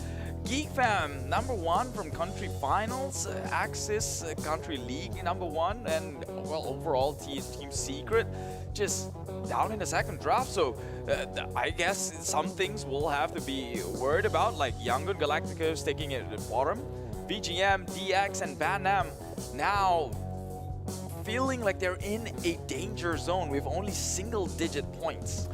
Yeah, this is definitely concerning, and it's all due to the lukewarm performance that they had, where they were playing very passively and they were taking fights that they weren't able to commit to. That's also very problematic, because if you don't finish off that fight, other teams to pass by who hurt all the shots can also third party you. So it's like you gotta make quick decisions when it comes down to competitive PUBG Mobile. And I guess that's all that I could possibly say. We do have Tash Bunny there waiting for us here, and of course she tagged us early on, and I guess that we could say something to her later on.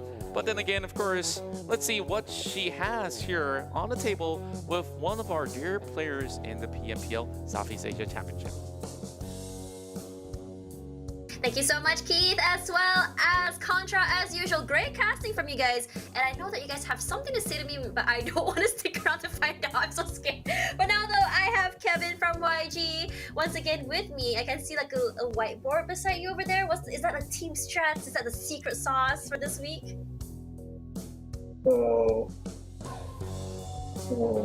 We are having very difficulties today, and really not satisfied with our performance, and there's also some internet problems while we entering the server, and there's an internet spike over there. We got kids instantly. But it's okay. We have to come back for the last game. Yeah. I see. Yeah. I did mention though, like last week was pretty rough. I mean, you guys did do pretty well though. I noticed that YG is very aggressive early. But this time around though, it looks like a lot of teams just came back and they decided to choose to play really, really aggressive. And it's really hard, especially as the circle keeps ponging. So you did mention there is an internet problem. Is it for all your players? Yes, for our players, we have to use VPN to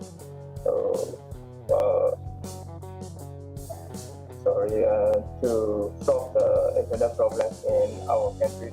There's some political issues occurring, and our internet are not very stable. So we are finding difficulties in the internet problem. I see. Okay, so right now, let's talk a little bit about the mental health side of your team. You did mention that you guys did do some mental coaching. So from last week, has your team managed to reset since then? Yeah, we are giving them a lot of speech and some kind of motivation. And right now, the players are so frustrated as they are facing some difficulties in the internet, and we can't blame that. We have to move on. So please keep cheering us. We'll come back, and there's one more day left for. Yeah, that's right. Really excited to see what YG can do. Hopefully it does get settled and you guys will be able to see the Super Weekend again this week. You guys managed to do it last week, and if I can imagine, if YG did have really good internet, I can expect a different sort of gameplay as well as different sort of interaction for them. So I'm crossing my fingers for you guys. Thank you so much, Kevin, for the interview, and hopefully we'll see you guys later. Bye-bye, Kevin. Okay. Bye-bye. Thank you. Alright guys, just now's match. Again, we are back in Erangel, and let's talk a little bit about the flight path from the side of Novorip Noye. I can never say that right. All the way to the western terrains on the north side of the quarry, which is a flight path that favors the southern side, but the circle did go toward the west side, and where EVOS dropped though was straight smack dab in the middle. And what's really interesting though about EVOS this time around is that they were actually popping off. I mean, we did see EVOS pop off last week as well as certain moments during the Super Weekend. Wasn't a great start for them in PMPL, but it looks like they have already oiled their engines and they're really eager to go, and this may just be the EVOS that we have seen before and we have heard about, and this may just be the beginning of that. So for now though, let's talk a little bit about the fights. 2 minutes and 30 seconds was the first eliminations there from side of Lippy. Ventores as well as Tony K were the first to be knocked out, which really takes a lot out of FaZe, especially since Tony K is their hard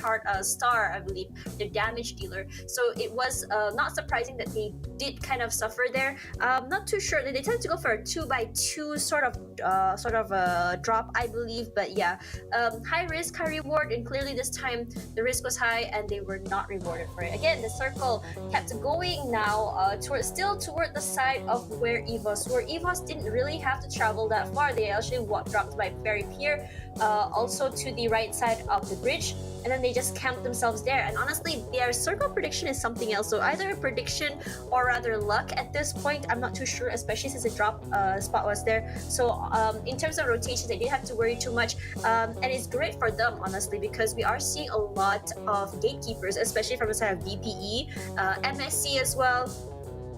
Those gatekeepings were actually really scary if you think about it, especially because it makes teams really hard to push in. That's number one. Number two, gatekeeping comes with the risk as well. It's either you win or you lose, or we'll see some hard pushes where what we've seen from Team Secret just now, where they lost jumper so early, but they didn't care. They just had to push into the circle. For now though, the circles did go toward the side of ruins.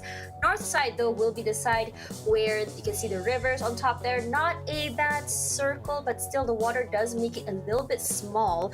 And if I was looking clearly just now earlier, I'm not too sure why this is a thing, but I guess it's because Novo Repnoye is where BN United's drop spot was. They always will play on the southern side of the coast. I think this is a trend we've seen so far, and I think that we need to I think a lot of teams may have taken note of this. So BN United really needs to be careful how they approach them, but so far so good for them. I don't think anyone has been bothering them. For now though, it went up north a little bit more, the circle, and they had to move up a little bit. They didn't have, I think they weren't really bothered too much about their rotations when you think about it. I remember toward phase number 7, I believe, there were still 6 teams up, which is honestly quite a lot when you think about it.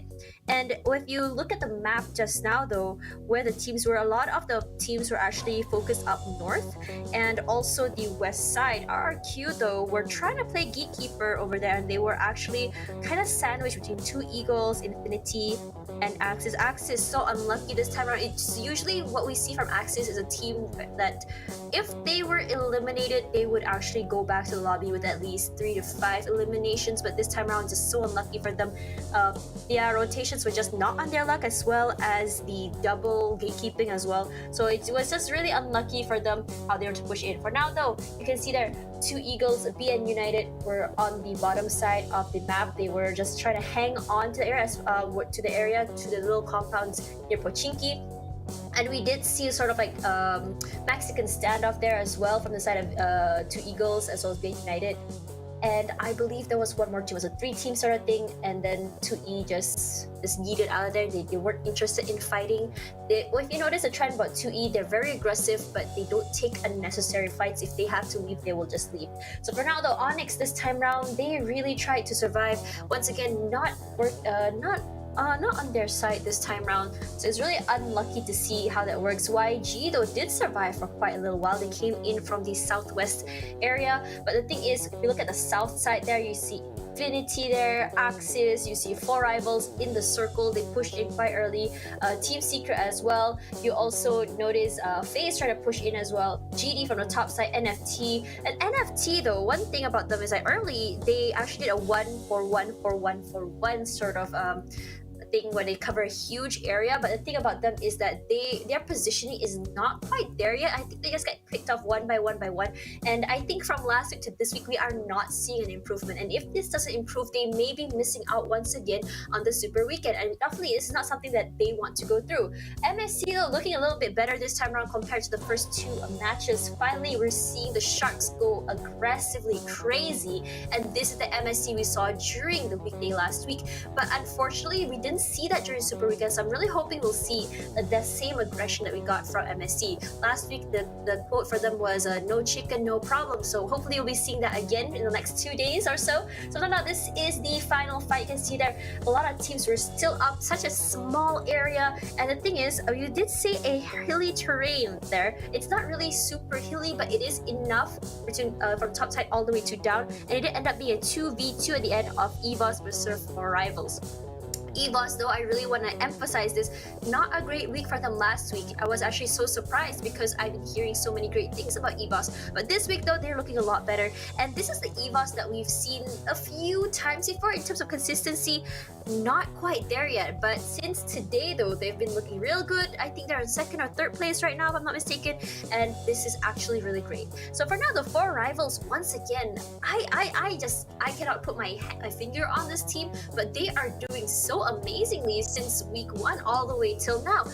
You may think they're quiet in certain games and things. I think how they're playing is just like trying to focus on third party, trying to get picks, and making sure that they survive in terms of rotations as well. Top notch. And honestly, it is a hard game for Pemburu to clutch. I mean, if he was able to actually isolate team one by one, I think he would be able to, but the terrain was just not on his side, and that is the end for that. For now, though, if you look at in terms of eliminations, we did still see a lot of teams get a lot, like EVOS with 14, 4 rivals with 11, MSC with 7, and RRQ, despite not doing so well, still managed to hit 9, which is honestly great. And this may just be the RRQ that we are looking for. Still not looking so great, but I do hope we do see RRQ finally in the Super Weekend this week. For now, though, that is my wrap-up for map number 3 over in Erangel. Really scared to hear what Contra and Pete have to say to me. So let's pass the mic and get it over with. Well, you don't have to be afraid, Tash Bunny, before you tag team already. Anyways. Wait. I was about to say my piece. Thank you, Tash Bunny, for the very detailed, analytical pointers there. Imagine getting in an argument with her. Yeah. Bro, she's gonna pull out facts from like 5 years ago. oh my. 5 years ago. At least I look better 5 years ago, right? So I guess like if there's gonna picture, then I don't mind it. Anyways, back to our matches here. We're going to be returning into Sanhok, and I think that Tash Bunny definitely was spot on for many of all these points. Like some of the teams, there's certain reasons why they're not looking all too great inside of Erangel, and you saw it when it comes down to the position that they're taking, and majority of the time where teams, they try to go aggressive very early. It may work, it may not work, and you know, the hurdle does not stop right there. Like Infinity, for this instance, I would say that they have taken initiatives to take fights after fights after fights, and I think that they kind of run out of resources or out of stamina there when they had to move into the final few zones.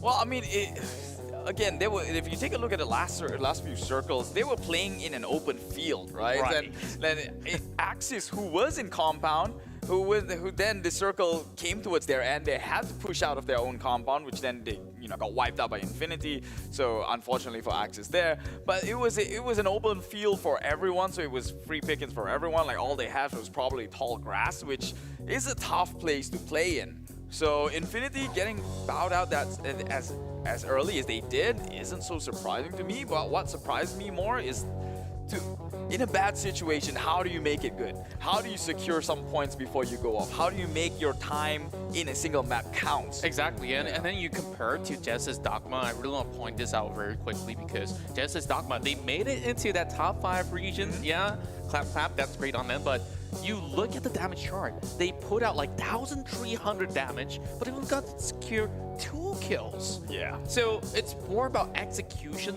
more so as compared to, you know, oh, I need to take more fights. Like, you take those fights, you can't finish the fight. What's the point of taking those fights to begin with? Yeah, right? I mean, even you mentioned MSC Chonburi, what they were doing, that's the smartest move. That is clever. That is the best situation you can ever be in PUBG Mobile, to third party someone. So you're getting kills, you're denying it from enemy, you're not wasting resources as much because you're just confirming kills, and you're safe.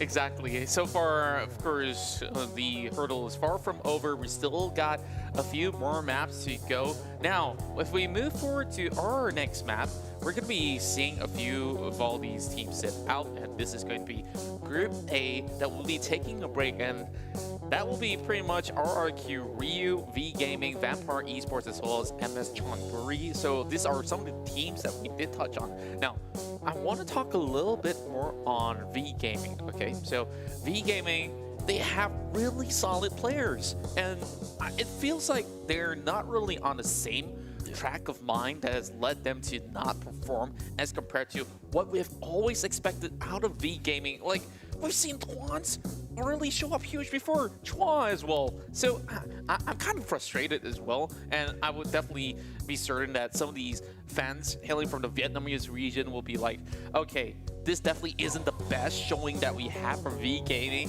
and I hope that by these final 2 games, they will be able to actually do something about it. But now that Group A is not playing, it means that there's only one more game for them. Yeah, and just the painted contrast between Vietnam teams and why we expect them. Well, another one of those players from V Gaming is Porsche. Lamborghini is doing well in D Xavier, right? They used to play in a team together alongside with Ferrari. And so for them to have their own individual pathways now, and seeing that D Xavier... Different racetracks, huh? different league. Then D Xavier is performing, but V Gaming not so much, is worrying. That's right, when we talk about racetracks and finish lines, we'll see by the end of today who will be the ones to lead the pack. And now, of course, we're getting ourselves ready to head into our flight in the final map of Sanhok for this evening. And later on the ultimate round, that will be Erangel, as we head right into the islands of the tropical forest. I already say island instead of saying forest. Like, these 2 words don't always come by altogether, but it is what it is, right? So, as we are currently seeing this flight path storage from Tamba all the way up to Sanhok. Now, this is a little bit more awkward as compared to the usual flight path that you see. Pretty much heavily centered across Camp Alpha.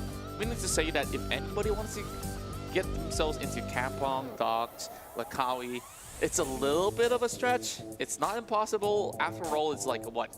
It's not exactly 2x2. It's a 4x4 map, first part me. So this still allows plenty of room for many of all these teams to get to where they need to be.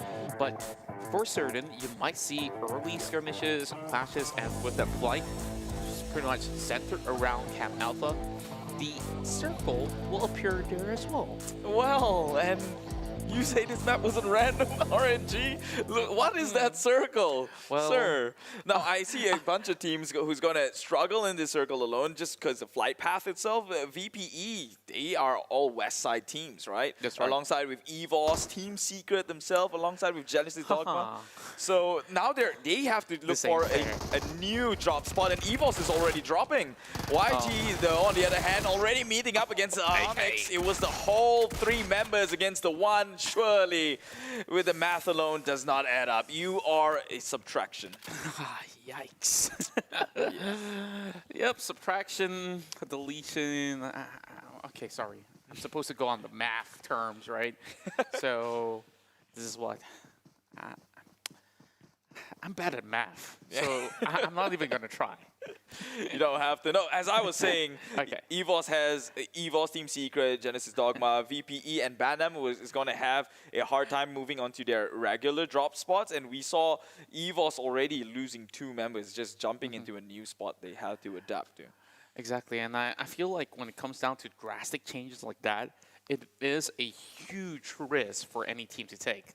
unless you know that there is no other option that you should be taking in this particular map, then it's more of that adaptation of how you've been able to read your enemies when you're either taking a break in that Sanhok round, which most likely than not, you don't always get that privilege because you only got one set where you just have to rest up, and that map does not have to include Sanhok. It could have been an Erangel run.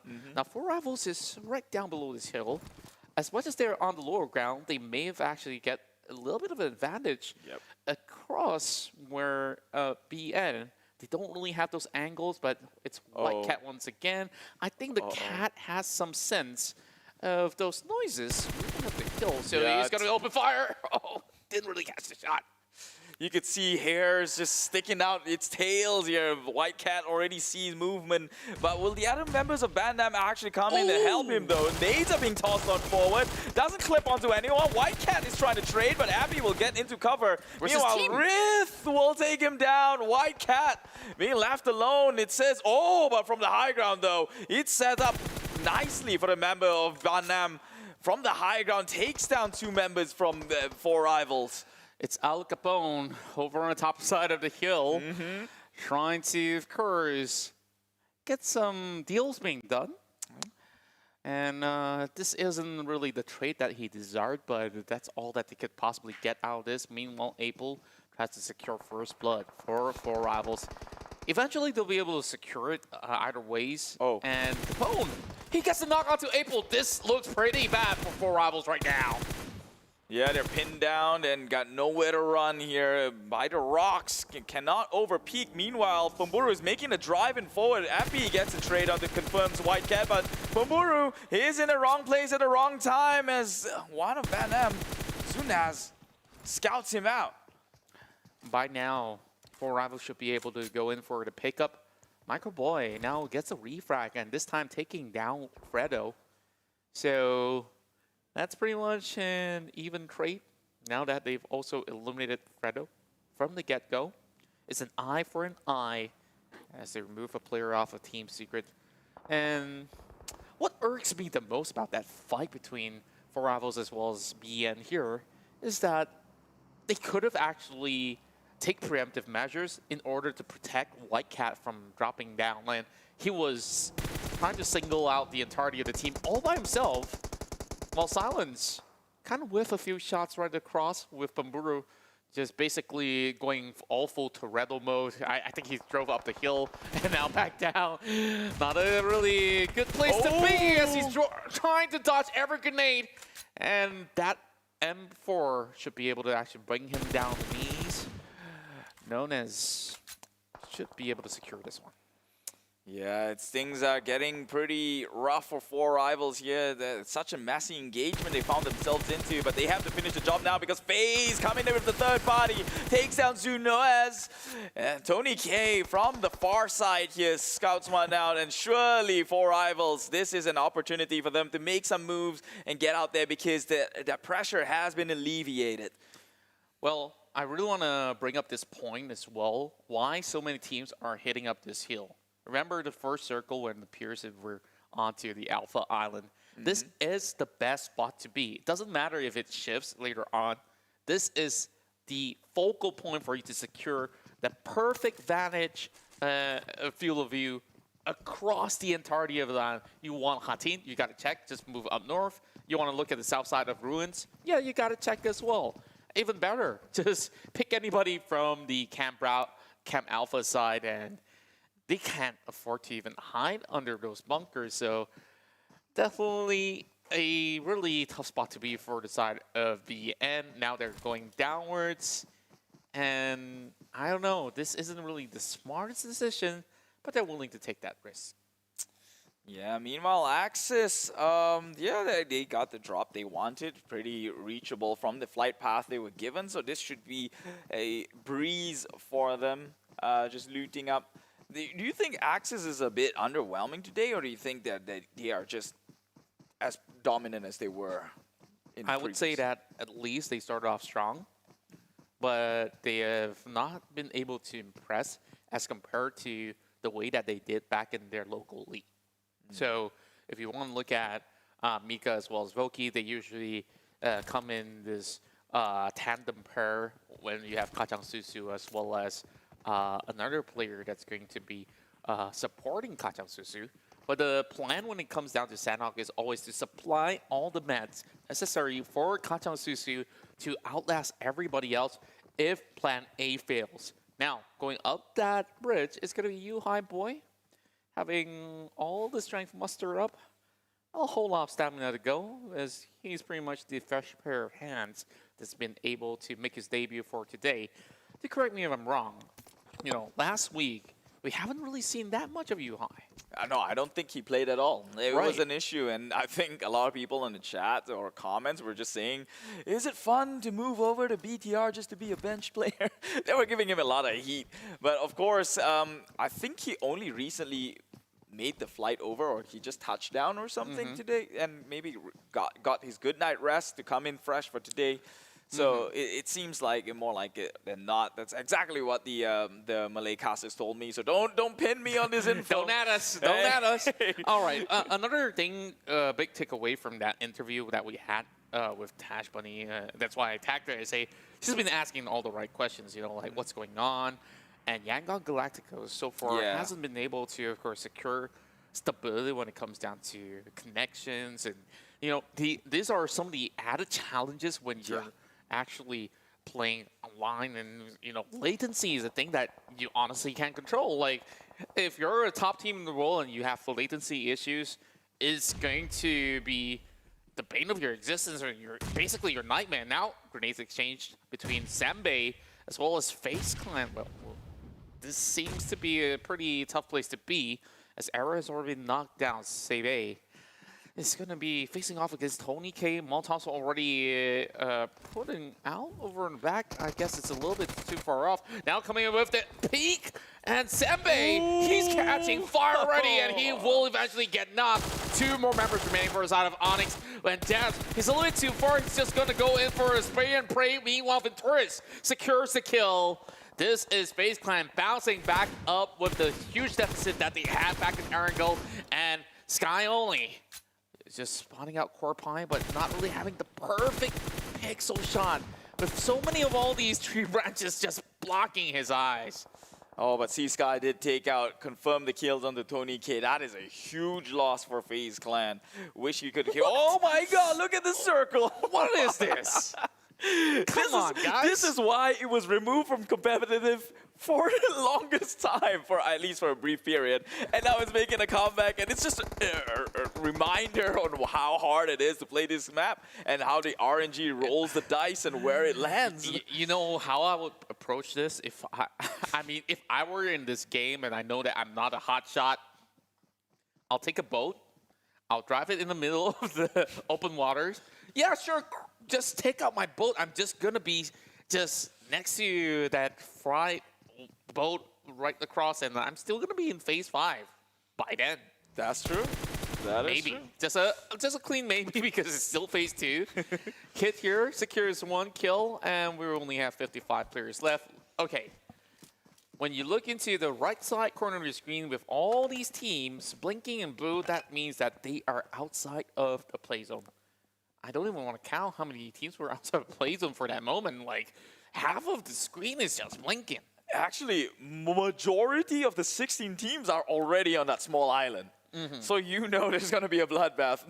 They have successfully migrated over, which I'm impressed that there's still 16 teams remaining, but that number is about to drop very fast as Eagle Esports from the high ground spots out Venturis. FaZe Clan already losing 1 member, cannot risk to lose even more. That is essentially, effectively, your firepower going on the other way. Meanwhile, Parajin with 4 rivals here. Appy getting stopped in his tracks on his knees now. We'll have to try and play this one out against him. It's Rith trying to tank it up from the... Oh, cooks up the nade, though.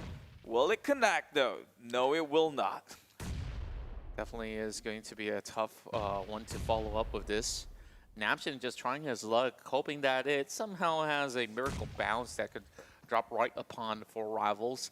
Meanwhile, that condo got some really good spot to hide out for the very moment. And currently, they really don't have to budge off. This is possibly the perfect position that they need to be at. Meanwhile, April, just by the Temple Hills, gonna be taking a few booster shots as they have pretty much deteriorated all these resources. Just look at the vest. It's almost gone. No more first aid kits. I wonder, did he pass that first aid kit over, or he's just basically using all that he's got? Oh, look, it's going to get ugly for 4 rivals, though. They're not out of the fire just yet. Getting pinned down in place here. They did get the revive back onto Appy, so that is a small victory from them, not losing a single members. But how long can they hold it off as 4 rivals is split 2 and 2, 2 on a high, 2 on a low, with Eagle Esports getting in prime position to scout them out here. That's right. Eagle Esports. So far, the most consistent team from Vietnam for week 2. And we are looking at Chopper, possibly the best player of Vietnam at some point of time.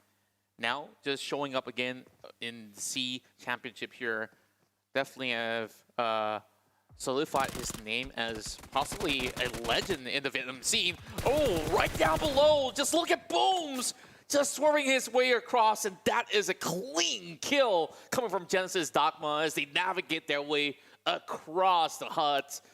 So far, he possibly didn't expect anybody through the play zone that is going to be lurking around. Yeah. And look what he have. Yeah. Like, okay, let's count. There's like 2-3 teams still outside. Where's Geek Fam though? I really want to know where exactly is Geek Fam, because like they usually play around ruins, sometimes in the Alpha Island. I think they should be already inside. Yeah, they're in. I see a big geek. There we go. There we go. Yeah, perfect. Just like we asked for it. So far, this has to be that perfect setup for them. They don't really have to go ahead to point the gun up over onto those hills, because that's definitely a huge risk to take when you have Eagle Esports already in prime position. But they could definitely chime in maybe a little bit of third-party action. Once the circle shifts, maybe it goes directly to Camp Alpha itself, then Geek Fam possibly could actually win the game off that. Well, it's looking more likely than not here, because already half of the circle is already in the waters. So you would have expected the circle to still be within the circle, and Camp Alpha seems more likely than not. So maybe FaZe Clan can challenge though. Yeah.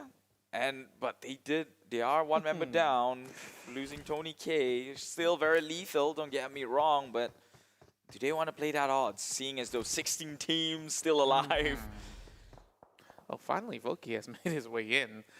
And if you look towards his left, they can spy with their little eyes that there is Team Secret. Now, Venturis has infiltrated the boot camp area.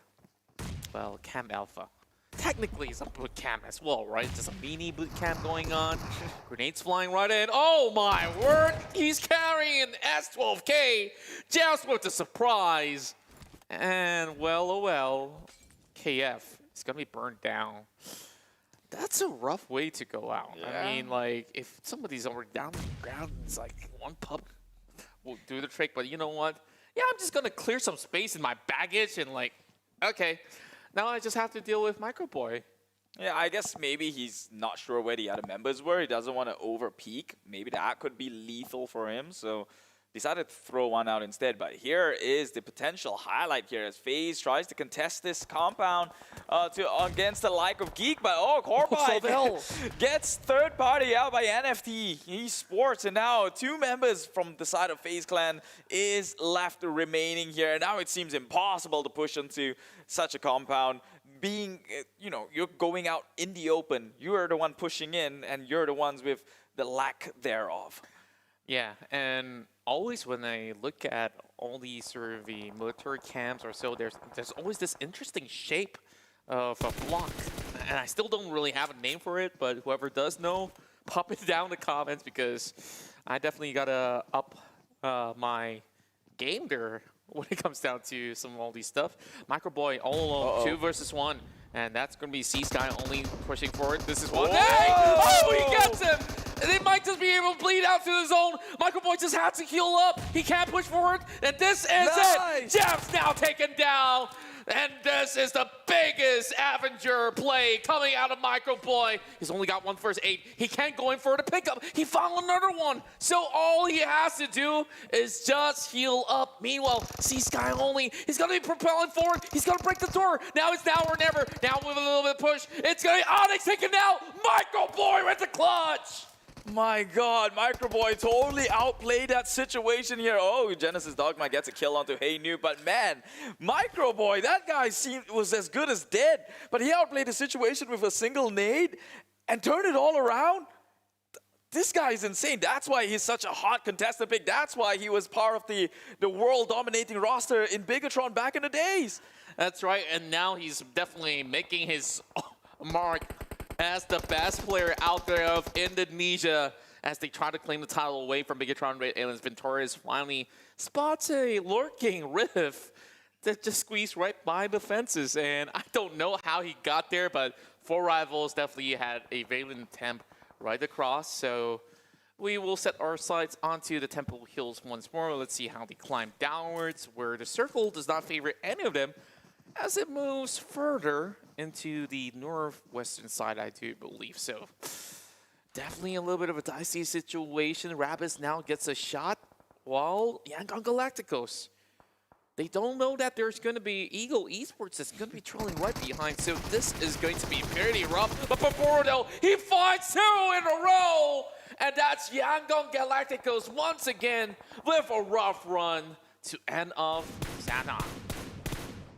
Yeah, that was a surprise attack that did not welcome the entrance of Yangon into their layers here. Takes the entire squad of Yangon Galacticos, eliminating them. But now they've got more company than they can handle as to EVOS Esports toss the nade up forward. Oh, more smokes on the ground, but for Rival, they seem to be cornered.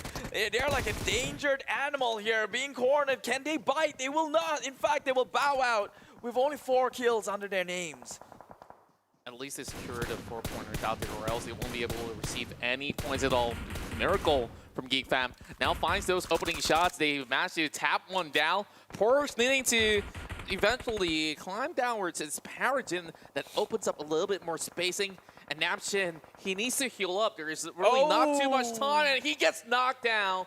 How much more space can they actually get out of this? BN's gonna chip right in. Chopper's the next one to fall. Not looking all too great, making too much of a noise as they try to cut right by, and lo and behold, Geek Fam predicted perfectly. Still having the circle within their grasp, and now it's only down to Paragon to make plays. Well, that or not so much. Again, Paragon's the only one left here, but maybe it's his friend Datcom who's the one who's going to be playing the healing game most likely than not. Because Paragon, it seems to be going on in a suicide mission, tries to push on forward onto these kampong houses, but is being spotted out, will get sprayed down, and well, that is looking like the end of Paragon's life, but his friends will hold on to banner for as long as he has meds. This is Dogma also have fallen as these battles continue.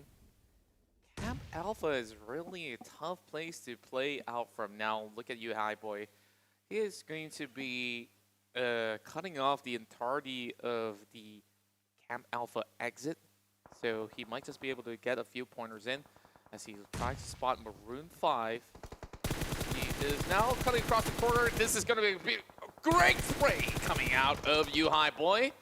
That's going to be the second pointer out there, but I believe he's getting shot from across. Mila getting naded by members of BN, and they could start to clean up. There's one more player right behind the tree, and that's going to be a real great pickoff. And we are looking at Logan navigating his way. That's 2 kills to his name. Meanwhile, Newsy is also trying to sprint his way forward. There's so little time left, and they just have to play the killing game. There's no other options out there. Dammer with the M249 finds Ventorius of FaZe Clan, and that's 4 elims for them with 12 plays finished. Logan's not done just yet, still dancing around these cars, just trying to get the kill, and he will. That will be another team eliminated from the entire map of Sanhok. That is Banam with only 3 kills in their names, and DX Xavier still alive. We've seen them struggle for the first 2 matches. Meanwhile, Matt Toy is up against BTR. It's the Team Secret BTR matchup that the fans have been waiting for. But I guess D Xavier will steal the spotlight as he shoots down Team Secret in the third-party attempt here. He's taking some hits from the back, but he will secure one. My word, these bullets are flying from everywhere.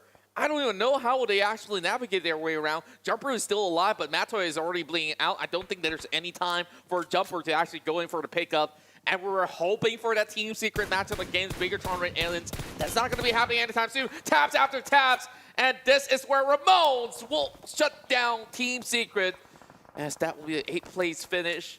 Not what they have hoped for, as they were just trying to squeeze right by the top 5. Meanwhile, Zuxi, that's some long-range coverage, looking over into the corners of the cove, but they won't be able to actually get the knock with some great smokes being set into place. Geek Fam still within that circle. How are they doing this? Meanwhile, Bigetron RA Aliens, they need to march forward, and I don't know if they're going to be pinned out or what, but there's so much angles to cover. Meanwhile, there are still players playing that healing strat right across the blue zone. But take a look at the circle though. Geek Fam has got compounds for days, still scratching inwards off the circle area, so it should favor them for the most part. In fact, taking out BTR Zuxi in their attempt. APG still alive and kicking. Meanwhile, Duck will be playing the healing zone as you called it. APG on the stride here, taking out NFT, but Geek Fam's up against BTR, having compound advantage. Ryzen from the back end will take out Damru, their best player, but from the far end, QB spots him out, will eliminate the entire squad of Bigetron RA Aliens.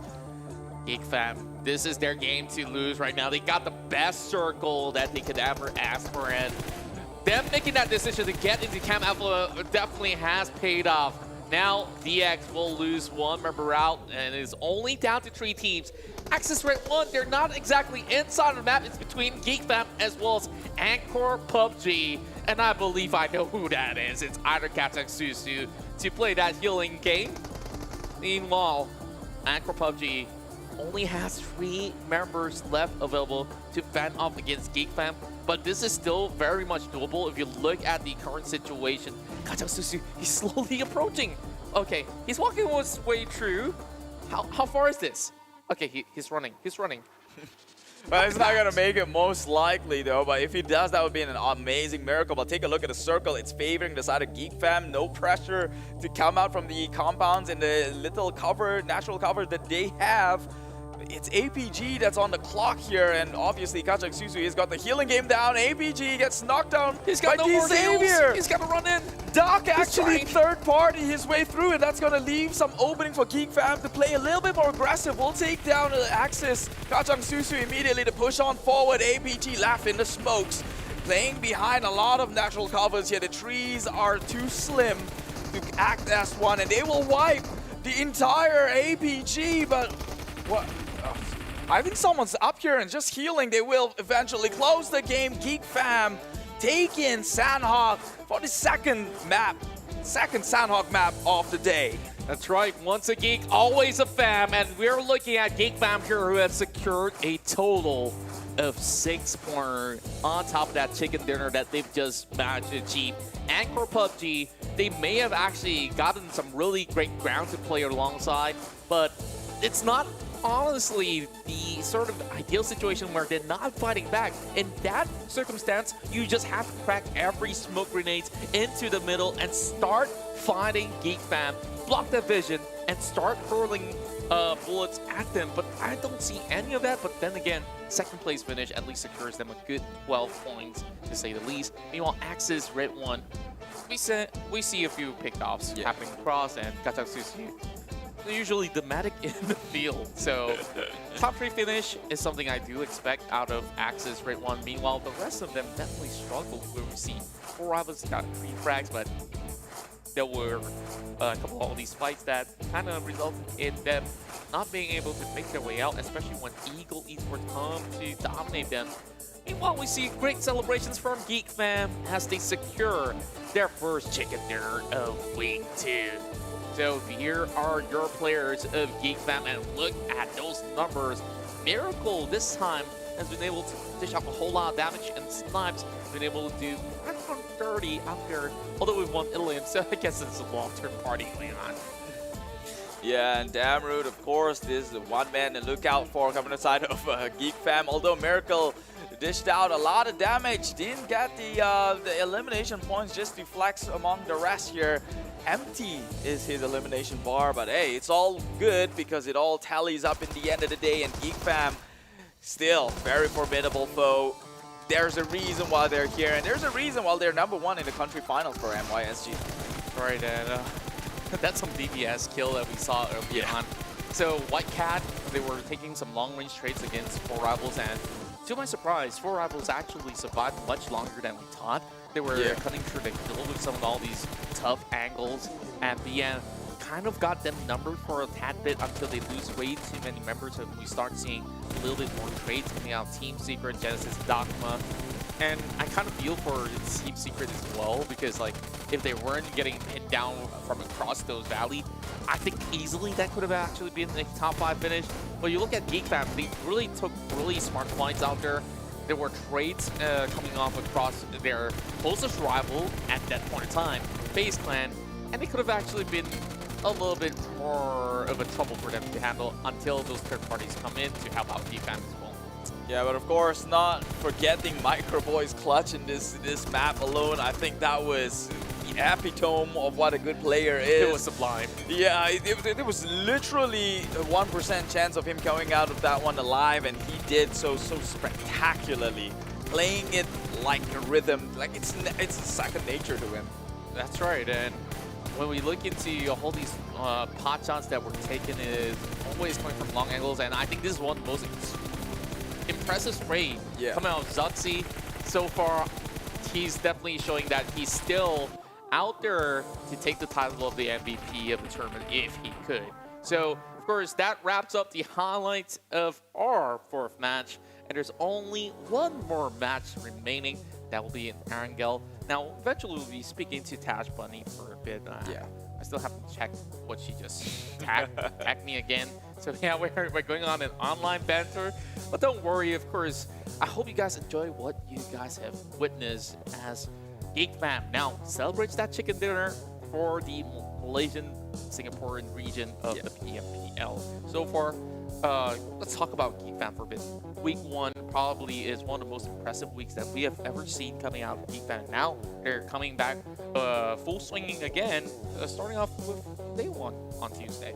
Yeah, I guess Geek Fam, they really have something going on for them, right? Like, I think a lot of people brushed them off during the MYSG country finals as the luckiest team because they had a lot of things that worked out their way in terms of RNG. Yeah, but we see it now that, like, despite not having a lot of luck going on their way, they still managed to pull their weight in week #1, closing it at 3rd place so far in the Super Weekend. So that's something to say. That's a lot of things to say about this team that's coming in from the MYSG region. That's right, and I always remember that, of course, so we have seen Geek Fam on international stages, and there was comments coming in Purin and the rest of the casters that was on that broadcast itself, where they've expressed how Geek Fam have always impressed them in the way that they navigate through the map. And it's always about the rotation being the core of how Geek Fam approaches the way that they want to play the game. So far, you see them, they either close off super high frags, or it doesn't have to be super high frags, you just have to have a decent number of frags to end off the round with chicken dinner, so long as you have great positioning to play strategically. And I do think that Geek Fam is definitely one with the highest brain power to really outsmart their opponents. I mean, all credits to QB on that one. He is the brains in the operation. He said so himself. He does not contribute much in terms of firepower. If not, he calls himself a dead weight when it comes to shooting. But I guess you got Damroot. You can't do him like that. That setup though. But I guess you've got Damroot to get cover that sector for him. No, but he said it himself, right? Like, that's why they had Ika, who is supposed to supplement the team in terms of firepower. Right. But sometimes, you know, the brains beats the bronze, and here we have Snipes as our MVP for this 4th map of the day with 1 elimination onto his name, 530 damage, a team contribution at 20% healthy, and a longest elimination distance of at 39 meters. That's right, and when we talk about Geek Fam, we always put a lot of all these limelight to QB as well as Damru. I think that Snipes definitely is that hero that they need to save them in many of all these circumstances. And this guy, as much as his name is Snipes, he's quite a versatile player. He's not just going to be using those Car 98 and M24s to snipe people off. He's been able to pull off quite a significant clutch, and we saw early on he was quite vital in taking down some members of Bigetron RA aliens that were also pressuring from those hills that were coming out. And this is where you add those numbers up. They got 21 points in this match alone with a total damage of 1,625. I think this is pretty much huge for the team. Meanwhile, we have, of course, Pubg comes on second place. Third place finish for Axis redONE. Meanwhile, the Saber coming on fourth. Bigetron RA aliens have 5 frags alongside with Eagle Esports, while NFT takes the 6th spot. Infinity here with 4. There's actually quite some even distribution coming across the table here, except for the fact that YG, unfortunately, of course, seems like they have another upsetting round for themselves, and I hope that they can bounce back strong. If it's not today, perhaps tomorrow. Yeah, and it's not putting a lot, you know, of trying to get realistic expectations from YG as well, because given the fact that they're playing with some sort of latency, it's not easy to execute, especially in a game that requires reflexes. Now take a look at the eliminations and damage here across the board. Everybody gets points. Everyone's getting, well, not everyone.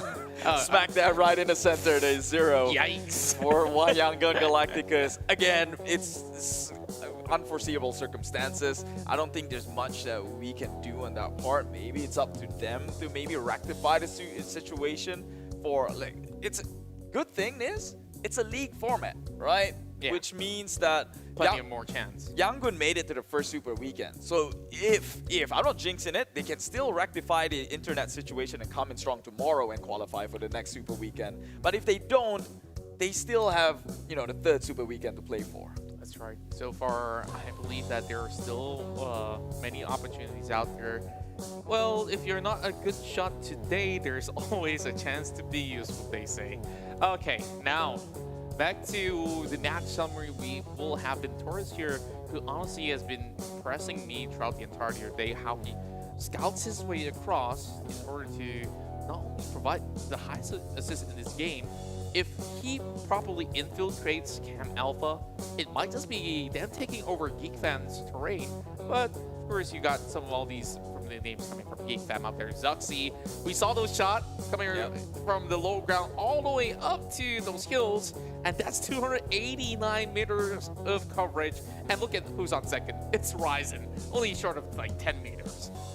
Yeah, take a look at the overall stats so far in Sanhok. We did not break another record, which was already broken for total healing. Unfortunately, this time around, not so much. But we will have 52 eliminations, 99 throwables used. If only we had one more. Yeah, if only we had one. 9 total headshots, 10 total rescues, and, well, Bigetron Zuxi coming in as the sharpshooter, shooting within, well, 289 meters away, which was, I think, who were they stopping in the tracks? Was it Axis or NFT? Well, there was a few teams out there. I believe that Axis wasn't really the biggest problem for Bigetron RA aliens. When they were marching forward, there were 2 teams that was on their way. Of course, one being Geek Fam later on, and FaZe Clan was outskirts as well, if I'm not mistaken. And that's where it definitely was a little bit of a challenge. But Bigetron RA aliens remains to be on the top of the podium, although they only have 1 chicken dinner. That's 54 points, 40 points for FaZe Clan.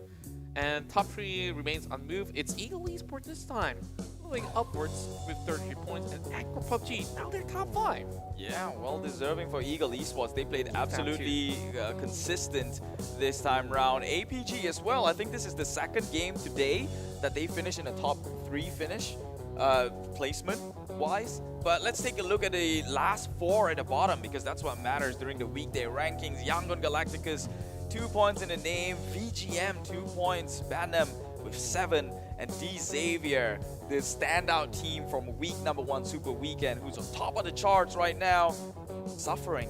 Yeah, they're just by the danger zone, and they just gotta step up their game, but it's about what 2 points away to match up to NFT as well as Onyx. So I will expect tomorrow to be a very heated battle between some of these teams that are all on the second page. And RRQ, at least they look like they have this glimmer of hope now with them placing onto 12th position at the very least. But still unclear tomorrow is still anybody's game.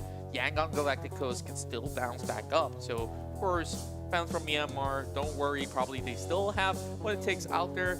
Now we're gonna go into a short interview session as well as an analytical breakdown brought to you by our dear Tash Bunny. That's gonna be doing all the interviews. So who do we have on board, Tash?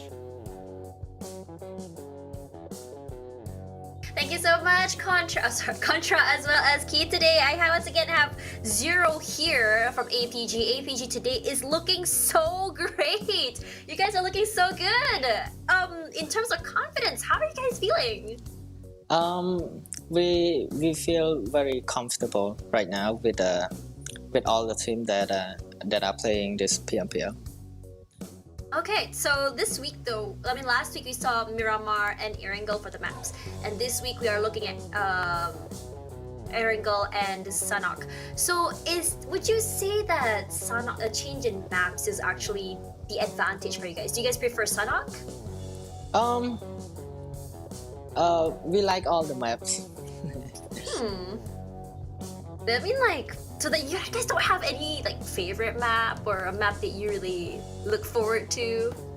I think that we like Erangel the most. Okay, but you guys still managed to survive really long over in Sanhok today. If I'm not mistaken, you guys didn't really have the highest amount of eliminations too, but you guys did still manage to survive till the end. So have your priorities changed? Because last week you did say that you wanted to get as many eliminations as you can, but is this week the week where you guys are just trying to just go for placements? This Sanhok game, I think that we on the low ground and the team around us is on the high ground, so we cannot get as much kill as we want.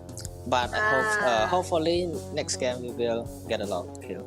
Actually, that's really smart though, because you guys knew your positioning. You guys just stayed inside the building and just made sure that you guys don't die. That's actually really, really smart. I love your plan A, plan B thing. So now, let's talk a little bit about the last match. How were you guys able to survive for so long? Because you saw what happened. There was like so many people fighting for the high ground. There were so many people fighting for the compound. So how did you manage to survive that long? We kind of knew that part of the map very well. Because in PMPL Cambodia we play in Rune, so around Camp Alpha and down to Shami, we kind of knew it very well. So yeah. Okay, that makes sense. Also, one more question from me. Last week when you guys were huddled in a building together, you guys often got blown up when a team came by. So I saw you guys doing that again for this map. So to prevent that from happening again, you guys have you guys figured out a countermeasure to stop you guys from blowing up in a building together? Yeah, we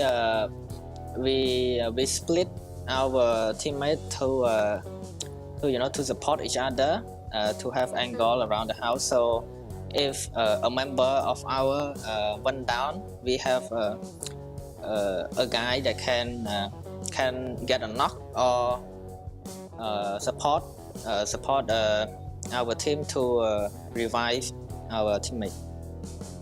Alright, good enough. Hopefully you guys will be able to end today with a bang. You guys do not need chicken dinners because clearly last week was MSC, no chicken dinner, no problem. This week maybe APG, no chicken dinner, no problem perhaps?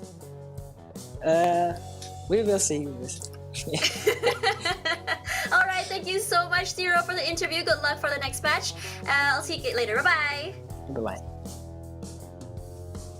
Alright guys, that was this is gonna be our 4th match for today. I can't believe we're already at match 4 because we're almost on match 5 and it feels so fast. It is faster than usual, but after all it is still a weekday. We are seeing teams just wake up, choose violence, and just want to reset their brains to make sure that they can make it for Super Weekend this week. Weekend number 2. For now though, if you saw the circle, it was, oh man, I saw that circle and I was like, oh man, it's so unlucky. There's so much water with 2 of the islands barely making it and one the smallest island on the map. If you see there, where Geek Fam dropped is already at Camp Alpha, so they didn't have to worry too much. They just kind of traveled around just to kind of get as many supplies as possible, but they still ended up there anyways. So the thing is, as much as I want to say they're good, they are, but at the same time, the circle and where they landed played a huge part in their success for that time around. Again, the circle favoring that island once again. But we did see though a huge fight happening on the high ground in the middle there, right near the temples there. We saw like a huge fight happening so early as well when you think about it. I remember it was where BN United and 4 Rivals had a fight. I think they had like 1 minute 20 seconds was the first knock, which was White Cat getting knocked out to the lobby so early. Again, White Cat from BN United, amazing player, love to see him, but sometimes he gets too aggressive and just makes me question. I think he reminds me of Voki from Axis Red 1 when you think about it. And again, not a great start for BN United because they didn't lose 2 so early, and as well because FaZe kind of came around as well to pop in on the fight, technically saving 4 Rivals at the same time. So for now though, if you think about it, everyone was fighting for the high ground. I don't blame them because that area, you basically can see the entire island. You want to see Hatin, you want to see Camp Alpha, everything was there. I think what was going on there was the fact that BN United managed to get a compound. 4 Rivals tried to get it, and then FaZe came there as well. 4 Rivals eventually did manage to get it because of the help that came from FaZe. But the thing is, 4 Rivals eventually, so unlucky because they just got knocked out by another team. And the thing is, 4 Rivals is just one of those teams that does so well, but the thing about them this time around is it's not because they're not doing well, it's just their positioning was unlucky. A lot of teams are just trying to get there. It's just an immensely hard circle. You see there, it still went toward the water again, favoring the side of Camp Alpha once more, and everyone who was on the high ground will have to find a way down and getting, while it is great to always have high ground, but this is, don't forget, this is a very, very small map. So if you can directly see it down, someone will be playing on a little terrain and the corners there, you could just get knocked out. And from the side, and that actually happened against Onyx with I believe was EVOS. EVOS was actually on their way to having a really good match, but the thing is, Onyx with the gatekeeping though, so Jeffs with the double barrels, I was actually so surprised, did not expect that to happen.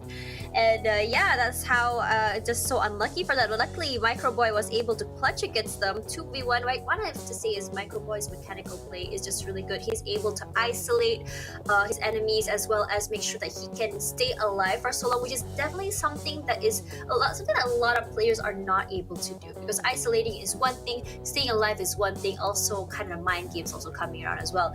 And that was a very beautiful fight by him. I gotta highlight that. But for now though, the circle went down toward the side of Camp Alpha, also to the buildings outside of it. And the thing is, because of how the circle went, a lot of teams were not able to push in. Geek was just so lucky with that compound. They were just mowing down people left and right because they were trying to get to compound. This includes FaZe, this includes BTR. It's just not a great time for any of them. Infinity though, they wanted to play super aggressive, and we did see the comeback for them last week, but it's just as I said before, the rotation's just not a good time for them. NFT as well, they did get some knocks, I believe. Let me just check again, not too sure about that. But the thing is, NFT, just like you can see where the location is, NFT is right there, DX is on the other side, Infinity on the other side, BN on the other side, Geek on the other side. They are basically surrounded by so many teams. No matter what they do, they just can't win, and it's just so unlucky for them. DX as well, not a great start for them this week as well. It's just one of those days that the circle is just favoring the lucky. And if you notice as well, a lot of teams which were on top are not doing so great. They're actually right now at the bottom. So for now though, it just be what it be. And the thing is, because the circle kept favoring the side of Geek Fam, they were able to control the entirety of the circle. They commanded the control, they pushed forward, they got a knock onto APG, and that was it. APG just can't do anything because the circle was just not on their side. So yes, again, I would like to highlight that while Geek Fam did so great, their rotations, it was just a lot of luck there. And yeah, it's just one of those games that you just need a lot of luck. But for now though, I would go with what Keith said again. Sanhok can be a very luck-based circle, but at the same time, you can also see moments where skills do come out. In terms of healing game though, we didn't see so many teams doing it. Once again, the only team doing it was just Axis, and it's honestly so surprising that we only see Malaysian teams do it, considering that the strat came out from Indonesia. For now though, that is all that I can wrap up about the Sanhok map. I actually have a lot more, but we are running out of time for now though, because we're heading on to map number 5 for the day. Let's see who manages to end the night. I'm gonna call it for BTR, but I don't want to say anything in case I curse anyone, so I'm gonna pass the mic over to Keith and Contra. Well, thank you very much for the breakdown right there, Cash Bunny. And it's always a pleasure to, of course, have players from Erangel PUBG joining alongside us for the interview. Give us all that great insight. Now, we're down to our final map of the evening for day 1 of week 2 in the PUBG Mobile Pro League Southeast Asia Championship. Of course, we would like to thank all you guys who are currently tuning in for our final match. And of course, we'd like to also thank PUBG Mobile for hosting the PUBG Mobile Pro League SEA Championship Season 4.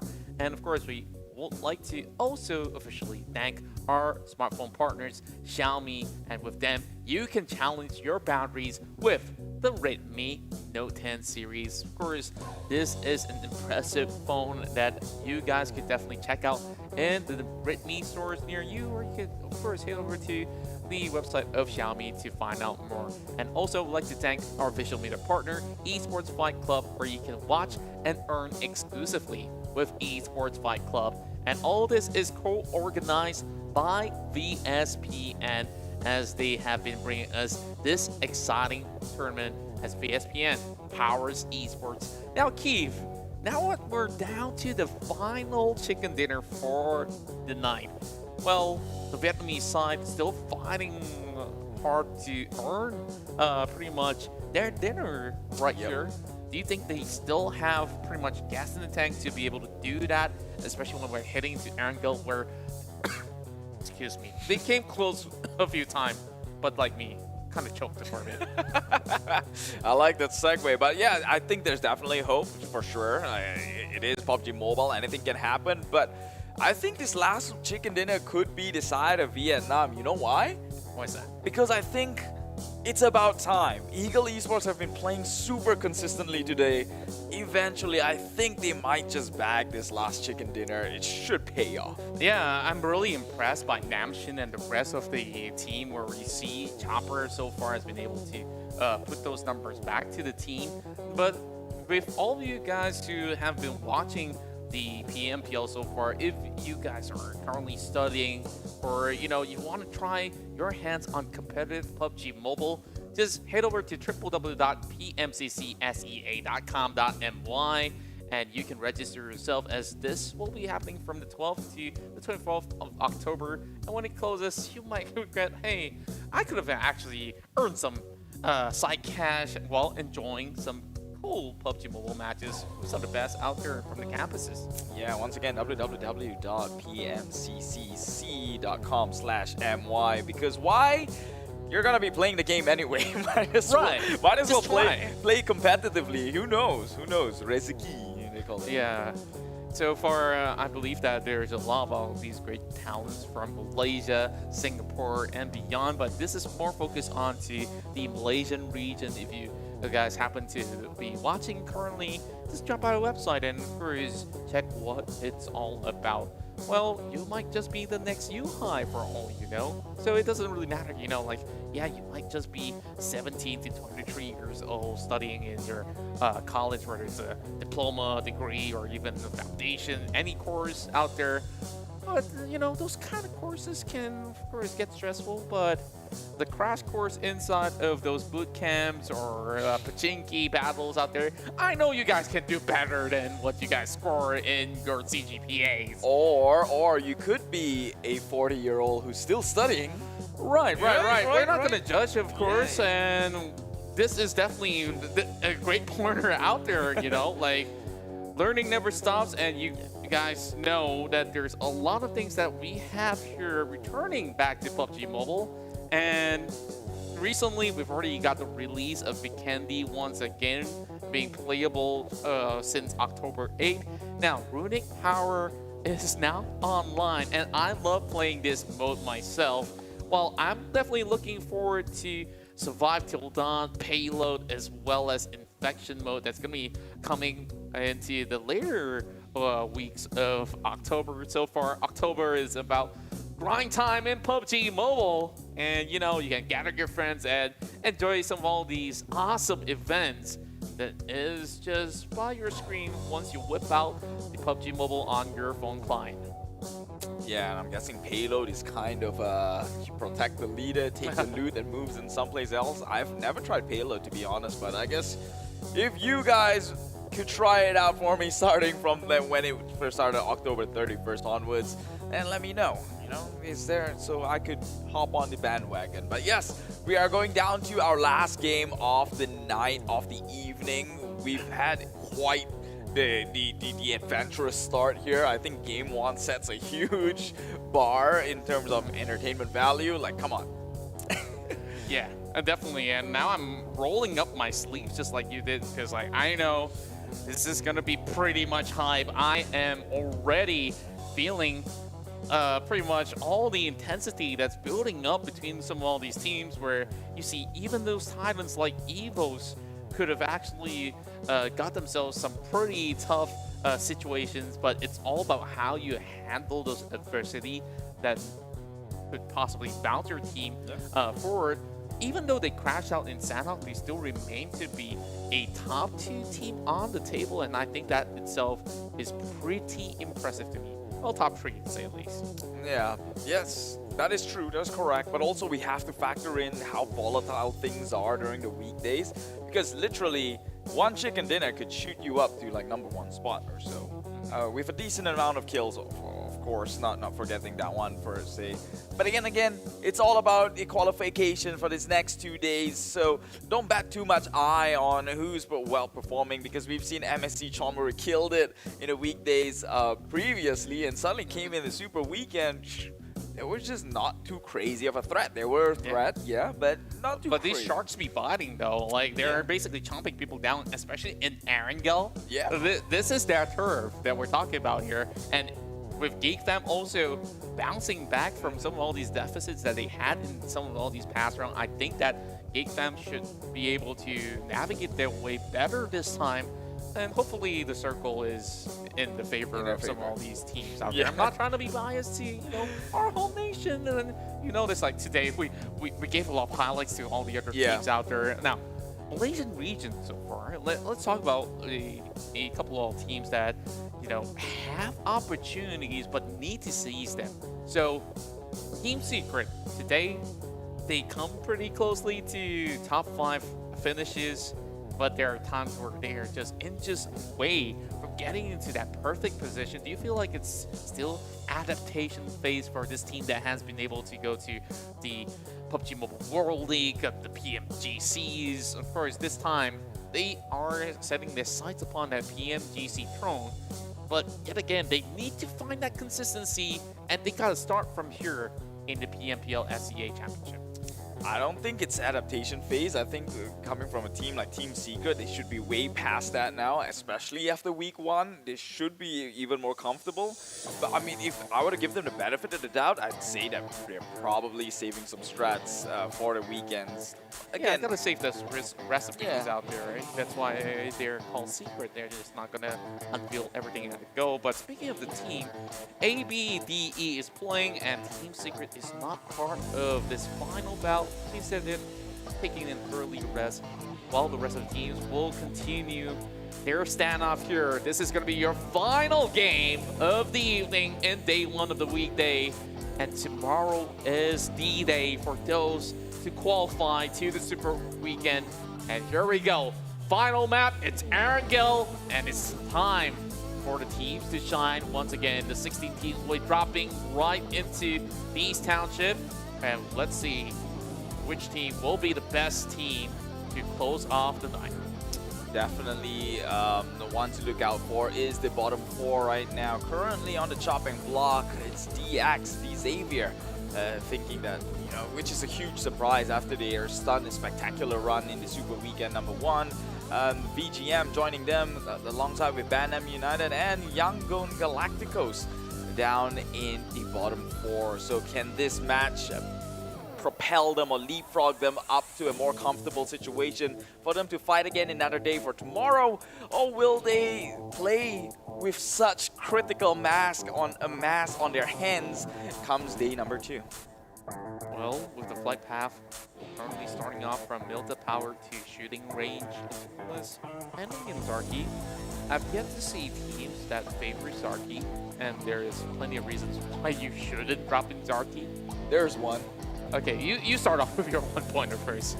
VPE, they go to Zarky if the flight path favors on the left-hand side. Okay, let's see if this time they're going to be hitting there. No. Okay, this no, is of course not. They got Milta power. Exactly, right? It's better to start off with Milta power. Like, you take the edges where at least you start off with better loots, better vehicle spawns. Zarky does not really have the best of both. You see, it's either you get good loots or you just get like a bad loot. Right?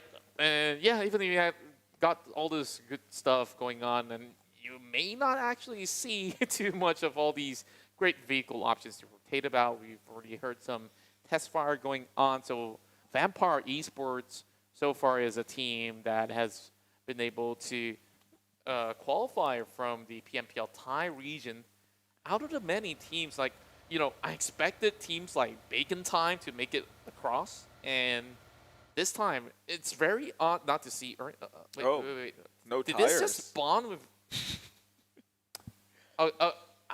I guess somebody shot it. I'm just my guess. Like, imagine like this car was waiting for so long for the flight to take off that it lost all its air. It reminds me like one of those used car ads where they say everything's fine when it actually isn't. That's probably one of it. And you were False saying advertisement. Yeah, you were saying something about a VPE taken away from Bacon Time or something. Yeah, there's so many quality teams in the Thai region, right? Like Purple Mood, Buriram United. Buriram United. Oh, that's one team that I was really stoked upon, and then like my favorite teams are from Thai region are.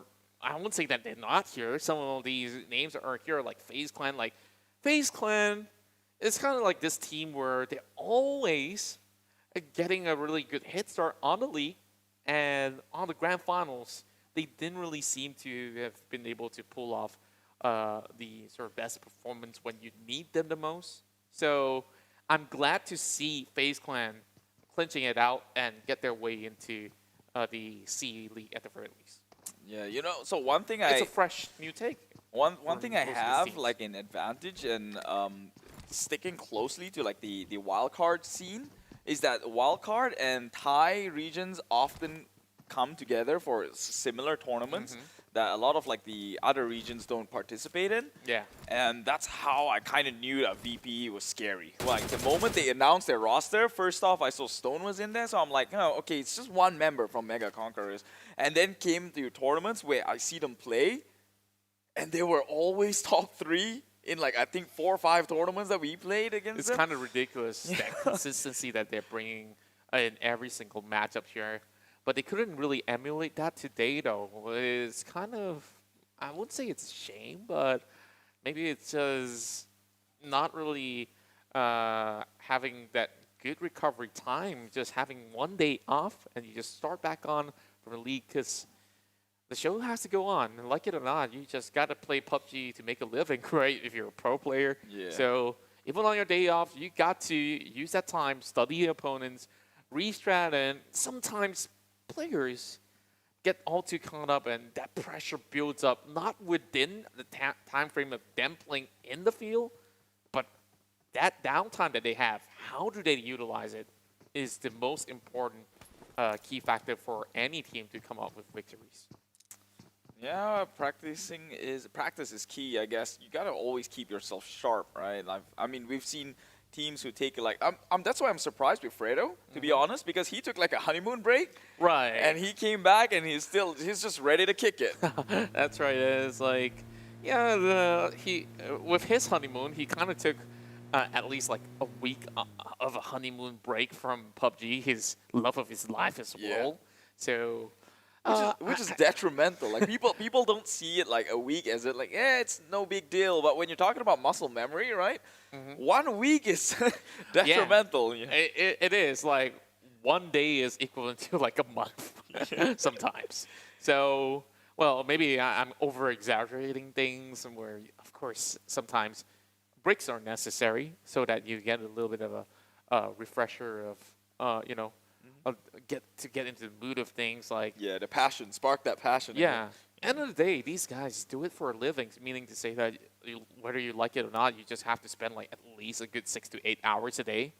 And that's basically like any full-time job, and I believe everyone can relate. Like if you study for way too long in the day, you work too long in the day, you just gotta catch a little bit of breather. And I think that actually gives Fredo at least enough time to celebrate, of course, with his newfound love. Well, I can't say newfound love. They've been dating for a long time, right? They're married. Congratulations. Congratulations. They got married. There are players who are also parents now. For rivals, Chonburi is a father of, was it 2? Boyka is a father of many. So, well, of course, because everybody in Malaysia counts him as one godfather of PUBG Mobile as well, right? Yeah. So, that's also the reason why we call him Old Man. That joke is not going to leave from the Malay table to the English table. It's going to stay for a long time anyways. For those of you guys who are, from all over the world, who's Boyka? He is a player for Wolf Arrow. He plays for Arrow. Back in the days, he played for Bigetron Red. Formerly a coach. He coached for Red Aliens for some time. And there was BTR Arrow for a short stint. Okay, back to the game, right? Where we have players from diverse background, different nations, different cultures, and when you put them all together, this is that mixed blend of spices that SEA is known for. And most often than not, we love it extremely spicy. That's why they're bringing the heat at the top level. And it's the same sort of intensity when you bite into an ayam geprek, Okay, ayam geprek is basically like the Indonesian chicken with, you can either load it with 30 chilies, 100 chilies. Yeah, that's what I'm going for, right?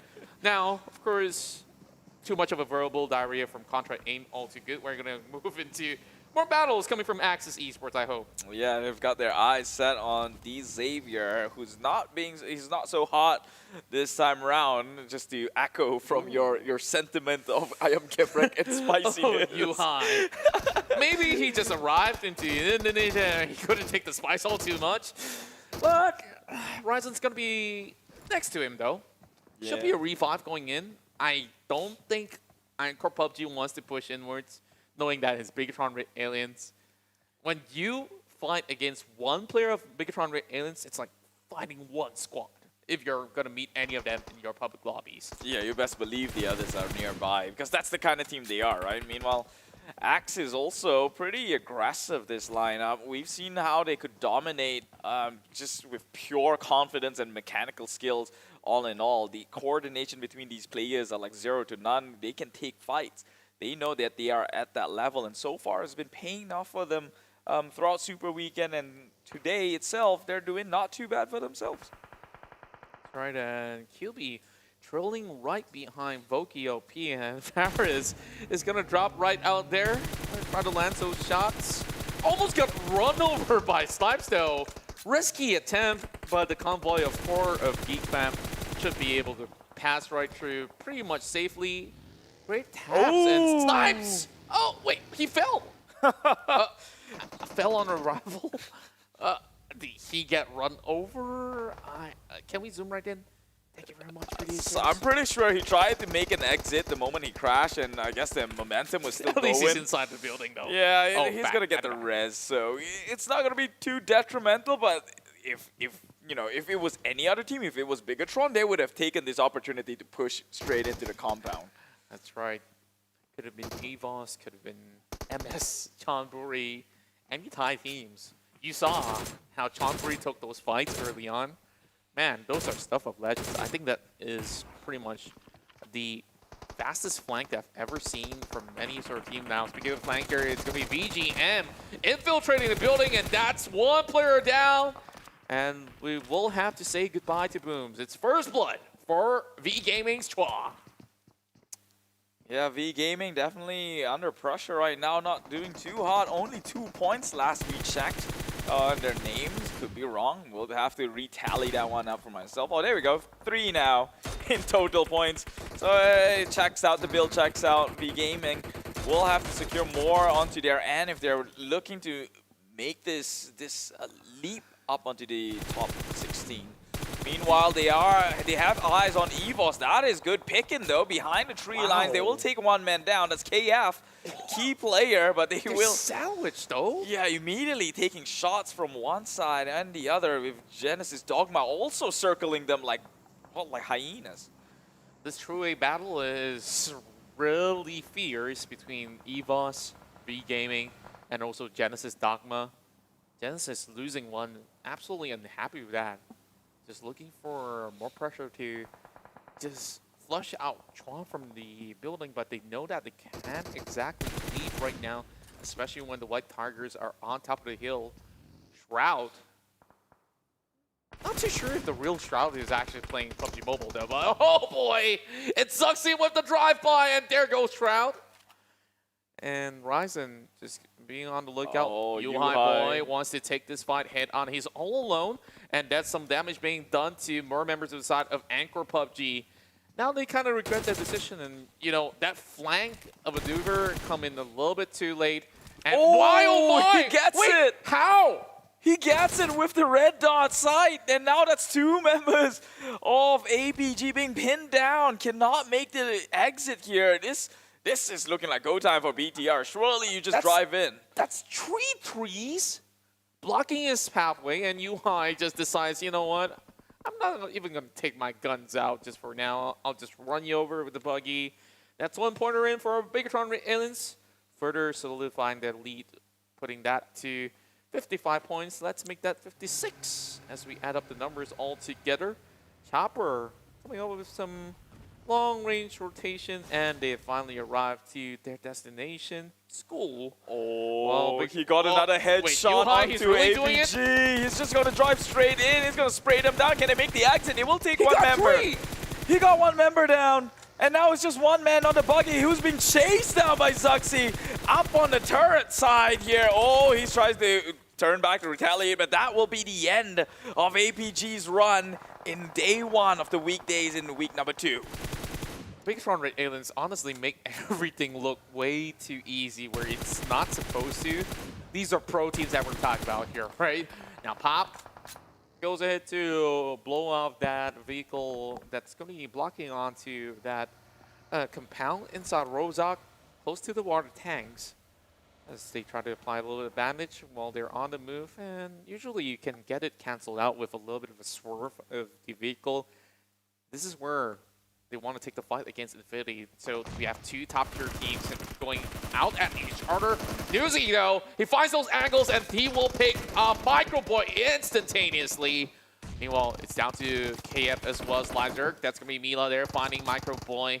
Logan's already down as they bring out the Micro Uzi to the battle. Mila now charges up the grenade, while Porsche is just going to be waiting from the corner. And Newsy will try to tag team their way out as Lazark only has a take of health left, but he's hopping on out of his buggy. That thing! That's max range dropping on top of KF. They've got to turn kills and run. EVOS not looking all too hot this time around, and they just have to play passively from here. And of course, VGM had to come in with the 3rd party, so unfortunately all that efforts won't go to the side of Infinity.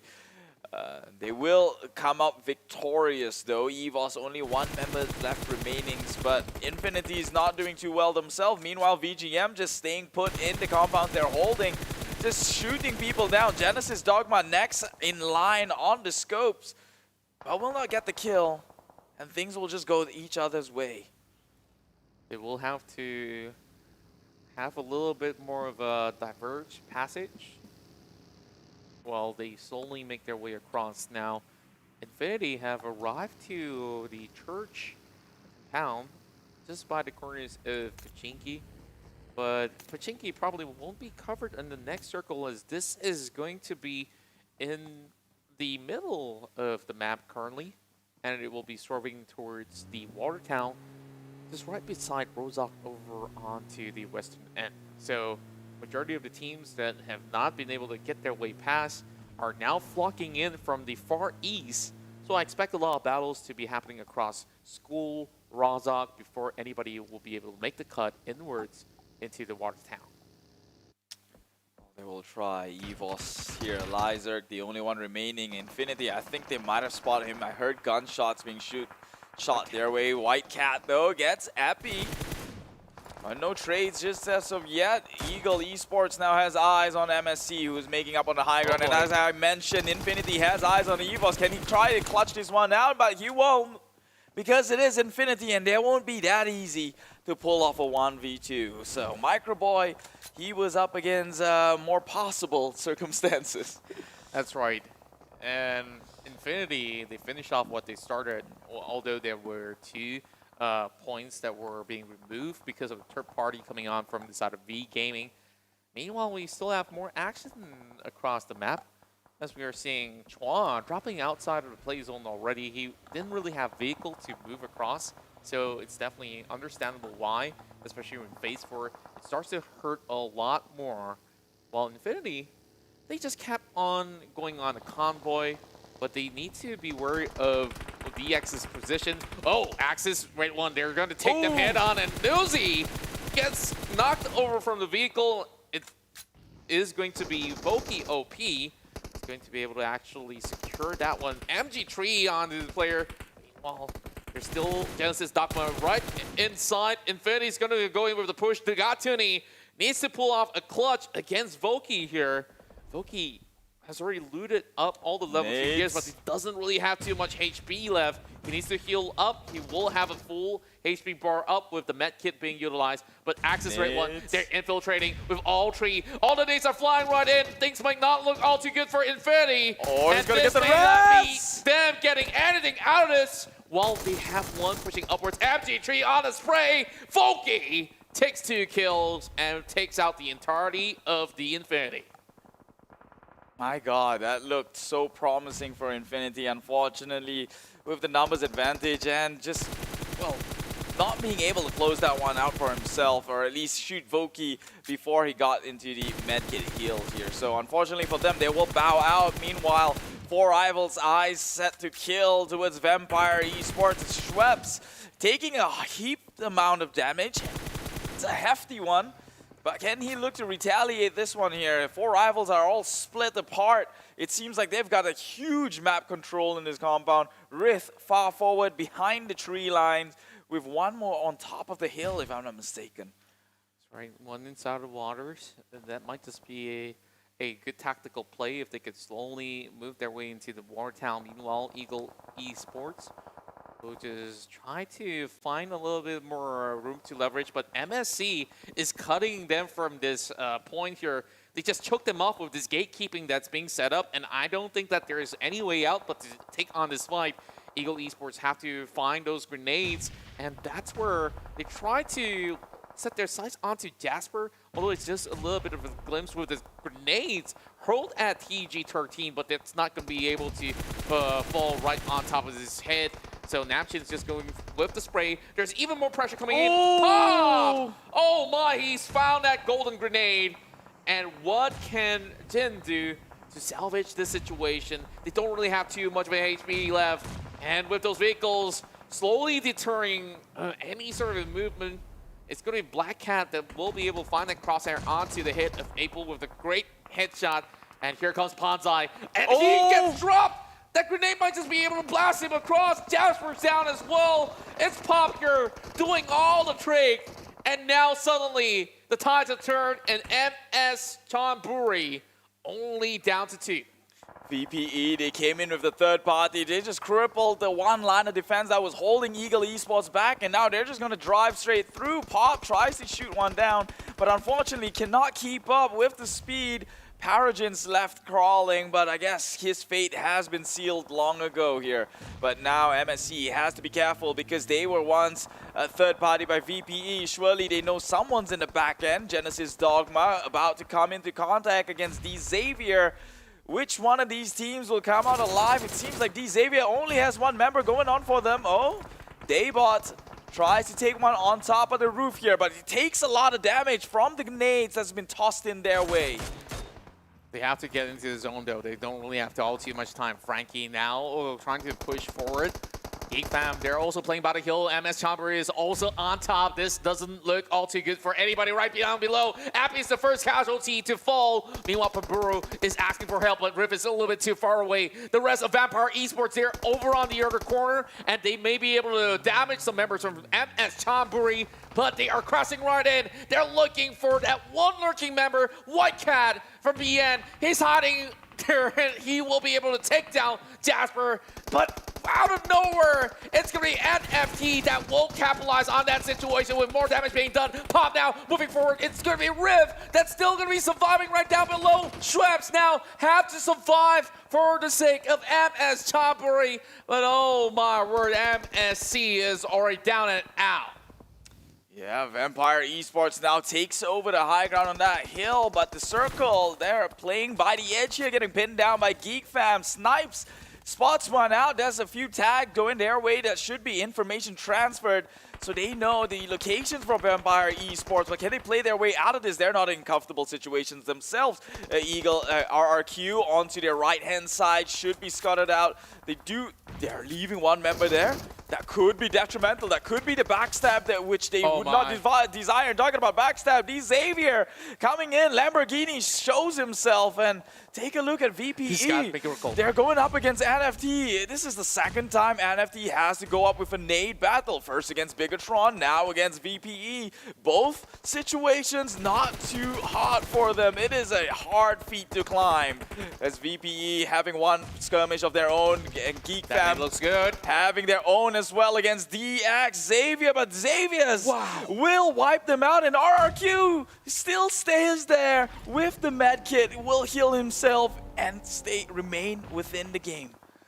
DX now trying to propel forward. This is where they will have to contest against NFT as well as Vampire Esports. So far, having such a good defensive setup, they have that perfect terrain cover to be able to outlast them round. As we look at the rest of NFT, they don't really have all too much of that field of view to take on VP at the moment. And the rest of the team, such as RRQ, they're only down to one man. Meanwhile, Axis Red One, as much as they have 3 members still left, they're way too far from where they need to be. Lamborghini now stops right by. They found that perfect cover for them, using the broken vehicles as a bunker. Meanwhile, RQ Ryu will crash out. Top 5 finish for them. Now it's only down to our 4 teams from different regions here. And I think this is the perfect setup for our final match of the night. Yeah, and who is it going to go to? Axis makes the push inwards, but gets shot down. NFT as well, losing Lippy far too forward here, and now the advantage goes to the side of Vampire Esports. They know that NFT is losing a couple of members. That's go time for them. We'll go in with the cleanup. They will. That is NFT Esports eliminated. Indonesia no longer in the standings to get that chicken dinner, but Thailand, they stand strong, and Vietnam's only team left remaining, D Xavier, could maybe bag one up for themselves. Nades gets tossed forward. Axis within the smokes, trying to play within whatever cover they have. This should be, it is looking very heavily sided on the side of VPE with the high ground. They will spray down forward. They will finish the job, and soon they have to go up against D Xavier, who is playing from the low end. But maybe if they've got the good eyes, the good sight, they could just pick them off here. It makes a movement forward. Lamborghini playing behind smokes, behind the tree line. VPE makes a push on forward as well, so they are giving up the high ground. This is probably going to even the things out a little bit. It's a 3v4 situation. Schweppes still standing on the high ground here. He has the bird eye view. He's got the pick though. But he gets the pick. That evens it out in terms of count. But can they get the res, or will they let him be and try and make it work with only Schweppes. 3 members? He's coming right in. He's going to go nades. for the resurrection right now, and that name might just actually connect perfectly. So Now, one member down from the side of the Saber. They still have 2 member players to rely on. Meanwhile, Vampire Esports, they don't really have to do too much. They just have to wait for the Saber to move off from where they need to be, because Vampire Esports, they got the circle going, and they just have to wait for them to come right by. But they found Stone! Oh, they got the This might just trade be on the the opening that they Stone. need. Yeah, the Xavier, they got the rest themselves, so this will be the numbers advantage. They take down 2. They tap 2. That means that's 2 members down from VPE. Who's not gonna leave? Only. No. Are they still alive here? There's Frankie now. They're going up onto the high ground. They know he's there. The Xavier playing with whatever hopes they have left. 2 members down, but they will bow out, and Vampire Esports bags it. Their final winner chicken dinner in day number 1 of the 2nd weekday. Just look at the numbers on Vampire Esports. They got that perfect position. You saw how they took on the other teams that were on the hill, and NFT stood no chance, and that's how they slowly cut across the corner, just choking out every other team that is still within the edges of the circle. And you look at DX, they came close a couple of times, and it was Lamborghini that has been able to open up so much spacing with a few number of pickups alongside with Frankie. Unfortunately, that final battle, they just don't have the circle in their favor. Yeah, but it's 2nd week of the weekday number 1, and it seems like Vampire Esports showing a lot of strides, and this isn't the only game that they've popped off really good. We've seen them, I think, in the first 3 games that were doing decently okay. Top 3 finishes, top 5 maybe even. Dude, they are on fire, and this is the team that was just put together like a couple of months ago. Yeah, and you may not believe it, just a few months, and now they are one of the best teams out there in Southeast Asia, and I dare say the world. It's Vampire Esports hailing from Thailand, and we've got Pubg who be able to find so many of all these optimal angles, and it's Ravenclaw that goes so fearlessly into all these fields to play out of their opponents. And you just look at Shrubs as well as Stone, they've been able to put pretty much equal amount of damage out there in order to close off the final game of the night here in day 1, the PMPL SEA Championship Season 4 Week 2. Yeah, and man, BTR, they were playing it, trying to play it pretty easy. I think pulling up some of the China meta, just running and gunning you on the vehicle, like that sort of hunt meta. It takes some sort of confidence to pull that on a competitive stage, and only China teams I've seen so far who's actually done that and get away with it. That's right, and it seems like there has been pretty much of an escalation of how all these teams have been able to improve in such a short time. We see so many of all these close range battles that teams were willing to change to a first person perspective as they've already adapted to many of all these situations. And Voki so far has been able to eliminate all these teams that were flanking from the edges and the infinity. Didn't really have too much members left when they were entering that water town, and we see pickups and pickups. It was Lamborghini with some interesting shots of the AWM. And going down to this scenario here, it was vital for Geek Fam to eventually open up a little bit more room, but they tunnel vision against our Kiryu, and after that, they were also flushed by the Savior. And you saw the Savior, they were cutting from another direction, and MS Chonburi kind of have a lot of other spacing as well, but they were kind of far too wide, one after another they fall. Yeah, and I think props to these Xavier, so they got a lot of these third-party kills during the skirmish between VPE, MSC, and as well as, I believe that was NFT Esports who was held at bay. So a lot of things that happened this match alone, and I think there's signs of life coming from Vietnam with these Xavier finally showing up to be, well, not a fraction of what they were during the Super Weekend, but you know that they have what it takes. That's right, and with all these great battles that we have witnessed, we have come down to our final game already. So there's so much to cover. When we start off the day here, we saw some really great showing out of the teams out there, and we first had great chicken dinners across the table, and by ending the night here, it could have almost been another one for Vietnam, or the first one of the week, but it was snatched away. Yeah, but one thing's for sure, on the side of DX, they might just save themselves and pull themselves out from the bottom 4. Because they were holding that top spot for bottom 4 with only, I think, 12 points. And this would definitely, most definitely, keep them safe, at least for another day. That's right. So far, I definitely fancy their chances here to pull off another great run over the Super Weekend once they do qualify. And there's still a few more teams out there still contesting for that slot into that Super Weekend. Okay, today, I guess it's a rough day for Yangon Galacticos and also for the teams. We saw RQ, they had one good round going. I think this final round that they were playing was decent. They got a few numbers out there. But yet again, there was NFT also chasing upwards. So there are a lot of other teams that has been able to work really hard for those points out there. Vampire Esports, once again, showing that their aggressive method has been able to pay off in many of all these occasions where they may actually crash out of the game with at least maybe about 5 to 6 points of elimination. Or 12, like that first one. Exactly, right? 12. And that's not with any chicken dinner, not a top 3 finish. Yeah. So this is one scary team that we will have to keep our eyes on. So I'm glad that we managed to highlight majority of all these teams that have been able to secure those chicken dinner so far. FaZe Clan started off today's run with the very first chicken dinner, and it ended up with another Thai representative as well. Meanwhile, we had Bigetron RA getting one. We got EVOS Reborn also securing another for the Indonesian region. And then Malaysia takes in Sanhok with Geek Fam.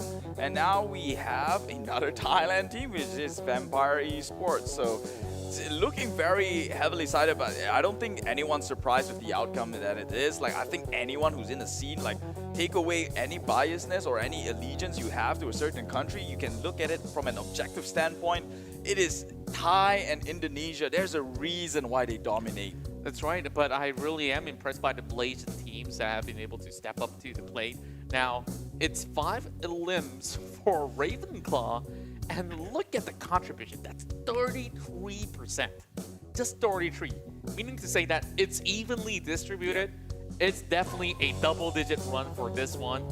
And I've mentioned before, this guy can play from mid-range, long-range, and he definitely covers a majority of this ground. And would you take a look at that? So the first time we see them in Erangel, it was 12 points. Now they topped it off, and that's 13. And they traveled so far. That's 40 kilometers. Okay, this breakdown will be good. Cash Bunny's probably got a lot to talk about how far they have to make it to the final circle. So if you want to see who else match those numbers, it's the Savior with 10 and also Bigetron with 9. Yep, and just take a look at that. RRQ, although they got 0 elimination points, they got some decent one, I guess. You can't quite complain being given the situation that you're in. 7th place will give you some sort of a placement point at the very least. MSC coming in with 5, Geek Fam with 2 of their own, Genesis Dogma 3, 4 Rivals 2, Van Nam 1, Infinity 2, and the rest did not get placement point, but they got some sort of kills going their way. And VPE already topping their previous record for the day with 12 previously, now 13 kills. Exactly so. And you just look at Bigetron RA. They have been consistent. This is what we're looking for and what is expected of Bigetron RA. And with the debut of Yuhai Boy in week 2, they look pretty much in the dominant fashion that they're so comfortable with. I think he should play more games throughout the entirety of the week and maybe have Liquid to come in for maybe one of the days here in the Super Weekend. That will possibly bring them a great result to close off the entirety of the league. Now, we look at the average point that majority of the teams have been able to accrue. It's about an average of 2 to 3 points. Meanwhile, MS Chonburi, we saw that position where they could have actually got a lot more against Eagle Esports, and I thought that Eagle Esports could have actually came up with one kill of their own, right? Like, this summary itself, I don't think I need to say the name because it's all over your screen. Yeah, it's all red with Bigetron, red aliens taking off the entire assets here. Total eliminations of 34, total damage 7,508, average survival time of 203. Well, that's fair. They're 23 to 40 minutes. The vehicle's usage rate of 48.3%. Yeah, and take this one away again. Go ahead. You just see the lines in goal, and I think that at least on the other side, you see mixed bag of teams out there. Vampire Esports take the second highest total of elimination points. We've seen them go hunting out for players, and look at the total damage. I think that already speaks volume of how they have been able to fare. FaZe Clan appears just like on Bigetron Red Alien side, total limbs damage as well as survival time. Meanwhile, vehicle usage is just maybe having a little bit too much than to shoot people down. So Batnam just really have to start finding those sort of leverage to hang by, and same goes to V Gaming here. And I guess that they need to eventually look for a better plan heading to tomorrow's matchup. But today, the EX Lamborghini will be the one that takes away pretty much majority of the highlights, as he currently has the highest elimination points. But to look at the rest of the list, it's 22 as well as 21. We've got Tony K, Schweppes, as well as Red Face. That's pretty much catching up to what Lamborghini is offering here. And of course, he had to do it at the last match of the day, just to give a false hope for the bottom four, right? Like, it seems like they were part of them, and like, nah, we're not. We're better than plays in the reverse cards. And take a look at the eliminator rankings here. Zuxi with 21, second is Damn Rude, also 21, and Pops at 20 points. Stone, meanwhile, 20. Ryzen at 20 and Eagle Esports at 19.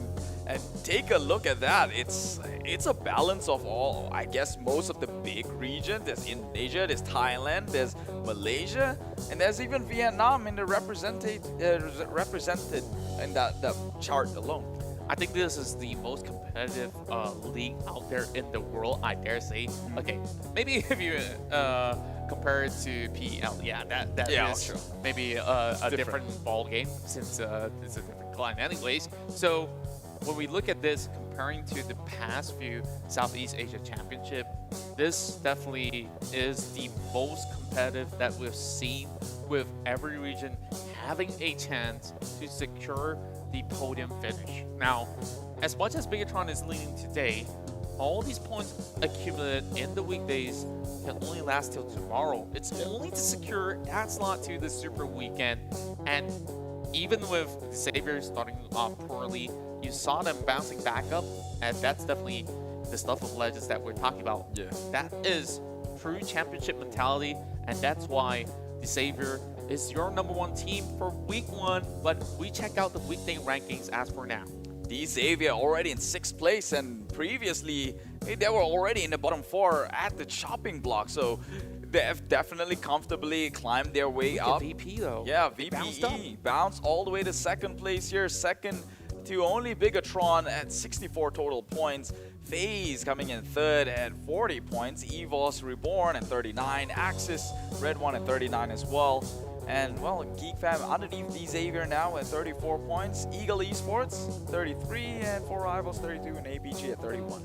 Now, on the second part of standings, this is going to be very crucial for tomorrow, because the bottom 4 teams will be eliminated. We're looking at Onyx, V Gaming, BN, as well as Yangon Galacticos. Some of them only have a single digit, and that is worrisome, especially for Yangon. For an entire day, they only managed to get 2 corners out, while MS Chonburi can still be a little bit more relief, while Team Secret knows that this is not going to be safe. Yeah. Onyx can chase in any given time. So that is what we're going to be looking out for tomorrow, to see who will be able to qualify to the Super Weekend run for week #2. So far, Keith, highlight moments of the day. I think there's a plenty, right? I would say it's Tony K's reaction, or even, you know, the play that, you know, Vampire Esports did with the Schweppes and the gas station thing, which I will re-explain in case you forget. But for now, we've got Tash Bunny already waiting on the line for an interview, and it's rude to keep a lady waiting. So without further ado, Tash Bunny, take it away. Thank you so much to Contra and Keith. With me, I have Pasha. First time interviewing you. Really excited about this. Finally, someone new here. And hopefully Pasha can be my next new best friend. For then, because I heard that you did a lot of interviews with the Malay panel. So how's it feel being on the English panel? I mean, hi. First of all, hi. And you know, for me, it's just normal actually. I mean, I can speak both language. He's so used to, you know, being in the limelight, so it's okay. I'm okay. I'm just playing. So for now, though, let's talk a little bit about 4Rivals. Last week, amazing week from you guys. You guys were super consistent despite not having any chicken dinners. You guys still went to lobby with at least a lot of eliminations. So how are you able to play so consistently last week as well as the Super Weekend? I mean, we keep on looking at other teams playing, but by the end of the day, what you want is actually how you want to play inside the game. You just take a little bit of note here and there about other teams, what they are going to do, but mainly you need to focus on your team first of anything. You need to focus on your team. Yes, speaking of that though, speaking of focusing on your team, I think you guys are really great. You guys have really good rotations. You guys have a really good chemistry. So how are you guys maintaining that, and how are you guys doing mentally? I mean, mentally, yeah, we're trying to become this natural thing, not too excited, not too frustrated with ourselves. If like say the game doesn't go our way, we just like, okay, yeah, we screw up this game, let's move on. That's the most important part. You need to learn to move on from each game to another. Alright, speaking of that though, this week I think 4Rivals really did try. I'm seeing some aggressive fights. I am seeing their pushes, their rotations, but it's just so unlucky in terms of the circle, in terms of rotations, in terms of your placement. So because you guys are getting sandwiched and pressured by so many teams, what is going on other than that? I mean, actually it cannot be described or explained, and the thing just goes that way, so you need to adapt. This PUBG is a game of adaptation actually, that's all. Right, so speaking of that though, did you expect the team to be playing this aggressively compared to last week? Are you seeing some changes from the teams?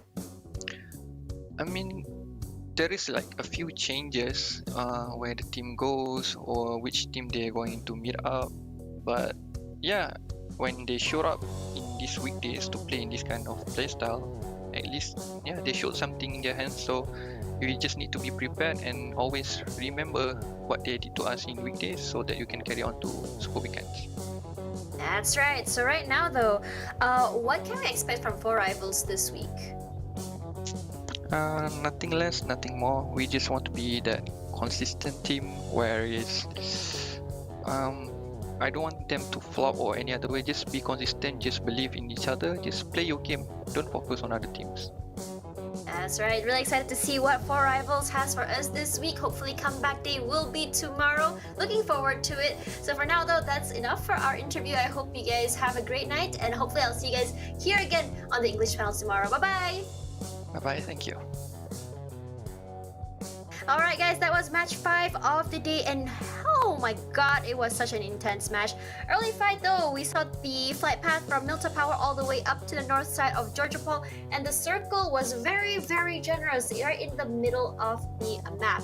So looking at where VPE dropped, they dropped, if I'm not mistaken, it was either Lipovka or Milta Power. I'm not really sure, but I think they went in between two areas there, so they covered quite a large distance there before they finally pushed into the circle. And what's great about them is that they were usually I see VPE at the sides of the circle. Usually how they're playing, they're always at the sides. But it looks like they want to push in a little bit earlier this time and wait at the sides later. And there's actually a reason for that. And we've actually seen it, like the trend throughout. It's like they're farming for eliminations, especially from the side of Ravenclaw. Like last match, he managed to get 3 farms just by holding on the side of the circle. And I think that's a great thing for them because they already know what their strats are in order to farm those eliminations. And Ravenclaw, though, throughout this entire tournament, this 2 weeks right now, he has been one of those players that has been not only very, very consistent, but just one of those players that's just not afraid to push, not afraid to go aggressive. And his shots, ooh, if I were to pass him, most likely I will be sent out to the lobby before I even see him. So for now though, let's have to talk a little bit about all the other teams. The first time we're actually seeing VGM go on aggressive, taking some early fights though, which is just, I feel like it's a desperation move at this point because they really, really need to get into the Super Weekend this week. They were so aggressive, they just went crazy, got a first blood at 10 minutes and 40 seconds, I believe. And when you think about it that way, compared to the other matches, we are seeing first bloods or first picks over in 2 minutes. 10 minutes shows a very, very slow start to the game in general. I feel like a lot of people are playing it safe. They're just trying to get as many points as they can, which results in a 10 minutes of just very, very stagnant sort of plays. So for now, though, we can see that the rotations for Vampire Esports are pretty much linear. They went all the way to Prison, to Shelter, and finally they made it to the area between Rozok and School where they parked themselves there. And let's talk a little bit about the other teams as well though. You can see once they got into the School area, they just immediately went to the middle of the circle. And this is something that I was very surprised about because I'm always kind of expecting to see VPE playing the gatekeeper, but this time around though, they just straight up went for the circle. And you know, different playstyle, but definitely very, very effective for them. APG though, when you think about them, getting great start today, but last match just so unlucky that they picked a fight with the wrong team. I think out of all teams you can pick a fight with, if you are gonna pick a fight with BTR, you better be ready to annihilate them as fast as they can. As you can. You got knocked, you better be ready to hurry to the front and finish them off. Because BTR, I feel like they're the type of teams who gets more and more aggressive and scary the longer you fight with them. So that's something that I think a lot of teams need to take note. So for now though, if you look at that, it actually went in between the area of Rozok and School, the no man's land with a little bit of water there. And you can actually see the concentration of players coming in from the west side as well as the south. Geek Fam from the south, RRQ though already inside. BTR was still outside the circle. I can see from the southwest as well, there were still so many teams keeping each other at that side. So let's, the area I really want to talk about is over on Rozok though, where you saw a lot of fights happening outside of the circle. It was VPE, MSC, BN United, 4 Rivals, and that was actually where 4 Rivals fell off, I believe. And it was just so crazy seeing all those fights happening there. And you can see their Axis though also already inside the circle. They got the prime location over there where they got the compound. And the thing about it is that I always see this all the time where you have Voki just going on a whole team going a 3-1 sort of strat where Voki just goes around, tries to get as many picks as he can. Great strat, high risk, high reward, as I mentioned so many times before. And sometimes it can work out, sometimes it doesn't. And in the side of Axis, yeah, it's a 50-50 thing. And then though the circle did go lower, going away from the river. VGM though, again, I've seen him swimming so many times today where he was finally blown out of the water from side of GD. And DX as well coming from the southwestern side. Geek though, their compound unusable as the circle heart shifts north. You can see there are a lot of teams from the south side, RRQ, BTR as well. And to the right side, you can see the area where there's like a 4-5 team fight there. And it's actually one of the most aggressive fights I've seen actually, because like usually we see the fights happening toward the middle of the circle, but we're actually seeing it a lot more early as well to that side. And it's so interesting seeing that. We can actually see that the circle eventually moved toward the right some more, toward the side of where VPE and FT were. And the place where VPE was, though, it actually had a terrain there, and it's actually really great how they were actually placed. They made sure to play on the side of the terrain. They knew NFT was coming up from the north. They made sure to make, and honestly, when you speak about NFT, we haven't really seen them show up in this tournament, and this is actually the first time I'm seeing them survive. Not actually the first, like one of the first few times I've seen them survive all the way till the end. And not only that, though, 4 eliminations for them, looking a little bit stronger this week, but it's not enough if they don't step it up some more, because if they keep performing this way, if they don't consistently play like this, they may miss out on Super Weekend number 2. Again, though, I think that Axis, though, tried their best. Circle just wasn't favoring them, and they just got knocked out super fast. Axis tried to wait it out, but once they had to push inside the area for where they were playing on the side of the terrain where VPE was. They don't have the high level terrain advantage. They were just wiped out so easily from the side of not just VPE, but also from DX. And DX, though, today, one of the bottom 3, is seeing them finally show up with the final match is very, very refreshing, because we did see them really just go crazy last week. And this is a DX that we know and love, and I think it just they had to go through 5 matches to just make it here. And yeah, it was just honestly, it could have gone anyway. It's just that VPE had the winning conditions, the terrain, the high ground, and one thing about VPE is the ferocity. We saw Ravenclaw already rotating from the side. He was already ready for flank, but thank goodness for that. They would really need him for that, and that was the end. So for now, though, that wraps up my analysis for tonight. Thank you so much for listening through my rambling. So for now, guys, let's talk about this in the comments. Please list what challenges Contra as well as Keith should do this week. Let me know, and hopefully we can see a bet from them and see them do something really scary for the loser. Take it away, guys. Good night. Well, you heard that? Okay, first off, this is an actual fact. Please do not do that in the comments. You know why? Because she's not gonna be here starting on tomorrow onwards. You should challenge. Yeah, no, I would Tash like. Bunny. Honestly, I'd do the challenge if she stuck around, right? But Tash Bunny, this is the last day in English. Fair. Yeah, she's moving off to like the Malay cast later on today. So I don't think the Malay segment's gonna let her off so easy as well. yeah, so don't post challenges and not be here to watch it. That's I'm my already point. mentally challenged if that's the case. You know, but with all that being said, at the very least, I think that I'm up for challenges, and Yeah, sure. so are the players out there who are overcoming the challenges to be the #1 team of Southeast Asia. Of course, the fight will continue tomorrow. So far, of course, any words from you, Keith? Yeah, I think today has been a spectacular day, us stepping in finally in week 2, and I think we've been greeted with a lot of great things to look out for, especially with, you know, the first game of the day. So that sets a tone. I think there are a lot of games that to be watched that is going to kick us and knock us off our seats, and I can't wait for that one to happen. That's right. So far, tomorrow will possibly be a huge day for all of your favorite teams out there to qualify into the weekend. Definitely safe to say we will have the top 3 already well secured. But then again, those on the second page will have to fight it all out, and you will need to give them all you got. We thank you guys for joining us for the entirety of the evening here. If you joined us from the start all the way to the end, you guys are the real MVP. It's Contra here as well as Keith Eligio, and we thank you for joining us throughout the entirety of the PMPL SEA Championship Season 4. So, we'll see you guys same time, same place tomorrow. Till then, of course, we wave you goodbye, and I hope all of you guys are staying safe. We love you guys, and of course,